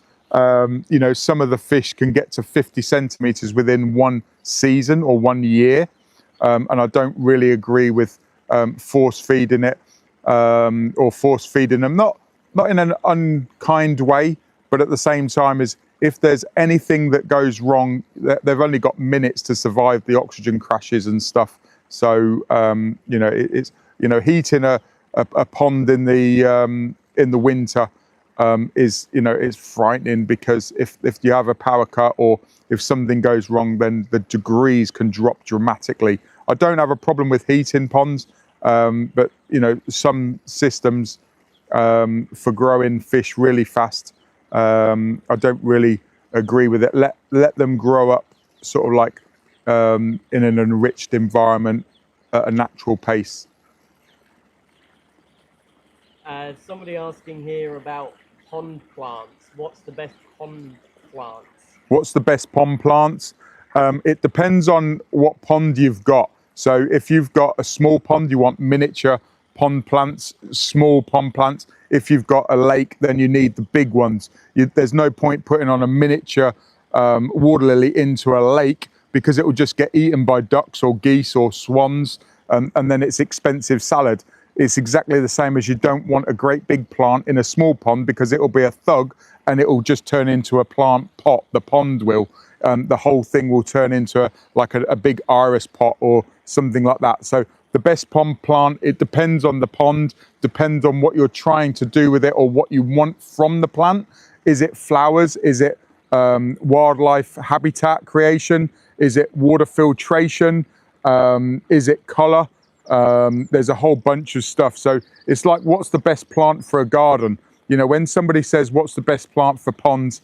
You know, what's the best plant for a garden? Well, it depends on the size, depends on the soil. Yes, you can change the media in a pond.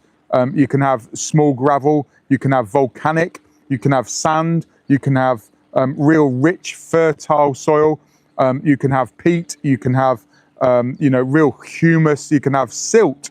And, you know, certainly alluvium clay is river deposits. That's one of the best medias you can have for most pond plants.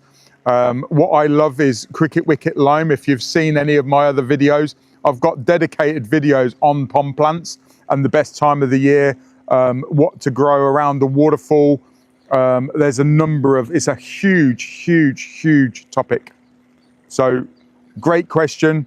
And I would need some more information about your pond. So if you've got any questions about your specific ponds, put it in the comment section below. I try and get to as many as possible. And certainly it's a case of, if we get a bunch of pond questions about plants, I might do a live just dedicated for plants. And if you want to know about that, the best thing to do is actually vote for people's choice, or digital choice, should I say.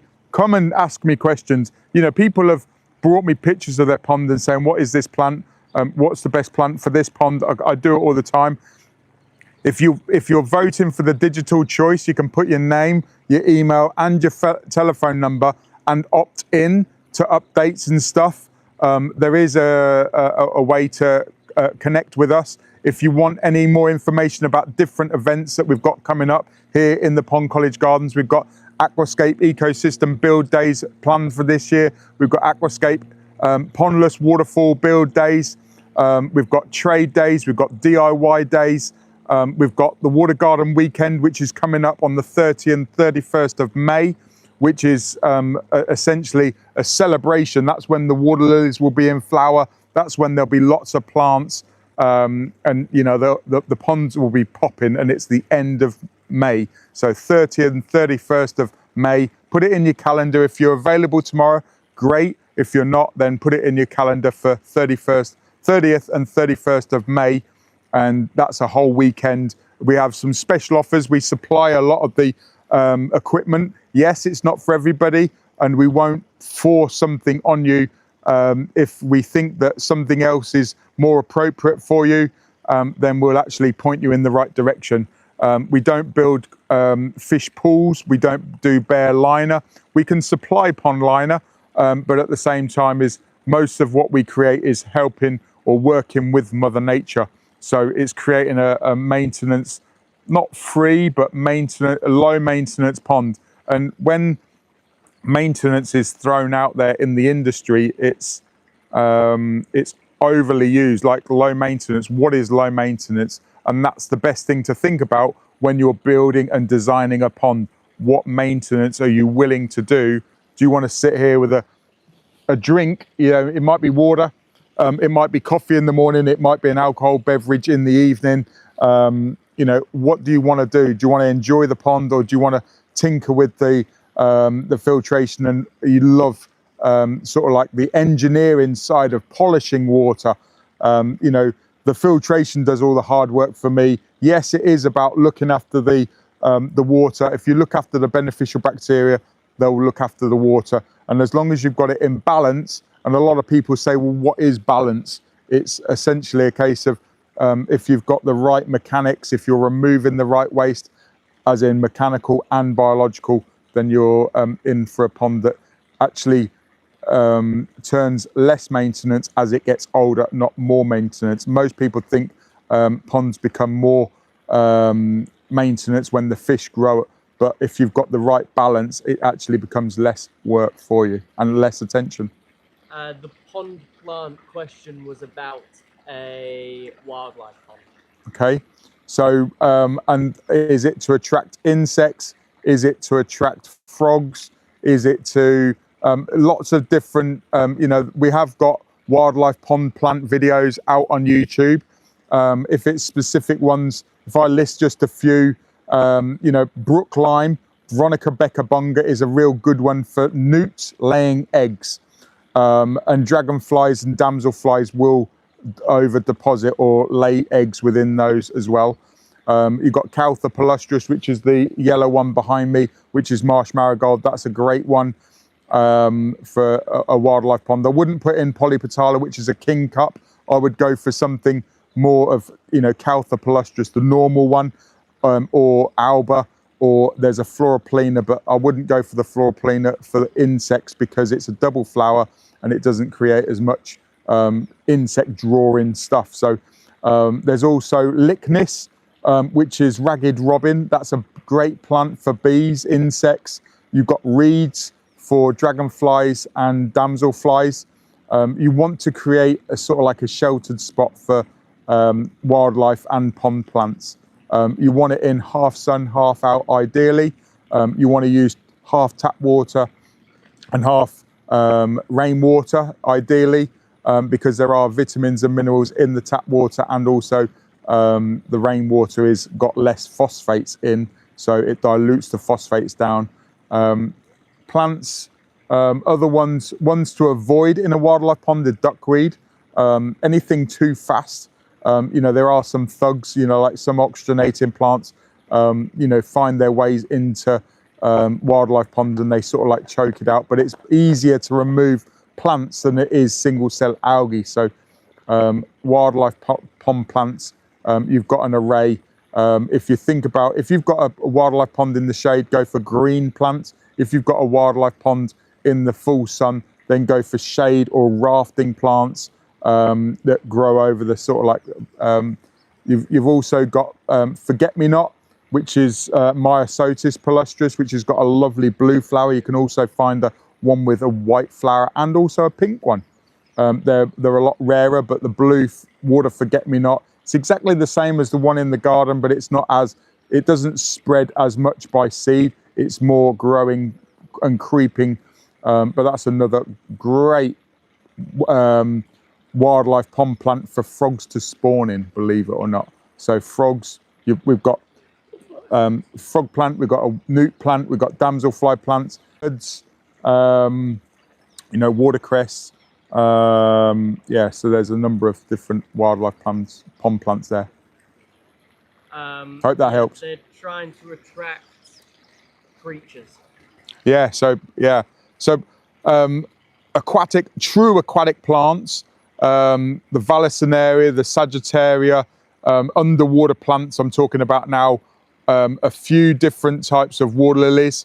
You've got Helvola, which wants to grow in a maximum of 12 inches, up to sort of like 3 inches. If you're having a big pond and it fluctuates, you know, I wouldn't put in a miniature water lily. I would go for more sort of like an 18-inch small water lily. That would be great.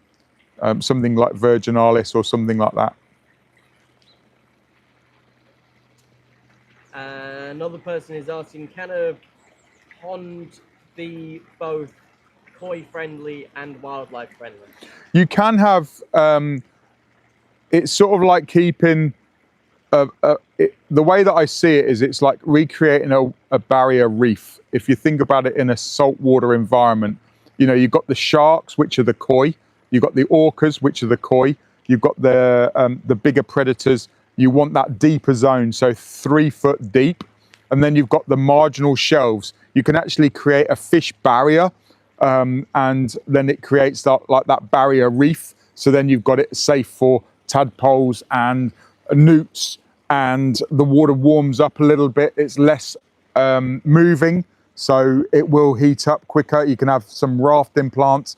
It's sort of almost like a marginal shelf or a barrier reef when you think about it. You know, and if the fish can get in there, they will eat the wildlife, the tadpoles, the fish, the frog spawn, And also newts will eat frog spawn. Newts will, it's all an ecosystem. Once you get a wildlife pond established, the frogs will come in. Once the frogs come in, then the newts come in, then the toads come in. It's all about balance. It's all about, having multiple different species and koi. We've got wildlife on this pond. We've got Daphnia in areas of this pond. We've got koi. We can get in there as a rec pond. It's big enough for humans to do a pond plunge in there. So you can come and do a pond plunge if you want to come to the Pond College Gardens. It is an experience that you can come and enjoy here. There's a toad calling over there. I don't know if you can hear it on the mic. I can certainly hear it. Caleb can certainly hear it. So that just proves that you can have wildlife and koi in the same pond. You just create that barrier reef. Create the barrier to stop the fish from attacking all of the tadpoles. Have a wildlife friendly filtration system like an intake bay or a skim cove that's big enough to not suck in like the wildlife. So there is wildlife friendly filtration. You can have Daphnia swimming above the filtration, above the pumps, believe it or not. You have to diffuse and slow that water down, but Daphnia will grow in there. So you can have a wildlife pond with moving water.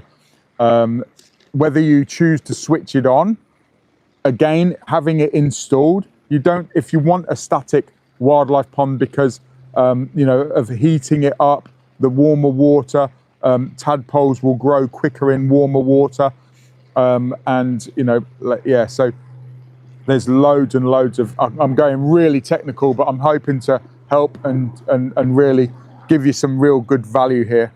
So hopefully I've answered the question. The question was, can koi and wildlife coexist? Yes, 100%. Can koi and plants exist? Yes, 100%. Will koi eat plants? Yes. Will koi eat wildlife? Yes. But they can coexist. If you've got a koi pool and you want to encourage more plants to turn it into more of a koi pond, then the best thing to do is to put the plants in very big, shallow. We actually carry some like lily planters. It's like a big sort of like, it's sort of almost like something you'd carry logs in, but we plant them up. So you can actually put them into pots that the koi will not knock over because they're heavier than the koi. If you've got something that's 50 kilos, 2 people can get in there and maintain a lily pot full of irises or a lily pot full of, or you can do floating islands as well. So you can create those habitats even if you've got a koi pool. Andy is asking what's been your highlight so far. So Andy's asking what's my highlight so far of this event. I would say the connection is really when we've got loads of people, I can't really spend time and connect with people. But when we've got less people, I can spend more time with the individuals so we can connect more. I love bringing contractors together. I love bringing water garden enthusiasts together because they're, like sharing stories. And it's not necessarily about me. It's not my event. It's our event. It's Aquatic Art Live, and we're celebrating Aquatic Art Live. Yes, the Aquatic Art Live is for the Pond Advisor Invitational. That's the sort of like the draw. I've definitely been thinking, of different things. And if you want to come and play in the sandbox, come and play. So it gives you the opportunity to come and get hands-on in the real world, rather than in a sort of like a showroom or a garden show. You can actually come and play with these products in the sand, in the soil. Yes, the stuff that we've got in the Pond College box of tricks is dirty. It has been used, but you can see how it works. You can see how it sort of, you can jump on stuff. You can see the quality. Yes, it's value for money. Yes, it's more expensive than other products, but at the same time as it's contractor grade, it's designed for zone 5, and in the UK we're zone 7 and 8. So a lot of the features, the fiberglass stuff is real thick real great quality.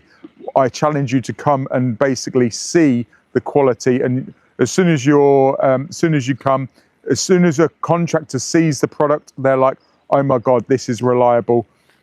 And, you know, it's built to last. And as a contractor, putting in something for a consumer, so, you know, a consumer hires a pro, you don't want callbacks. You don't want, you know, you need that correct ingredients. You need that reliable product.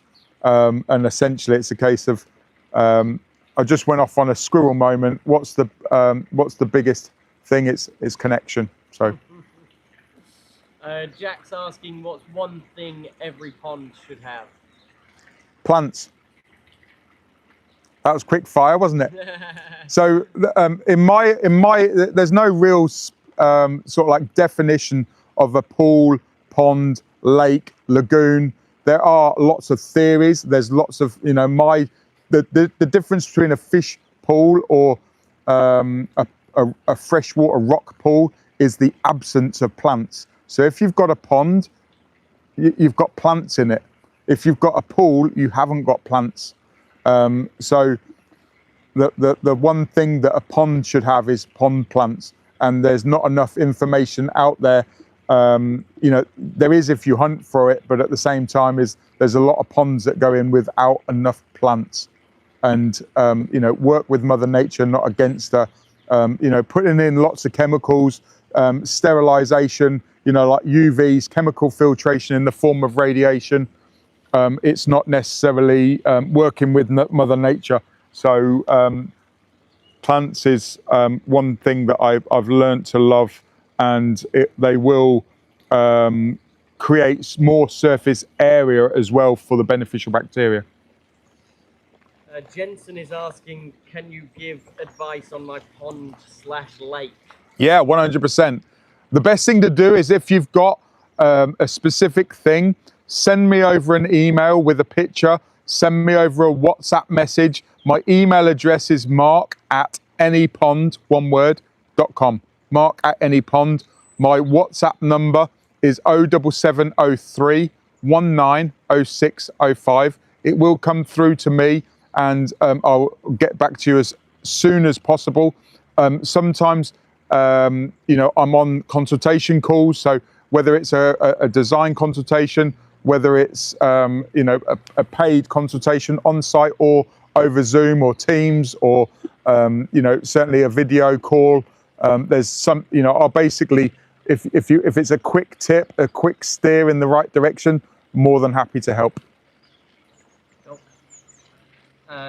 Jack is now asking, what's one thing no pond should have? What's one thing no pond should have? Yeah. Water. No, that's the wrong way. That's without, isn't it? So what's one, so ask the question again. What's one thing no pond should have? What's the one thing no pond should have? So what should ponds not have? Chemicals. As in, you know, have the plants, they'll remove the chemicals. There's chemicals in everything though. That's a very, very good question, and it's thought-provoking. There you go. That's the question of the day. It's got me thinking. But certainly, yeah, toxins, chemicals, but they're in a lot, you know, so. Are there any chemicals that are supposed to go in a pond? There's lots of chemicals that are in, or compounds in a pond. You know, like obviously the fish breathe out, they breathe out, or part of the respiration is producing ammonia, which is feeding beneficial bacteria, and you know the whole sort of like nitrogen cycle is, you know, yeah, nitrosomonas and nitrobacter bacteria. You know, they process the waste from nitrites into nitrates, and then obviously that, you know, it's basically a case of there's loads of chemicals, and you can't do a pond without them. You could have a sterile environment, but that's not a pond, that's more of a pool.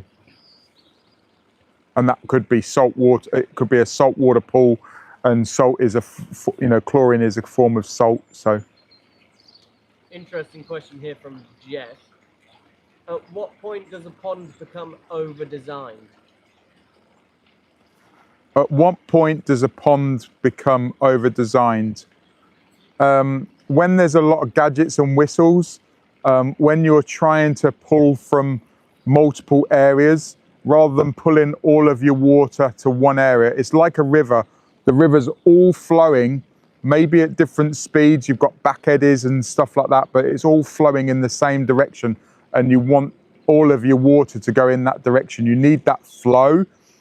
When you're over designing it, it's like pulling it from here, pulling it from there, having multiple pond pumps or inlets in different areas, pull from one area. When I had a koi pool at home, I'd have bottom drains, I'd have side drains, and I'd have surface skimmers. And, yes, I would switch the flow from each one. I would never, ever have all three open fully at any one time, because it just becomes, you're just creating different currents, and you're not getting the decent contact time.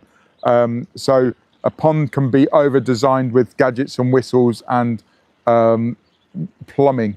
You don't need complicated plumbing. You just need, from one side of the pond to the other side of the pond, you want the filter return to feed the furthest point away to create that river-like system. Always.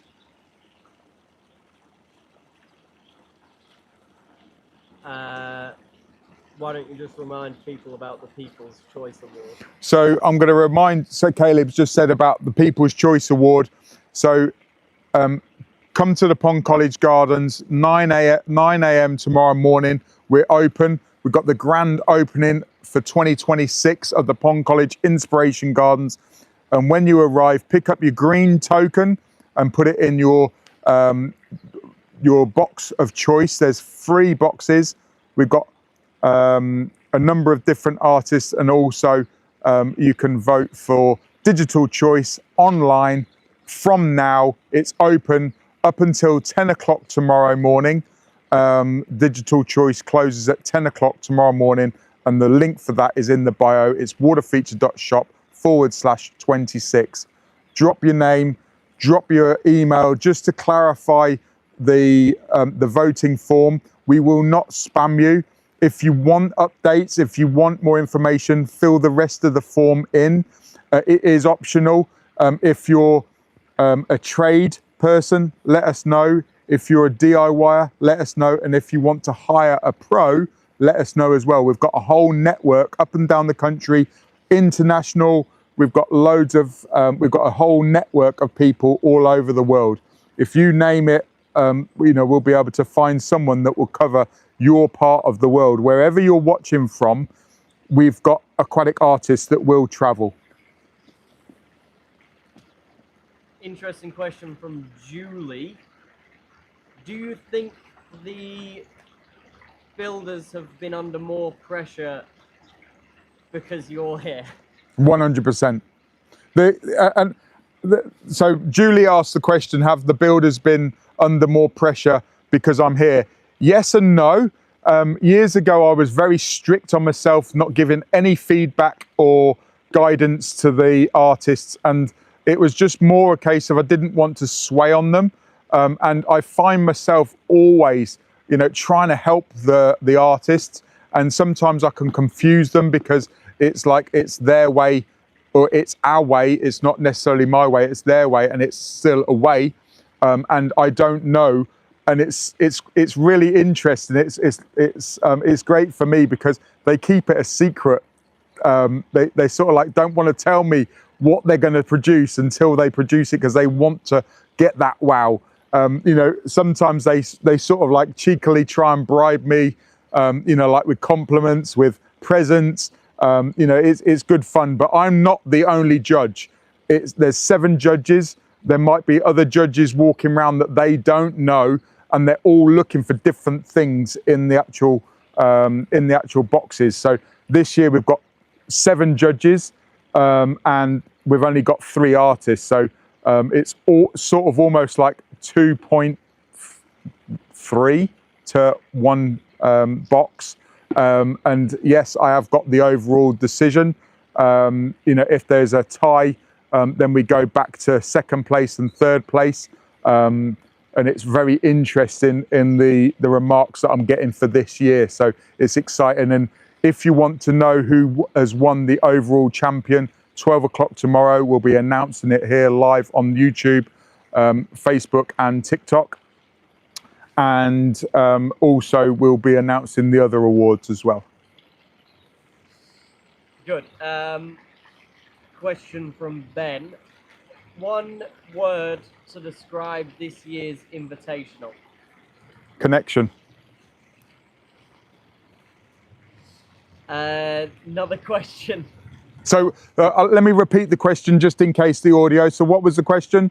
1 word. 1 word to describe this year's Invitational, and my 1 word is connection. Yeah. A question from Stuart. Question from Stuart. Good question. Good. Rocks or plants, what matters more? Rocks or plants, what matters more? Again, I'm going to layer the question. There's always me with a question for a question. What matters more? It depends. So rocks and gravel have got lots of surface area, and you can have a healthy ecosystem pond with rocks and gravel because algae will be the plant. So you don't necessarily need to put plants in there because Mother Nature has got spores in the air. So I would say rocks and gravel are more important than plants because it's the surface area for the biofilm, and Mother Nature will supply the plants if needed. So you can have a freshwater rock pool with no plants. You can't have a freshwater rock pond without plants. Did I say that right? It's like Willy Wonka. I'm always saying things and I always forget what I say, but at the same time, I hope that helps. Which is more important, rocks or plants? Rocks 100%, because Mother Nature's not going to add rocks to a man or human built pond. Yeah. It will add surface area because there's obviously surface area. Interesting question from Sally. If a client came to you, what would you say to a client who wants something won't work? I will steer them in the right direction, and if they don't listen, that's okay. We're not a good fit for everybody. So the question is from Sally. Repeat it because I always forget, but I answer it first. What would I say to a client that who wants something that doesn't work? Yeah. I would definitely explain my experience and understanding for why I would recommend them in a different way. You can give people advice, whether they take it, it's not on me. I can give people the information. If they don't use the information, that's okay. If they've got different experiences, that's also okay. I've been in the industry long enough to know that there's loads of different ways to filter water outside of the sort of like the basics. You've got to take out the bits, you've got to take out the chemicals, and as long as we all agree on that, how you do it is different, whether it's humans netting out waste, whether it's pumps pumping out waste, whether it's filters and all sorts of stuff, removing or prevention barriers. But essentially, if somebody comes to me and says, I want to do this, then sometimes I can't help them, and I will point them in the right direction to somebody that will be able to help them, or maybe have more experience in that field than I have. But it's crazy the depth of the network. You know, I've got scientists that have dedicated their life to the nymph stage of dragonflies. I've got friends that have got a doctorate in fish psychology. How crazy is that, to spend life and talk to these guys? They love talking to me because we can learn off of each other. And if somebody, you know, it might be principles as well. You know, like, I hate it when frogs get trapped in fish pond pumps. I hate it. But at the same time, as I know that, you know, I can't control people putting pond pumps in wildlife ponds with frogs and newts and toads. But, oh, it's a killer machine. Put it in the right scenario, build an intake bay, build a wildlife friendly filter, have the right flow rate, you know, for the, you know, be part of the ecosystem, not the ecosystem. James is asking, if you could restart your career, what would you do differently? So James is asking, if I restarted my career, what would I do differently? I would probably charge what I was worth. That's a tough one for me because I do it for free. And, you know, it's not all about the money. It's about the passion. It's about the connection. And certainly it's a case of the three resources you have in life is time, energy, and money. It's in my first international best-selling book. Time, energy, and money. You can't get back time. You can't get back the energy that you have. You can get a battery topped up with how you spend your time. Money will come and go, but time doesn't. So how I would, if I was to restart my career again, I would charge what I was worth and listen to people that have been on the path, not necessarily people that haven't been on the path, but are giving me their valuable advice. But sometimes it's a case of when you're an entrepreneur, you know, people will give you great advice, but if they're not an entrepreneur and they haven't done what you're doing, it's very, very difficult, because it's like they're generally giving you advice and they will convince you because they're convinced themselves that this is the right path for you. You've got to believe in yourself and believe that you're worth what you're worth.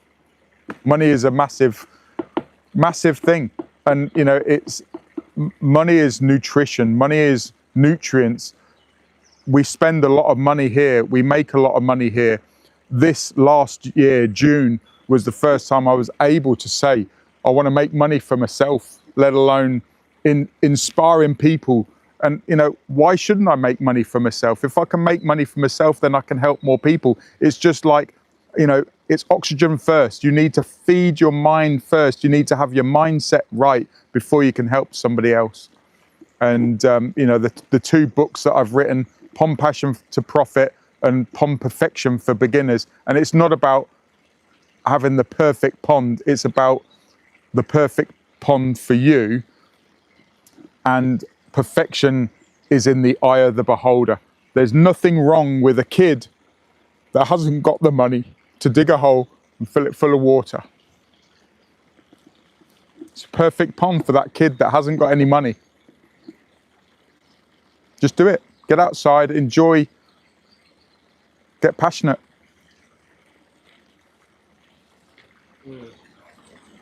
How long have we been on? My energy is draining. Not that you guys have great questions. I love this. How long have we been on? 51 minutes. 51 minutes. I knew. Grab the microphone quickly because we've got a long question. Oh, here we go. And it's a good question, but I don't want you to have to repeat it. Yeah, okay. Because it's a long question. Is this going to be the last question, do you think? Is there more questions? Have we got loads of questions coming in? Well, if people have more questions, get them in now. Yeah. Otherwise, it's going to be time over. So here's the question from Forgotten Explores.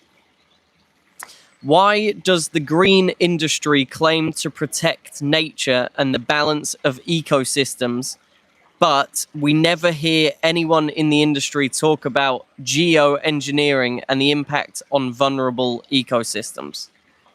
Would you like me to repeat it? Yes, and it's a real tough question. So repeat it, and I'll think of the answer. But I think it's money. One more time. Why does the green industry claim to protect nature and the balance of ecosystems, but we never hear anyone in the industry talking about geoengineering and the impact on vulnerable ecosystems? I think it's money, greed.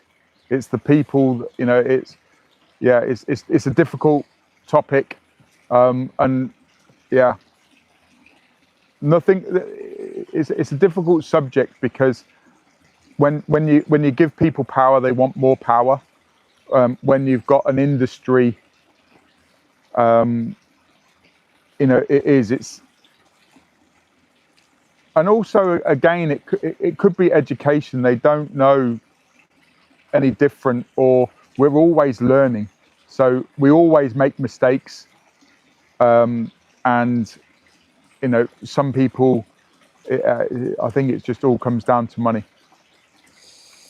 Yeah, Forgotten Explorers replies, nailed it, profit over common sense and ignoring the obvious. Yeah.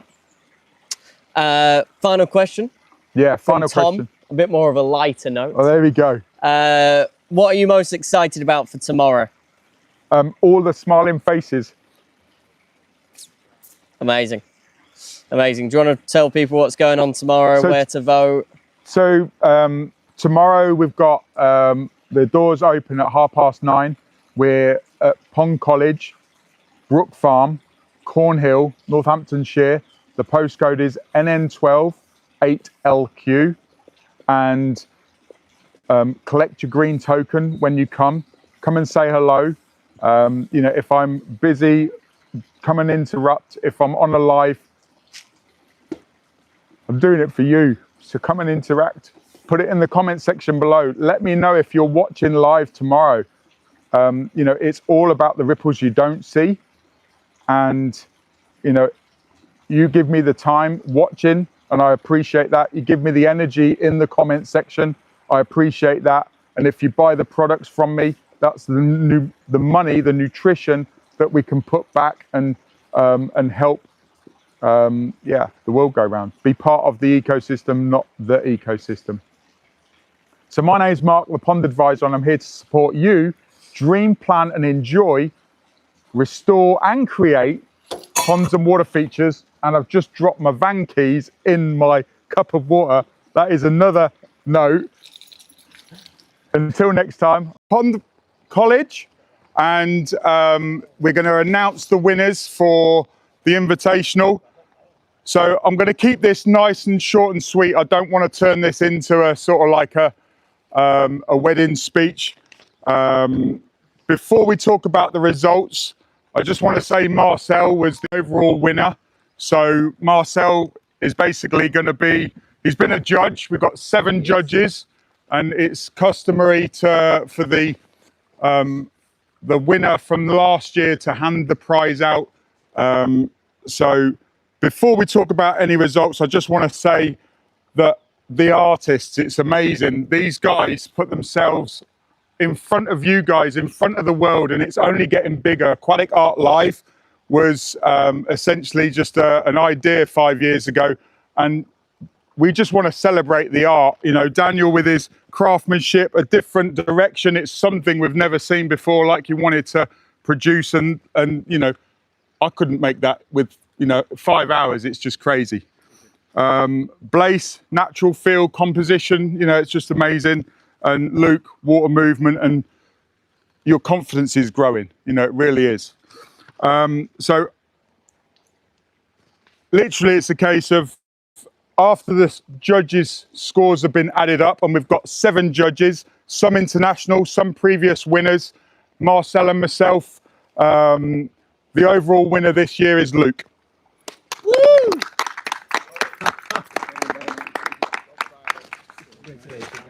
Enjoy it. Enjoy it. What I make. Thank you very much. There you go. And of course this one. Eh? Yeah, and that one.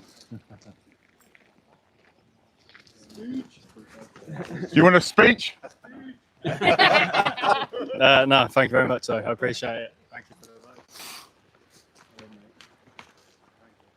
So, and what's important to say is every one of these builds adds something that people can learn from, and that's the biggest thing. And that's what Pond College is all about. It's about learning, inspiring other people to get outside and essentially get creative, and it's amazing. And it's only going to get bigger and better every year. So the next one is best illumination, and this one is really a case of every single illumination on these boxes were slightly different. Some were sort of like very atmospheric, and the winner is Blaze. The box was amazing, and if you see the sort of like the nighttime illumination, the whole box was illuminated with the, you know, even the side of the wall, and it's all about the water does the work for the light, and it's just huge. What have we got now? So I spoke to all of the artists individually, and essentially you can't vote for yourself. So this is artist choice, and this goes to Luke.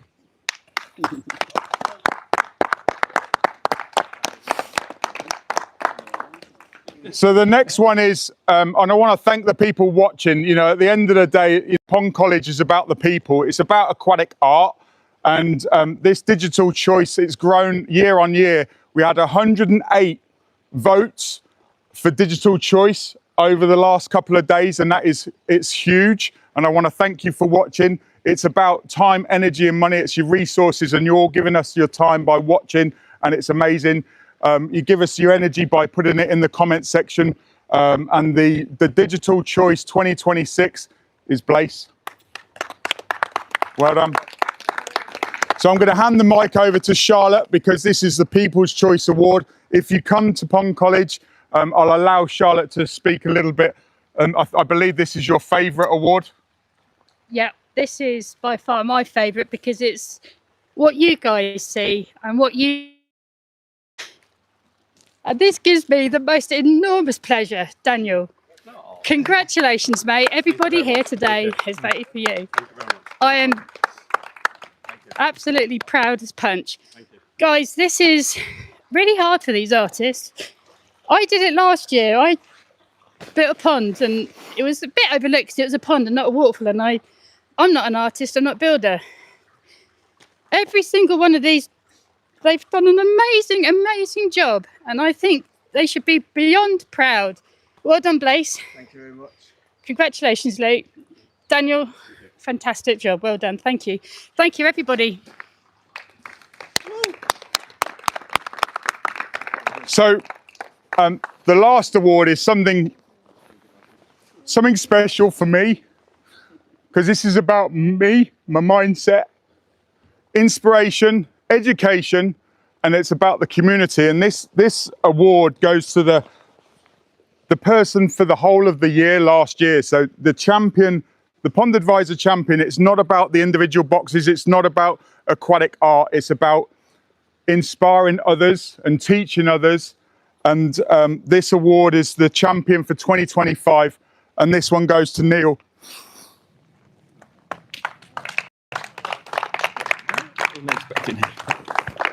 Thank you. Thank you. So as you can see, this is emotion, this is a passion, this is not weakness. You know, I don't want to become the emotional pond guy, but I just want to thank everybody for coming. This is amazing. It is going to grow year on year, and I want to thank you guys for watching. My name's Mark, the Pond Advisor, and I'm here to support you. Dream, plan, enjoy, restore, and create ponds and water features. Until next time, see you in another video. Woo! Thank you, guys. Cheers. Thanks. Thank you. Nice one, pal. Cheers, Dan. Cheers, buddy. Thanks a lot. Well done, mate. Take that there. Thank you. Yeah. Well done, buddy. Thank you very much. Good stuff. Yes, yeah. Need another cabinet at home. Well done, Don't Sarah. mirror anymore. Good mate, you're a bugger. Thank you. It's tough. Sound like it? I still don't know whether it's 1, 2 or 3. YouTube is quite difficult to read. It's Are we quite, live? Put it in the comment section. Can you hear me? Can you hear me now? Who's in the sauna? Is Marcel in the sauna? Yeah, yes. Sorry, Facebook. I'm just gonna do Sorry, something. Facebook, but Caleb's manipulating. There you go. Here we go. Boom, boom, boom. Let's get this up a little. So Caleb's my cameraman, but he's actually going into the Koi Palace today. So I'm going to be my camera operator and also presenter or what have you. I will try and read the comments. Where are you today? We're at Pond College in Northamptonshire. Who's that? The Koi ambassador. Hey. Sorry, it is difficult to read, isn't it? Yeah, no, I'm good. Go and get your swim shorts on. I'm going to get my swim shorts on. So hi guys, it's Mark from anypond.com, your trusted resource in the UK for ponds and water features. Hello YouTube, hello TikTok, hello Facebook. So now we're doing the Q&A, and literally it's a case of the guys are going to get into the Koi Palace, and I thought I would come to you. This is the last video going live from Aquatic Art Live, the Pond Advisor Invitational. We've had some amazing artists come in from the UK. We've had Blaise, we've had Daniel Windley, and we've also had Luke come and build in the gardens. And you'll need to see the boxes on a different live. We went live at 12 o'clock, and you'll be able to see the awards. Put it in the comments section below where you're watching from. Somebody's asking Aqua Buff, how much time do you think it will be required to take? Where's that comment gone? How much time? 8 foot by 4 foot for a client. It's my first time making a pond. Should I consider 2 days? Yes, about 16 hours, 20 hours. Here we go, back on live. So yeah, put it in the comment section. Hi Emma, my sister is watching on Facebook. Hi guys, George from Malaysia. Hey George on Facebook. Anybody else watching from America? I just seen one on there on TikTok. Hey, how we doing? So yeah, it's literally a case of, look at Marcel, overall winner last year, one judge this year. You know, he's got in with the fish. We're celebrating, you know, the Aquatic Art Live, the Pond Advisor Invitational, and it's been an amazing event. The weather's been lovely. Drop a heart or a like, feed the algorithm, and will 500 kg of stone be enough? I would say yes, maybe 3/4 of a ton. You can always add stuff, and I would save some larger stones for above the water, or half in, half out. Are these real koi ponds or water gardens? Yes, 100%. We've got a koi pond there. It's 3 foot deep. You can see Marcel's standing up. He's live on his YouTube channel. What's your YouTube channel, Marcel? Are you live on there? No, I'm not. I'm live on Facebook. You're live on Facebook? Yeah, so on my Waterscapes. Boughton House Waterscapes on Facebook. So Facebook, he's live on his channel. There's some more people rolling in. Any more questions from anybody? Drop it in the comment section below. We've got Malaysia in the house. We've got Australia in the house. We've got obviously lots of people from the UK. Anywhere else? Ireland, I think there's a flag there with Ireland. Gravity. So what we've got is we've got ecosystem ponds here. So you've got basically an intake bay on one side, and then you've got a waterfall or a wetland on the other side. So if you see some of the other videos, it's not a gravity fed, it's pump fed. So essentially we create the flow We have an intake bay on one side and the pumps are in there pumping the water to the wetland. So it's all a flooded system. Q&A session. Yeah, here we go. So we've got people from all over the place, Caleb. Malaysia, Australia. Hey. Marcel's already in. Yeah, Marcel's already in. He's live on Facebook. So how do I change the camera around? Can I take people for a walk? On this one, be very you careful? flip it with that button. And this one, that one? Yeah. In the top? And then this one is, you know what, it's much more difficult to find on TikTok for some reason. 3 dots and then flip camera. Yeah, amazing. Oh, scratch, the dog just made me jump. So 3 dots, flip camera. So we'll wait for a few more people online. I've got 100 hearts. No, 111 hearts. That's cool. Yeah. I'm really new to TikTok, so you'll have to bear with me. I'm good on Facebook and good on YouTube, not necessarily live. This is amazing. Right, I'm going in the sauna first. So Caleb's going in the sauna. He's going to get in the pond. He's had an amazing couple of days. He's done an amazing job on the behind the camera. And I said to him, when is he going to get into the Koi Palace? And he said, after we've finished filming. And I said, well, let me control the cameras for once and see if I can do this. And I'm sure that I can. So Inga's watching. Yeah, Inga's watching. She's watching mine also. She's watching 2 phones. Oh, hello. Where did you get the second phone from? Ah, work. Oh yeah, now we've got Holland watching as well. Yeah. Deutschland. It is boiling in here. It is boiling in there. Let me see if I can flip these cameras around. So I'm going to do TikTok first. I flipped it and then it came back. So there we go. All the rubbish. Let's do that one. And let's do that one. And I can take you guys for a walk. Where's the Wi-Fi, Caleb? Is it all on cell or is it? Over there. So it's all, so wave to the camera, Caleb. Can you see me? Yeah, I can see you. This is the sauna. Have we started feeding the fish yet? No. We might feed the fish a little bit.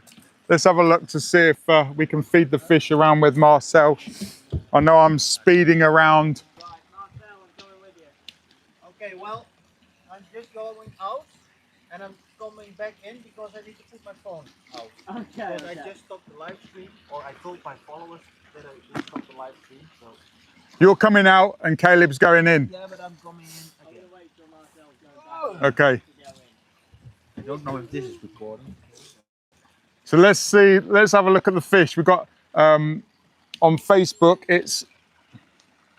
let me put the tripod down and then I'll angle the camera. This is live, as you can tell, guys. Yeah, switch that to the left. No, the one in your right hand. This one? No, this one? Yeah, switch that to the left. And then there we go.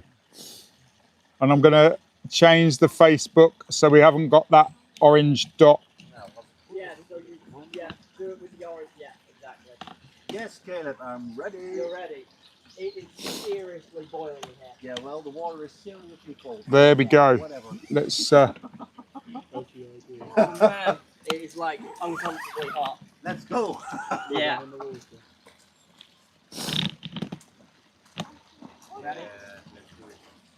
So the guys are getting in, so you can see them now. Yeah, be careful, Caleb.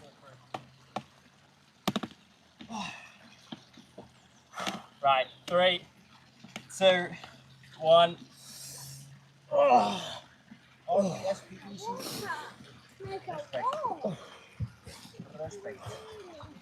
Wim Hof.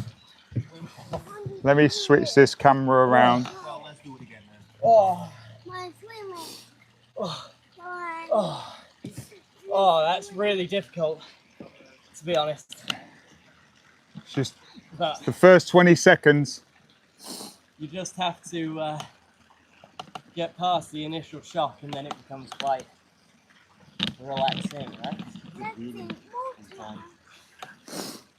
Yeah. So I'm going to guess on Facebook, but I think that the orange thing's not in there now. Can you guys see Facebook? No, it's on you. It's on me? Oh, It's a really quite a cool shot, actually. it was a cool shot. Let me flip the camera around again now. There's me. There you go. Yeah, there you We're live on Facebook again. The fish are eating me. Yeah. Just like last year. Now the fish are going to eat some food. Good. What about these two fish? Yeah. Oh, it's close. Well, let's dip down then. Oh, nice. Nice. So what's the temperature of the water? Cold. 8, 9, 8.5 maybe. We've also got Luna Dog in the wetland. Oh, She's enjoying the wetland there. she's been doing it all winter long. She's been doing it, yeah, she's been doing it all winter. And then we've got Caleb and Marcel in there. So this pond here is 3 foot deep, and we've got about 70 koi in there. The biggest one is about 79 centimeters. The smallest one is about, I would say, 20 centimeters, something like that. Caleb's sort of like floating there now.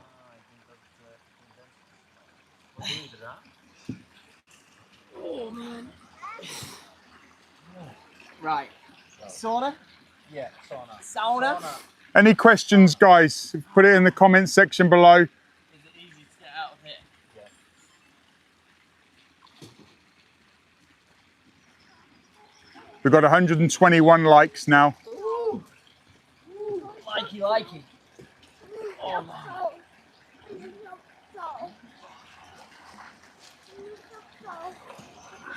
So what we've got here is we've got 100,000 litre koi pond, and it's essentially it's an ecosystem. So on the right hand side over here you've got the intake bay, and then over here you've got the wetland filter, which is an upflow wetland filter. So it's not a black box, it's not a chamber filter, it's not a drum filter. It's literally a case of, look at this wetland filter, and Luna's been in there. We haven't got any fish in the wetland at the moment, but essentially it's a case of they can swim in. So there's a stream or a sort of like a weir here, and they can swim from the sort of like the fish zone to the wetland, and it is amazing to watch the fish swim in and into the wetland. So this is the sort of like the wetland. There's 4 pumps on this particular pond, and as you can see, we've got the sauna with the guys over there, and they're heating up, and they're going to probably go back in. And this is the Koi Palace at Pond College in Northamptonshire. We've just finished an event. It's been 4 days long. This is going to be the last video live for today, and we'll probably go live if people are enjoying this sort of like content. We will go live again and take some more questions. We've been doing questions and answers every single day, Wednesday, Thursday, Friday, and we've been over an hour on the lives. But I thought I would just come live with me, not in front of the camera, showing the koi pond. If you love this stuff, then 100,000 litres of water, 11 metres by 9 metres, 3 foot deep. And then you've got the wetland, which has got 40 tonnes of gravel in there. We've got 3 pumps that are, one's feeding the wetland, one's feeding sort of like return jets, and the sphere is on the return jets, which is in shot now, I believe. And then you've got the spillway bowls. What we've got here is we've got a number of different areas. So we've got the sort of like the naturalistic zone, which is to the right hand side. And then we've got a shelf that was designed for Luna. so she can paddle, and it basically heats up. And she's looking for fish, she's looking for toads. This is about fish to dog relationship, as well as humans. This is a rec pond, by the way. This is not necessarily a natural swim pond. This is more of a rec pond. So it's sort of recreation. So you can get in the pond if you want to. There's a 3-foot area. I've stopped pointing on YouTube because it takes the focus out. And it is a dogfish, yeah.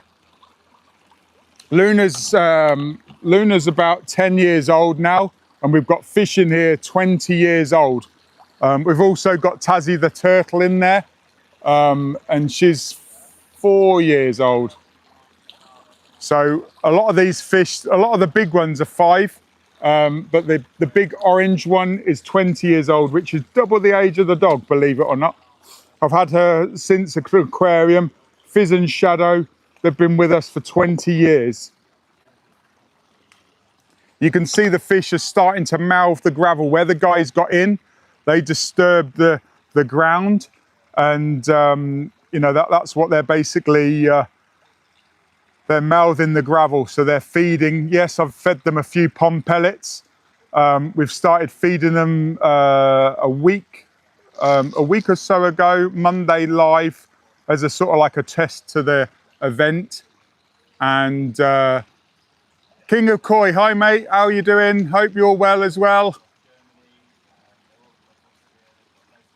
Never had a heron try some? That's a question from Ash.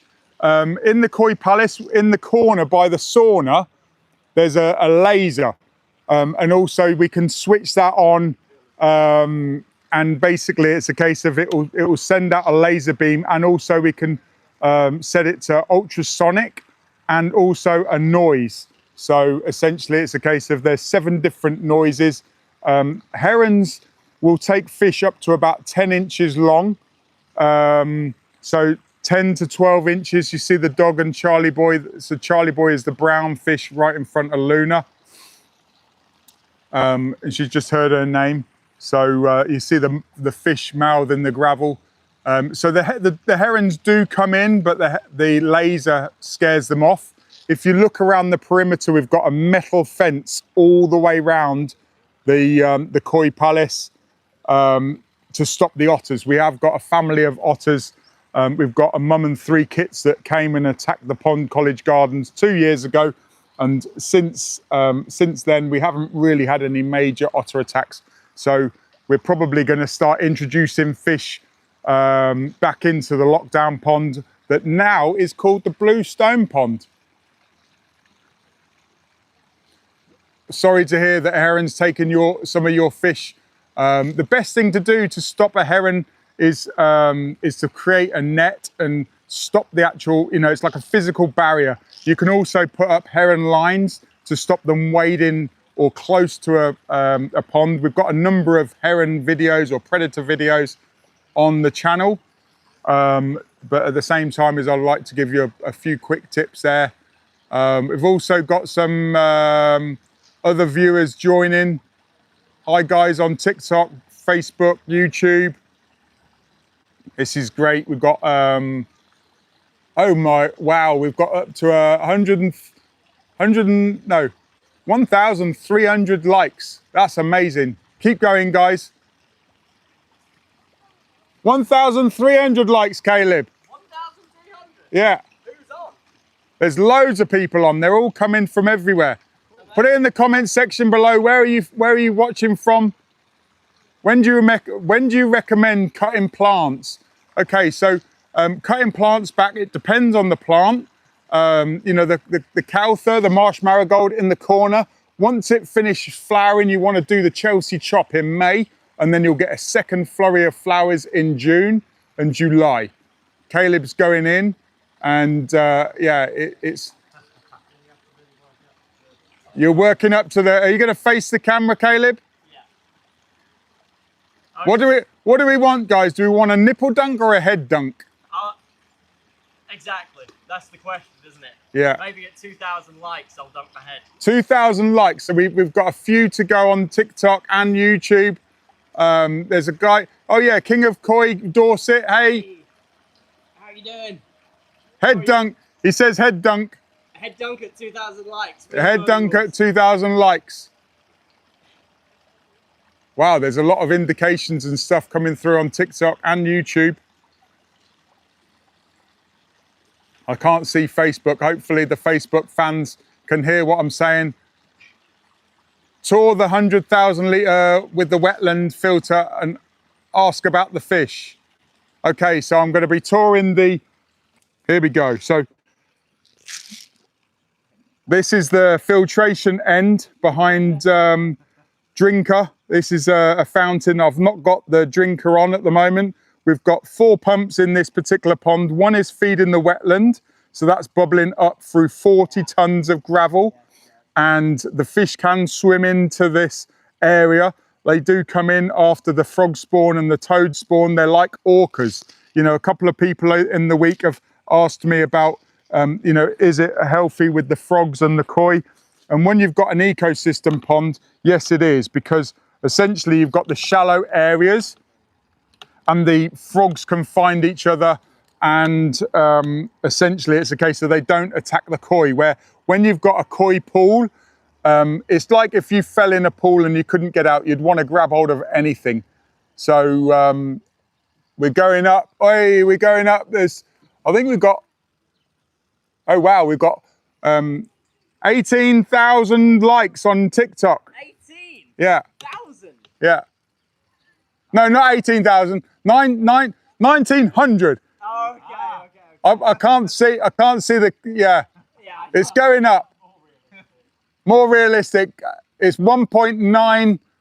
Nice. So we've got 100 people. Get tapping people quick. Come on. There we go. Yeah, 2K. Head dunk. Wait there. I'm coming round. Tell me when you're ready. Yeah. I think that just span around. So here we go. Are you ready? Are you ready, guys? All right. 3, I don't want to do it. 2, 1.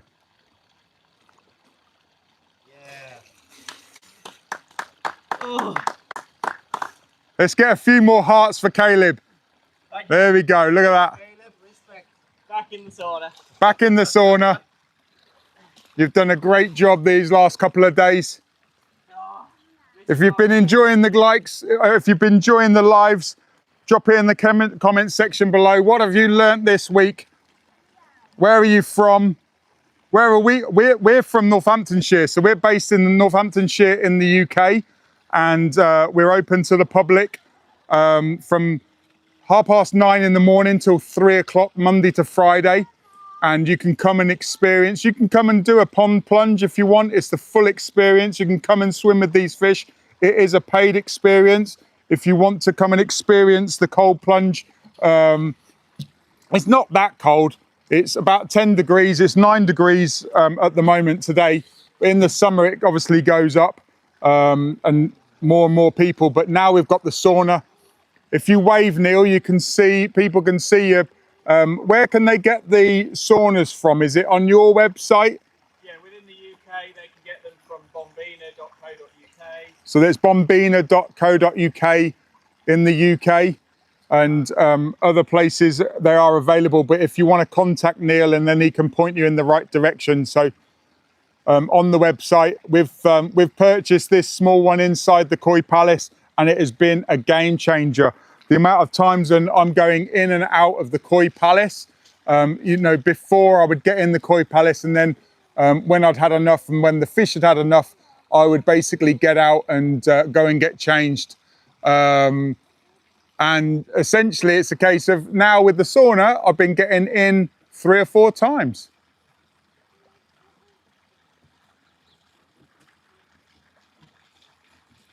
That's cool. Keep those likes coming. So 1.5, look at that. 2.5. I can't even read the screen. I was like, I'm going down in likes. Any questions on Facebook? I'm going to flip this around if I can without disturbing anybody. Keep those likes coming. Am I going to go upside down? I am, aren't I? Whoop. This is a weird... I'm sorry, guys, on Facebook. There we go.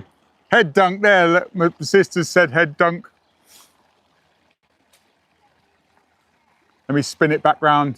There are 5 people watching on Facebook. We need to get some likes going. I don't even know how we can like it or share it. There's a few people. George, Emma. This is great. Hi guys. Let me switch it back. You don't want to see me. This is really weird, holding the official feeding where Caleb was.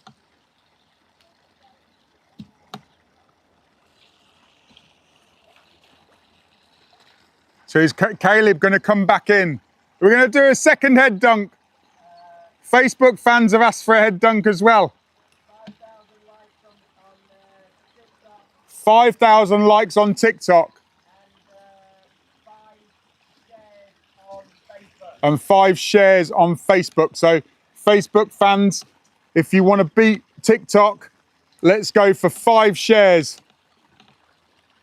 And TikTok, keep tapping that heart button and we might get there before Facebook. You've got 111 people on TikTok. Yeah. 106, 112. This is cool. I think that's the most amount of 120. Look at that, 125. It's going up there. People joining the room. We're going to do a head dunk for the new people. You know, Caleb's inside the sauna here. What we've got here is we've got 100,000 litres of koi palace kingdom. So on the left-hand side here, we've got sort of like architectural walls. We've got a little bit of finishing work to do. And certainly patioing stuff. We're going to do that a bit later on when we've got resources and we've got some time. We've also got the deck where the fish can swim underneath. They winter under the deck. They do over winter. It's a slightly different temperature underneath there. I can hear a frog calling down here if I be quiet. 2.9k on TikTok. Too fast, he's saying. No, I think we should slow down so he stays in the sauna for a long time. 3k. Here we go. Keep tapping, keep tapping. This is cool.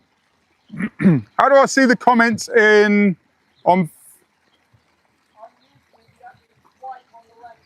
Swipe on the left-hand side. Swipe on the left-hand side. There might be some, there might not be some.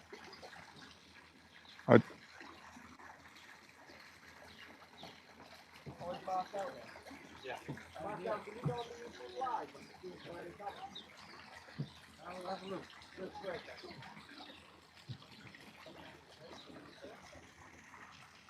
3.3. No. So Caleb's, what's your channel on TikTok, Caleb? Caleb and Violetta on TikTok. And Caleb, we've got 213, 216, 207. Go and notify Violetta that Caleb's getting in the cold plunge. We're going to do a head dunk.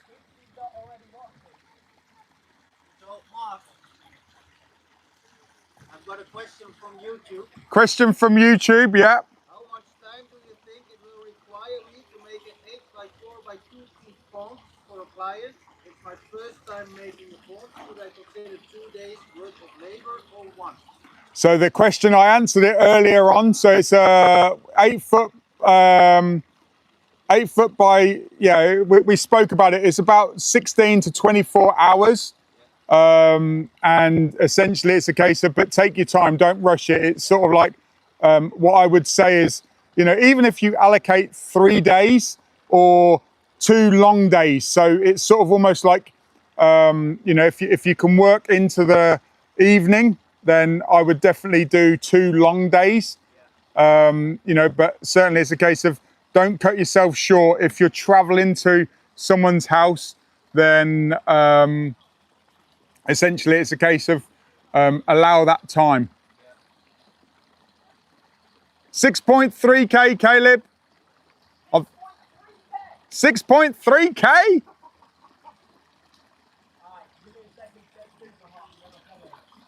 No, sorry. The other, I'm Willy Wonka, aren't I? It's 3.6k. He was ready to get in, guys. Come on, tap that heart button on TikTok. That's too funny. This is my first time. 3.7. Come on, guys.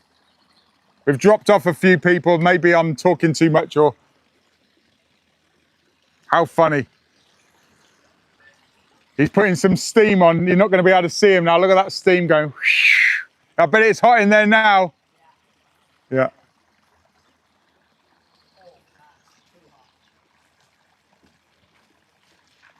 How to lower phosphate levels. Okay, so how to lower phosphate levels is plants. You know, what you can do is, here he goes. Way too hot in the sauna. So how to remove phosphate. You can get phosphate filters. This is going to be cold. King of Koi says this is going to be cold. Come on, Caleb. I'm being boiled like a crab. You're being boiled like a crab. Honestly, I was like, there's a finite amount of We've got 4.1 for a head dunk. Come on, there's literally 900 likes and he's going to do a head dunk. He's getting back in. He's going to do, he's getting back in. It's a 3-foot deep pond.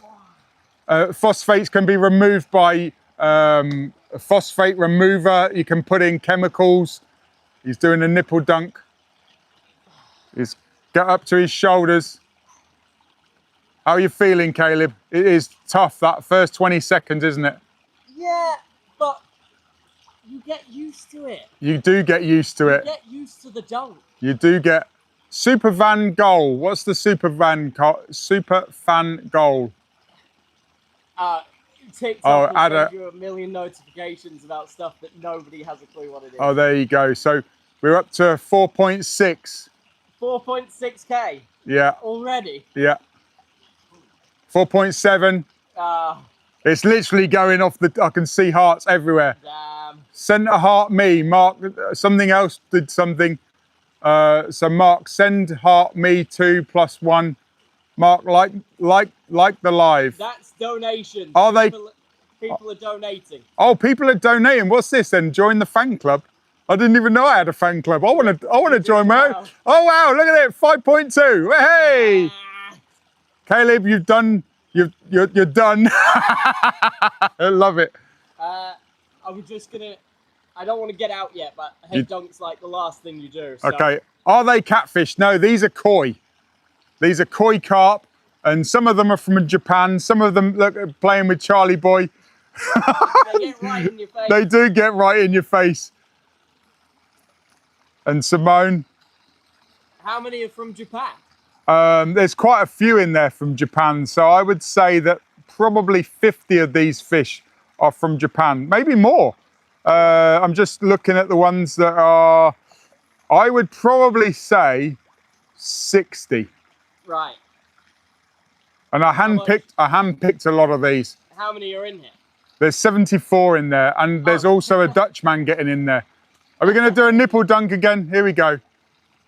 Sorry, I would move, but I'm in a warm spot. You're in a warm spot? Don't pee in there. I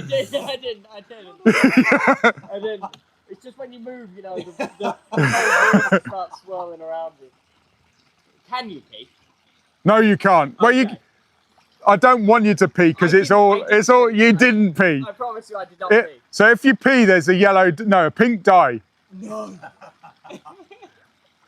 No, I didn't pee, just for the record. Yeah, I can see a little bit. No. How do you protect them from herons? So we've got a laser in the corner by the sauna. There's a laser that spins around. It also has ultrasonic sound, and also it has a sound that I can turn on, and there's 7 different ones.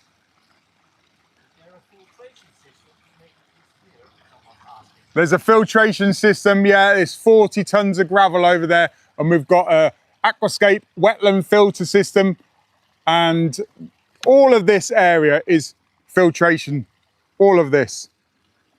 So we've got 100,000 litres. Yes, it is clear, it's 3 foot deep, 74 koi, and an Englishman and the feet of a Dutchman. How cold is it in here? 9 degrees. Oh, okay. So the air temperature today is 18 and the water temperature is 9. So that's why the fish are active. That's why they're feeding. We've given them a little bit of food earlier on in the video. Because 6.5, they're going, you're going to have to do a head dunk twice. I'll do a head dunk. I'm just so relaxed. You're so relaxed. We've got 175 on there now, 184 with me saying that. Crazy numbers. There's quite a few people that are following me as well. That's cool. 188? Yeah. Wow. Why is he squatting? 5-minute head dunk. Hell no, I can't do that. So he's squatting because it's only 3 foot deep. Yeah. So if he was, you could maybe kneel. Yeah, but I don't want to kneel on the ground. You don't want to kneel. Oh, we've got a rose. How do they do that? Yeah. So do they buy things like this or donations? The numbers are very small, but it is very nice for people to donate. Yeah, thank you very much for a donation. I didn't even know. Thank you. 7,000. Oh, is that 3 hearts at the top? Is it? Looks like heaven. It is. It is, and you can come. Yeah, you can come. We can do this pond plunge. It's an experience that you can. There's some rude comments as well. Yeah. All right. How many likes? There's 7.2, and it's Caleb and Violetta is Caleb's TikTok channel. Yeah. So go over there, and we need to get Violetta in the Koi Palace as well. Do you think she'll come in? Oh yeah, at some point. Yeah. Whenever we're free. Right. 5,000 likes isn't enough. I'm so sorry. I'm gonna need some more. How many do you think, Mark? 5,000 isn't enough. So 7.4 is enough. Give us 10k likes and I'll dunk my head. You're evil. And I will do it. I promise. He's saying 10. He's saying 10, and he will do it there. So he's going to do it anyway. You know, I'm not going to allow him out. But let's pump it up to 10,000. I don't even know how you heart. So you guys are amazing at this. It is literally the screen's turning red. Woo! I think there's some people that are doing like 100 or more. They're all. All of these fish are biting me, by the way. They're all biting you. Do they have teeth? No, they don't. They have teeth down in the back of their throat. So the fish, you know, it's literally a case of they have teeth down. It's more of a crushing plate. We have got some carp teeth from a jaw of a big fish. It was about 50 pounds in weight. Some of these are about 20 pounds in weight, but I have got fish. It's going to go 9.9, 10k, boom. Yep. Move out the way, fish. Move out the way. Let's go. There you go. There's the head dunk. Whee! Great job, Caleb. Yeah. Great job. That is so cool. Thank you for the hearts, the gifts. Like a 26-year-old. Hey. As one like. I think it says like a 26-year-old. Yeah, everybody's hands up, clapping. Thank you, folks. People are dropping off. So we're going to drop off now. They're very calm fish, they are. No, two 6-year-olds. That's so cool. That's too funny. So let's call this a wrap. I'm gonna jump in front. I can't see anything. Or maybe I'll be able to see on Facebook.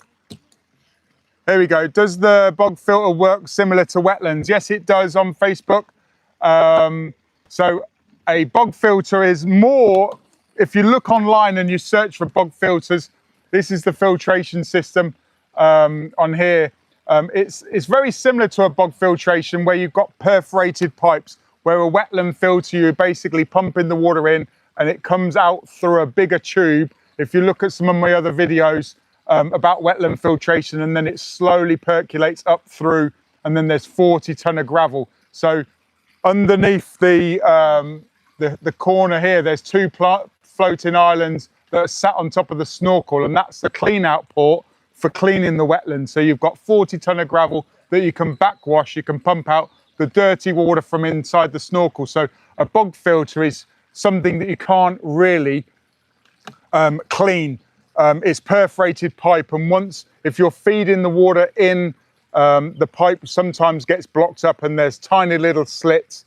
Can you overfeed koi? Yes, you can, 100%. It's the second biggest killer of fish after stress. Stress, believe it or not, is the biggest killer of fish. Oxygen is probably up there as well, which is inducing the stress, or a number of things, but overfeeding fish is way up there. What is the time there now? It's 3:46. So lucky man, stunning fish. Thank you very much. I'm very lucky. I've got a great team and support network, and you know, it's all about connection. Pond College, we are open to the public. If you're wanting to do a sort of like a visit, we're open from 9:30 in the morning till 3 o'clock in the afternoon. Come and visit us Monday to Friday. You can come and basically interact. We have got experiences. You can come and hand feed the fish. You can do a pond plunge if you want. We've also got the sauna now. So, you know, I think it's gone up to 80 degrees in the sauna now with the steam and everything else. So we've also got heat. The pond's 9 degrees and 80 degrees in the sauna. So it's really, really good. Thank you for watching, guys. Thank you, YouTube. Thank you, TikTok. Let's just quickly see how many likes we've had on TikTok. It's 10.5. We're going to do more of this stuff, guys. Let me walk you back this way. And Caleb and Marcel, if we can see through the steamy window. They're writing help. I need somebody help. Yeah, there we go. Wow, in India it's 9:17 in the evening.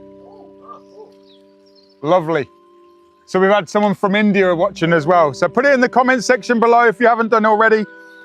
Thank you very much for watching, and I'm literally going to go and get my costume on now. And if you've not seen me in the Koi Palace, there's loads of videos of me in the Koi Palace. And you know, if you want to come and join me at some point, then definitely it's something that you shouldn't miss. Certainly come into the Pond College Gardens. You're probably looking at, let's spin the cameras all around, then I can see everybody. Just bear with me for a second, flip cameras round, and then I can see stuff.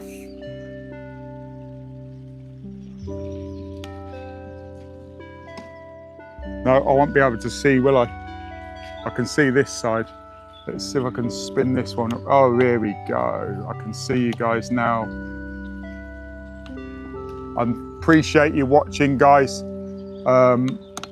Hopefully that will stay. No, I'm gonna have to hold that one and hold this one.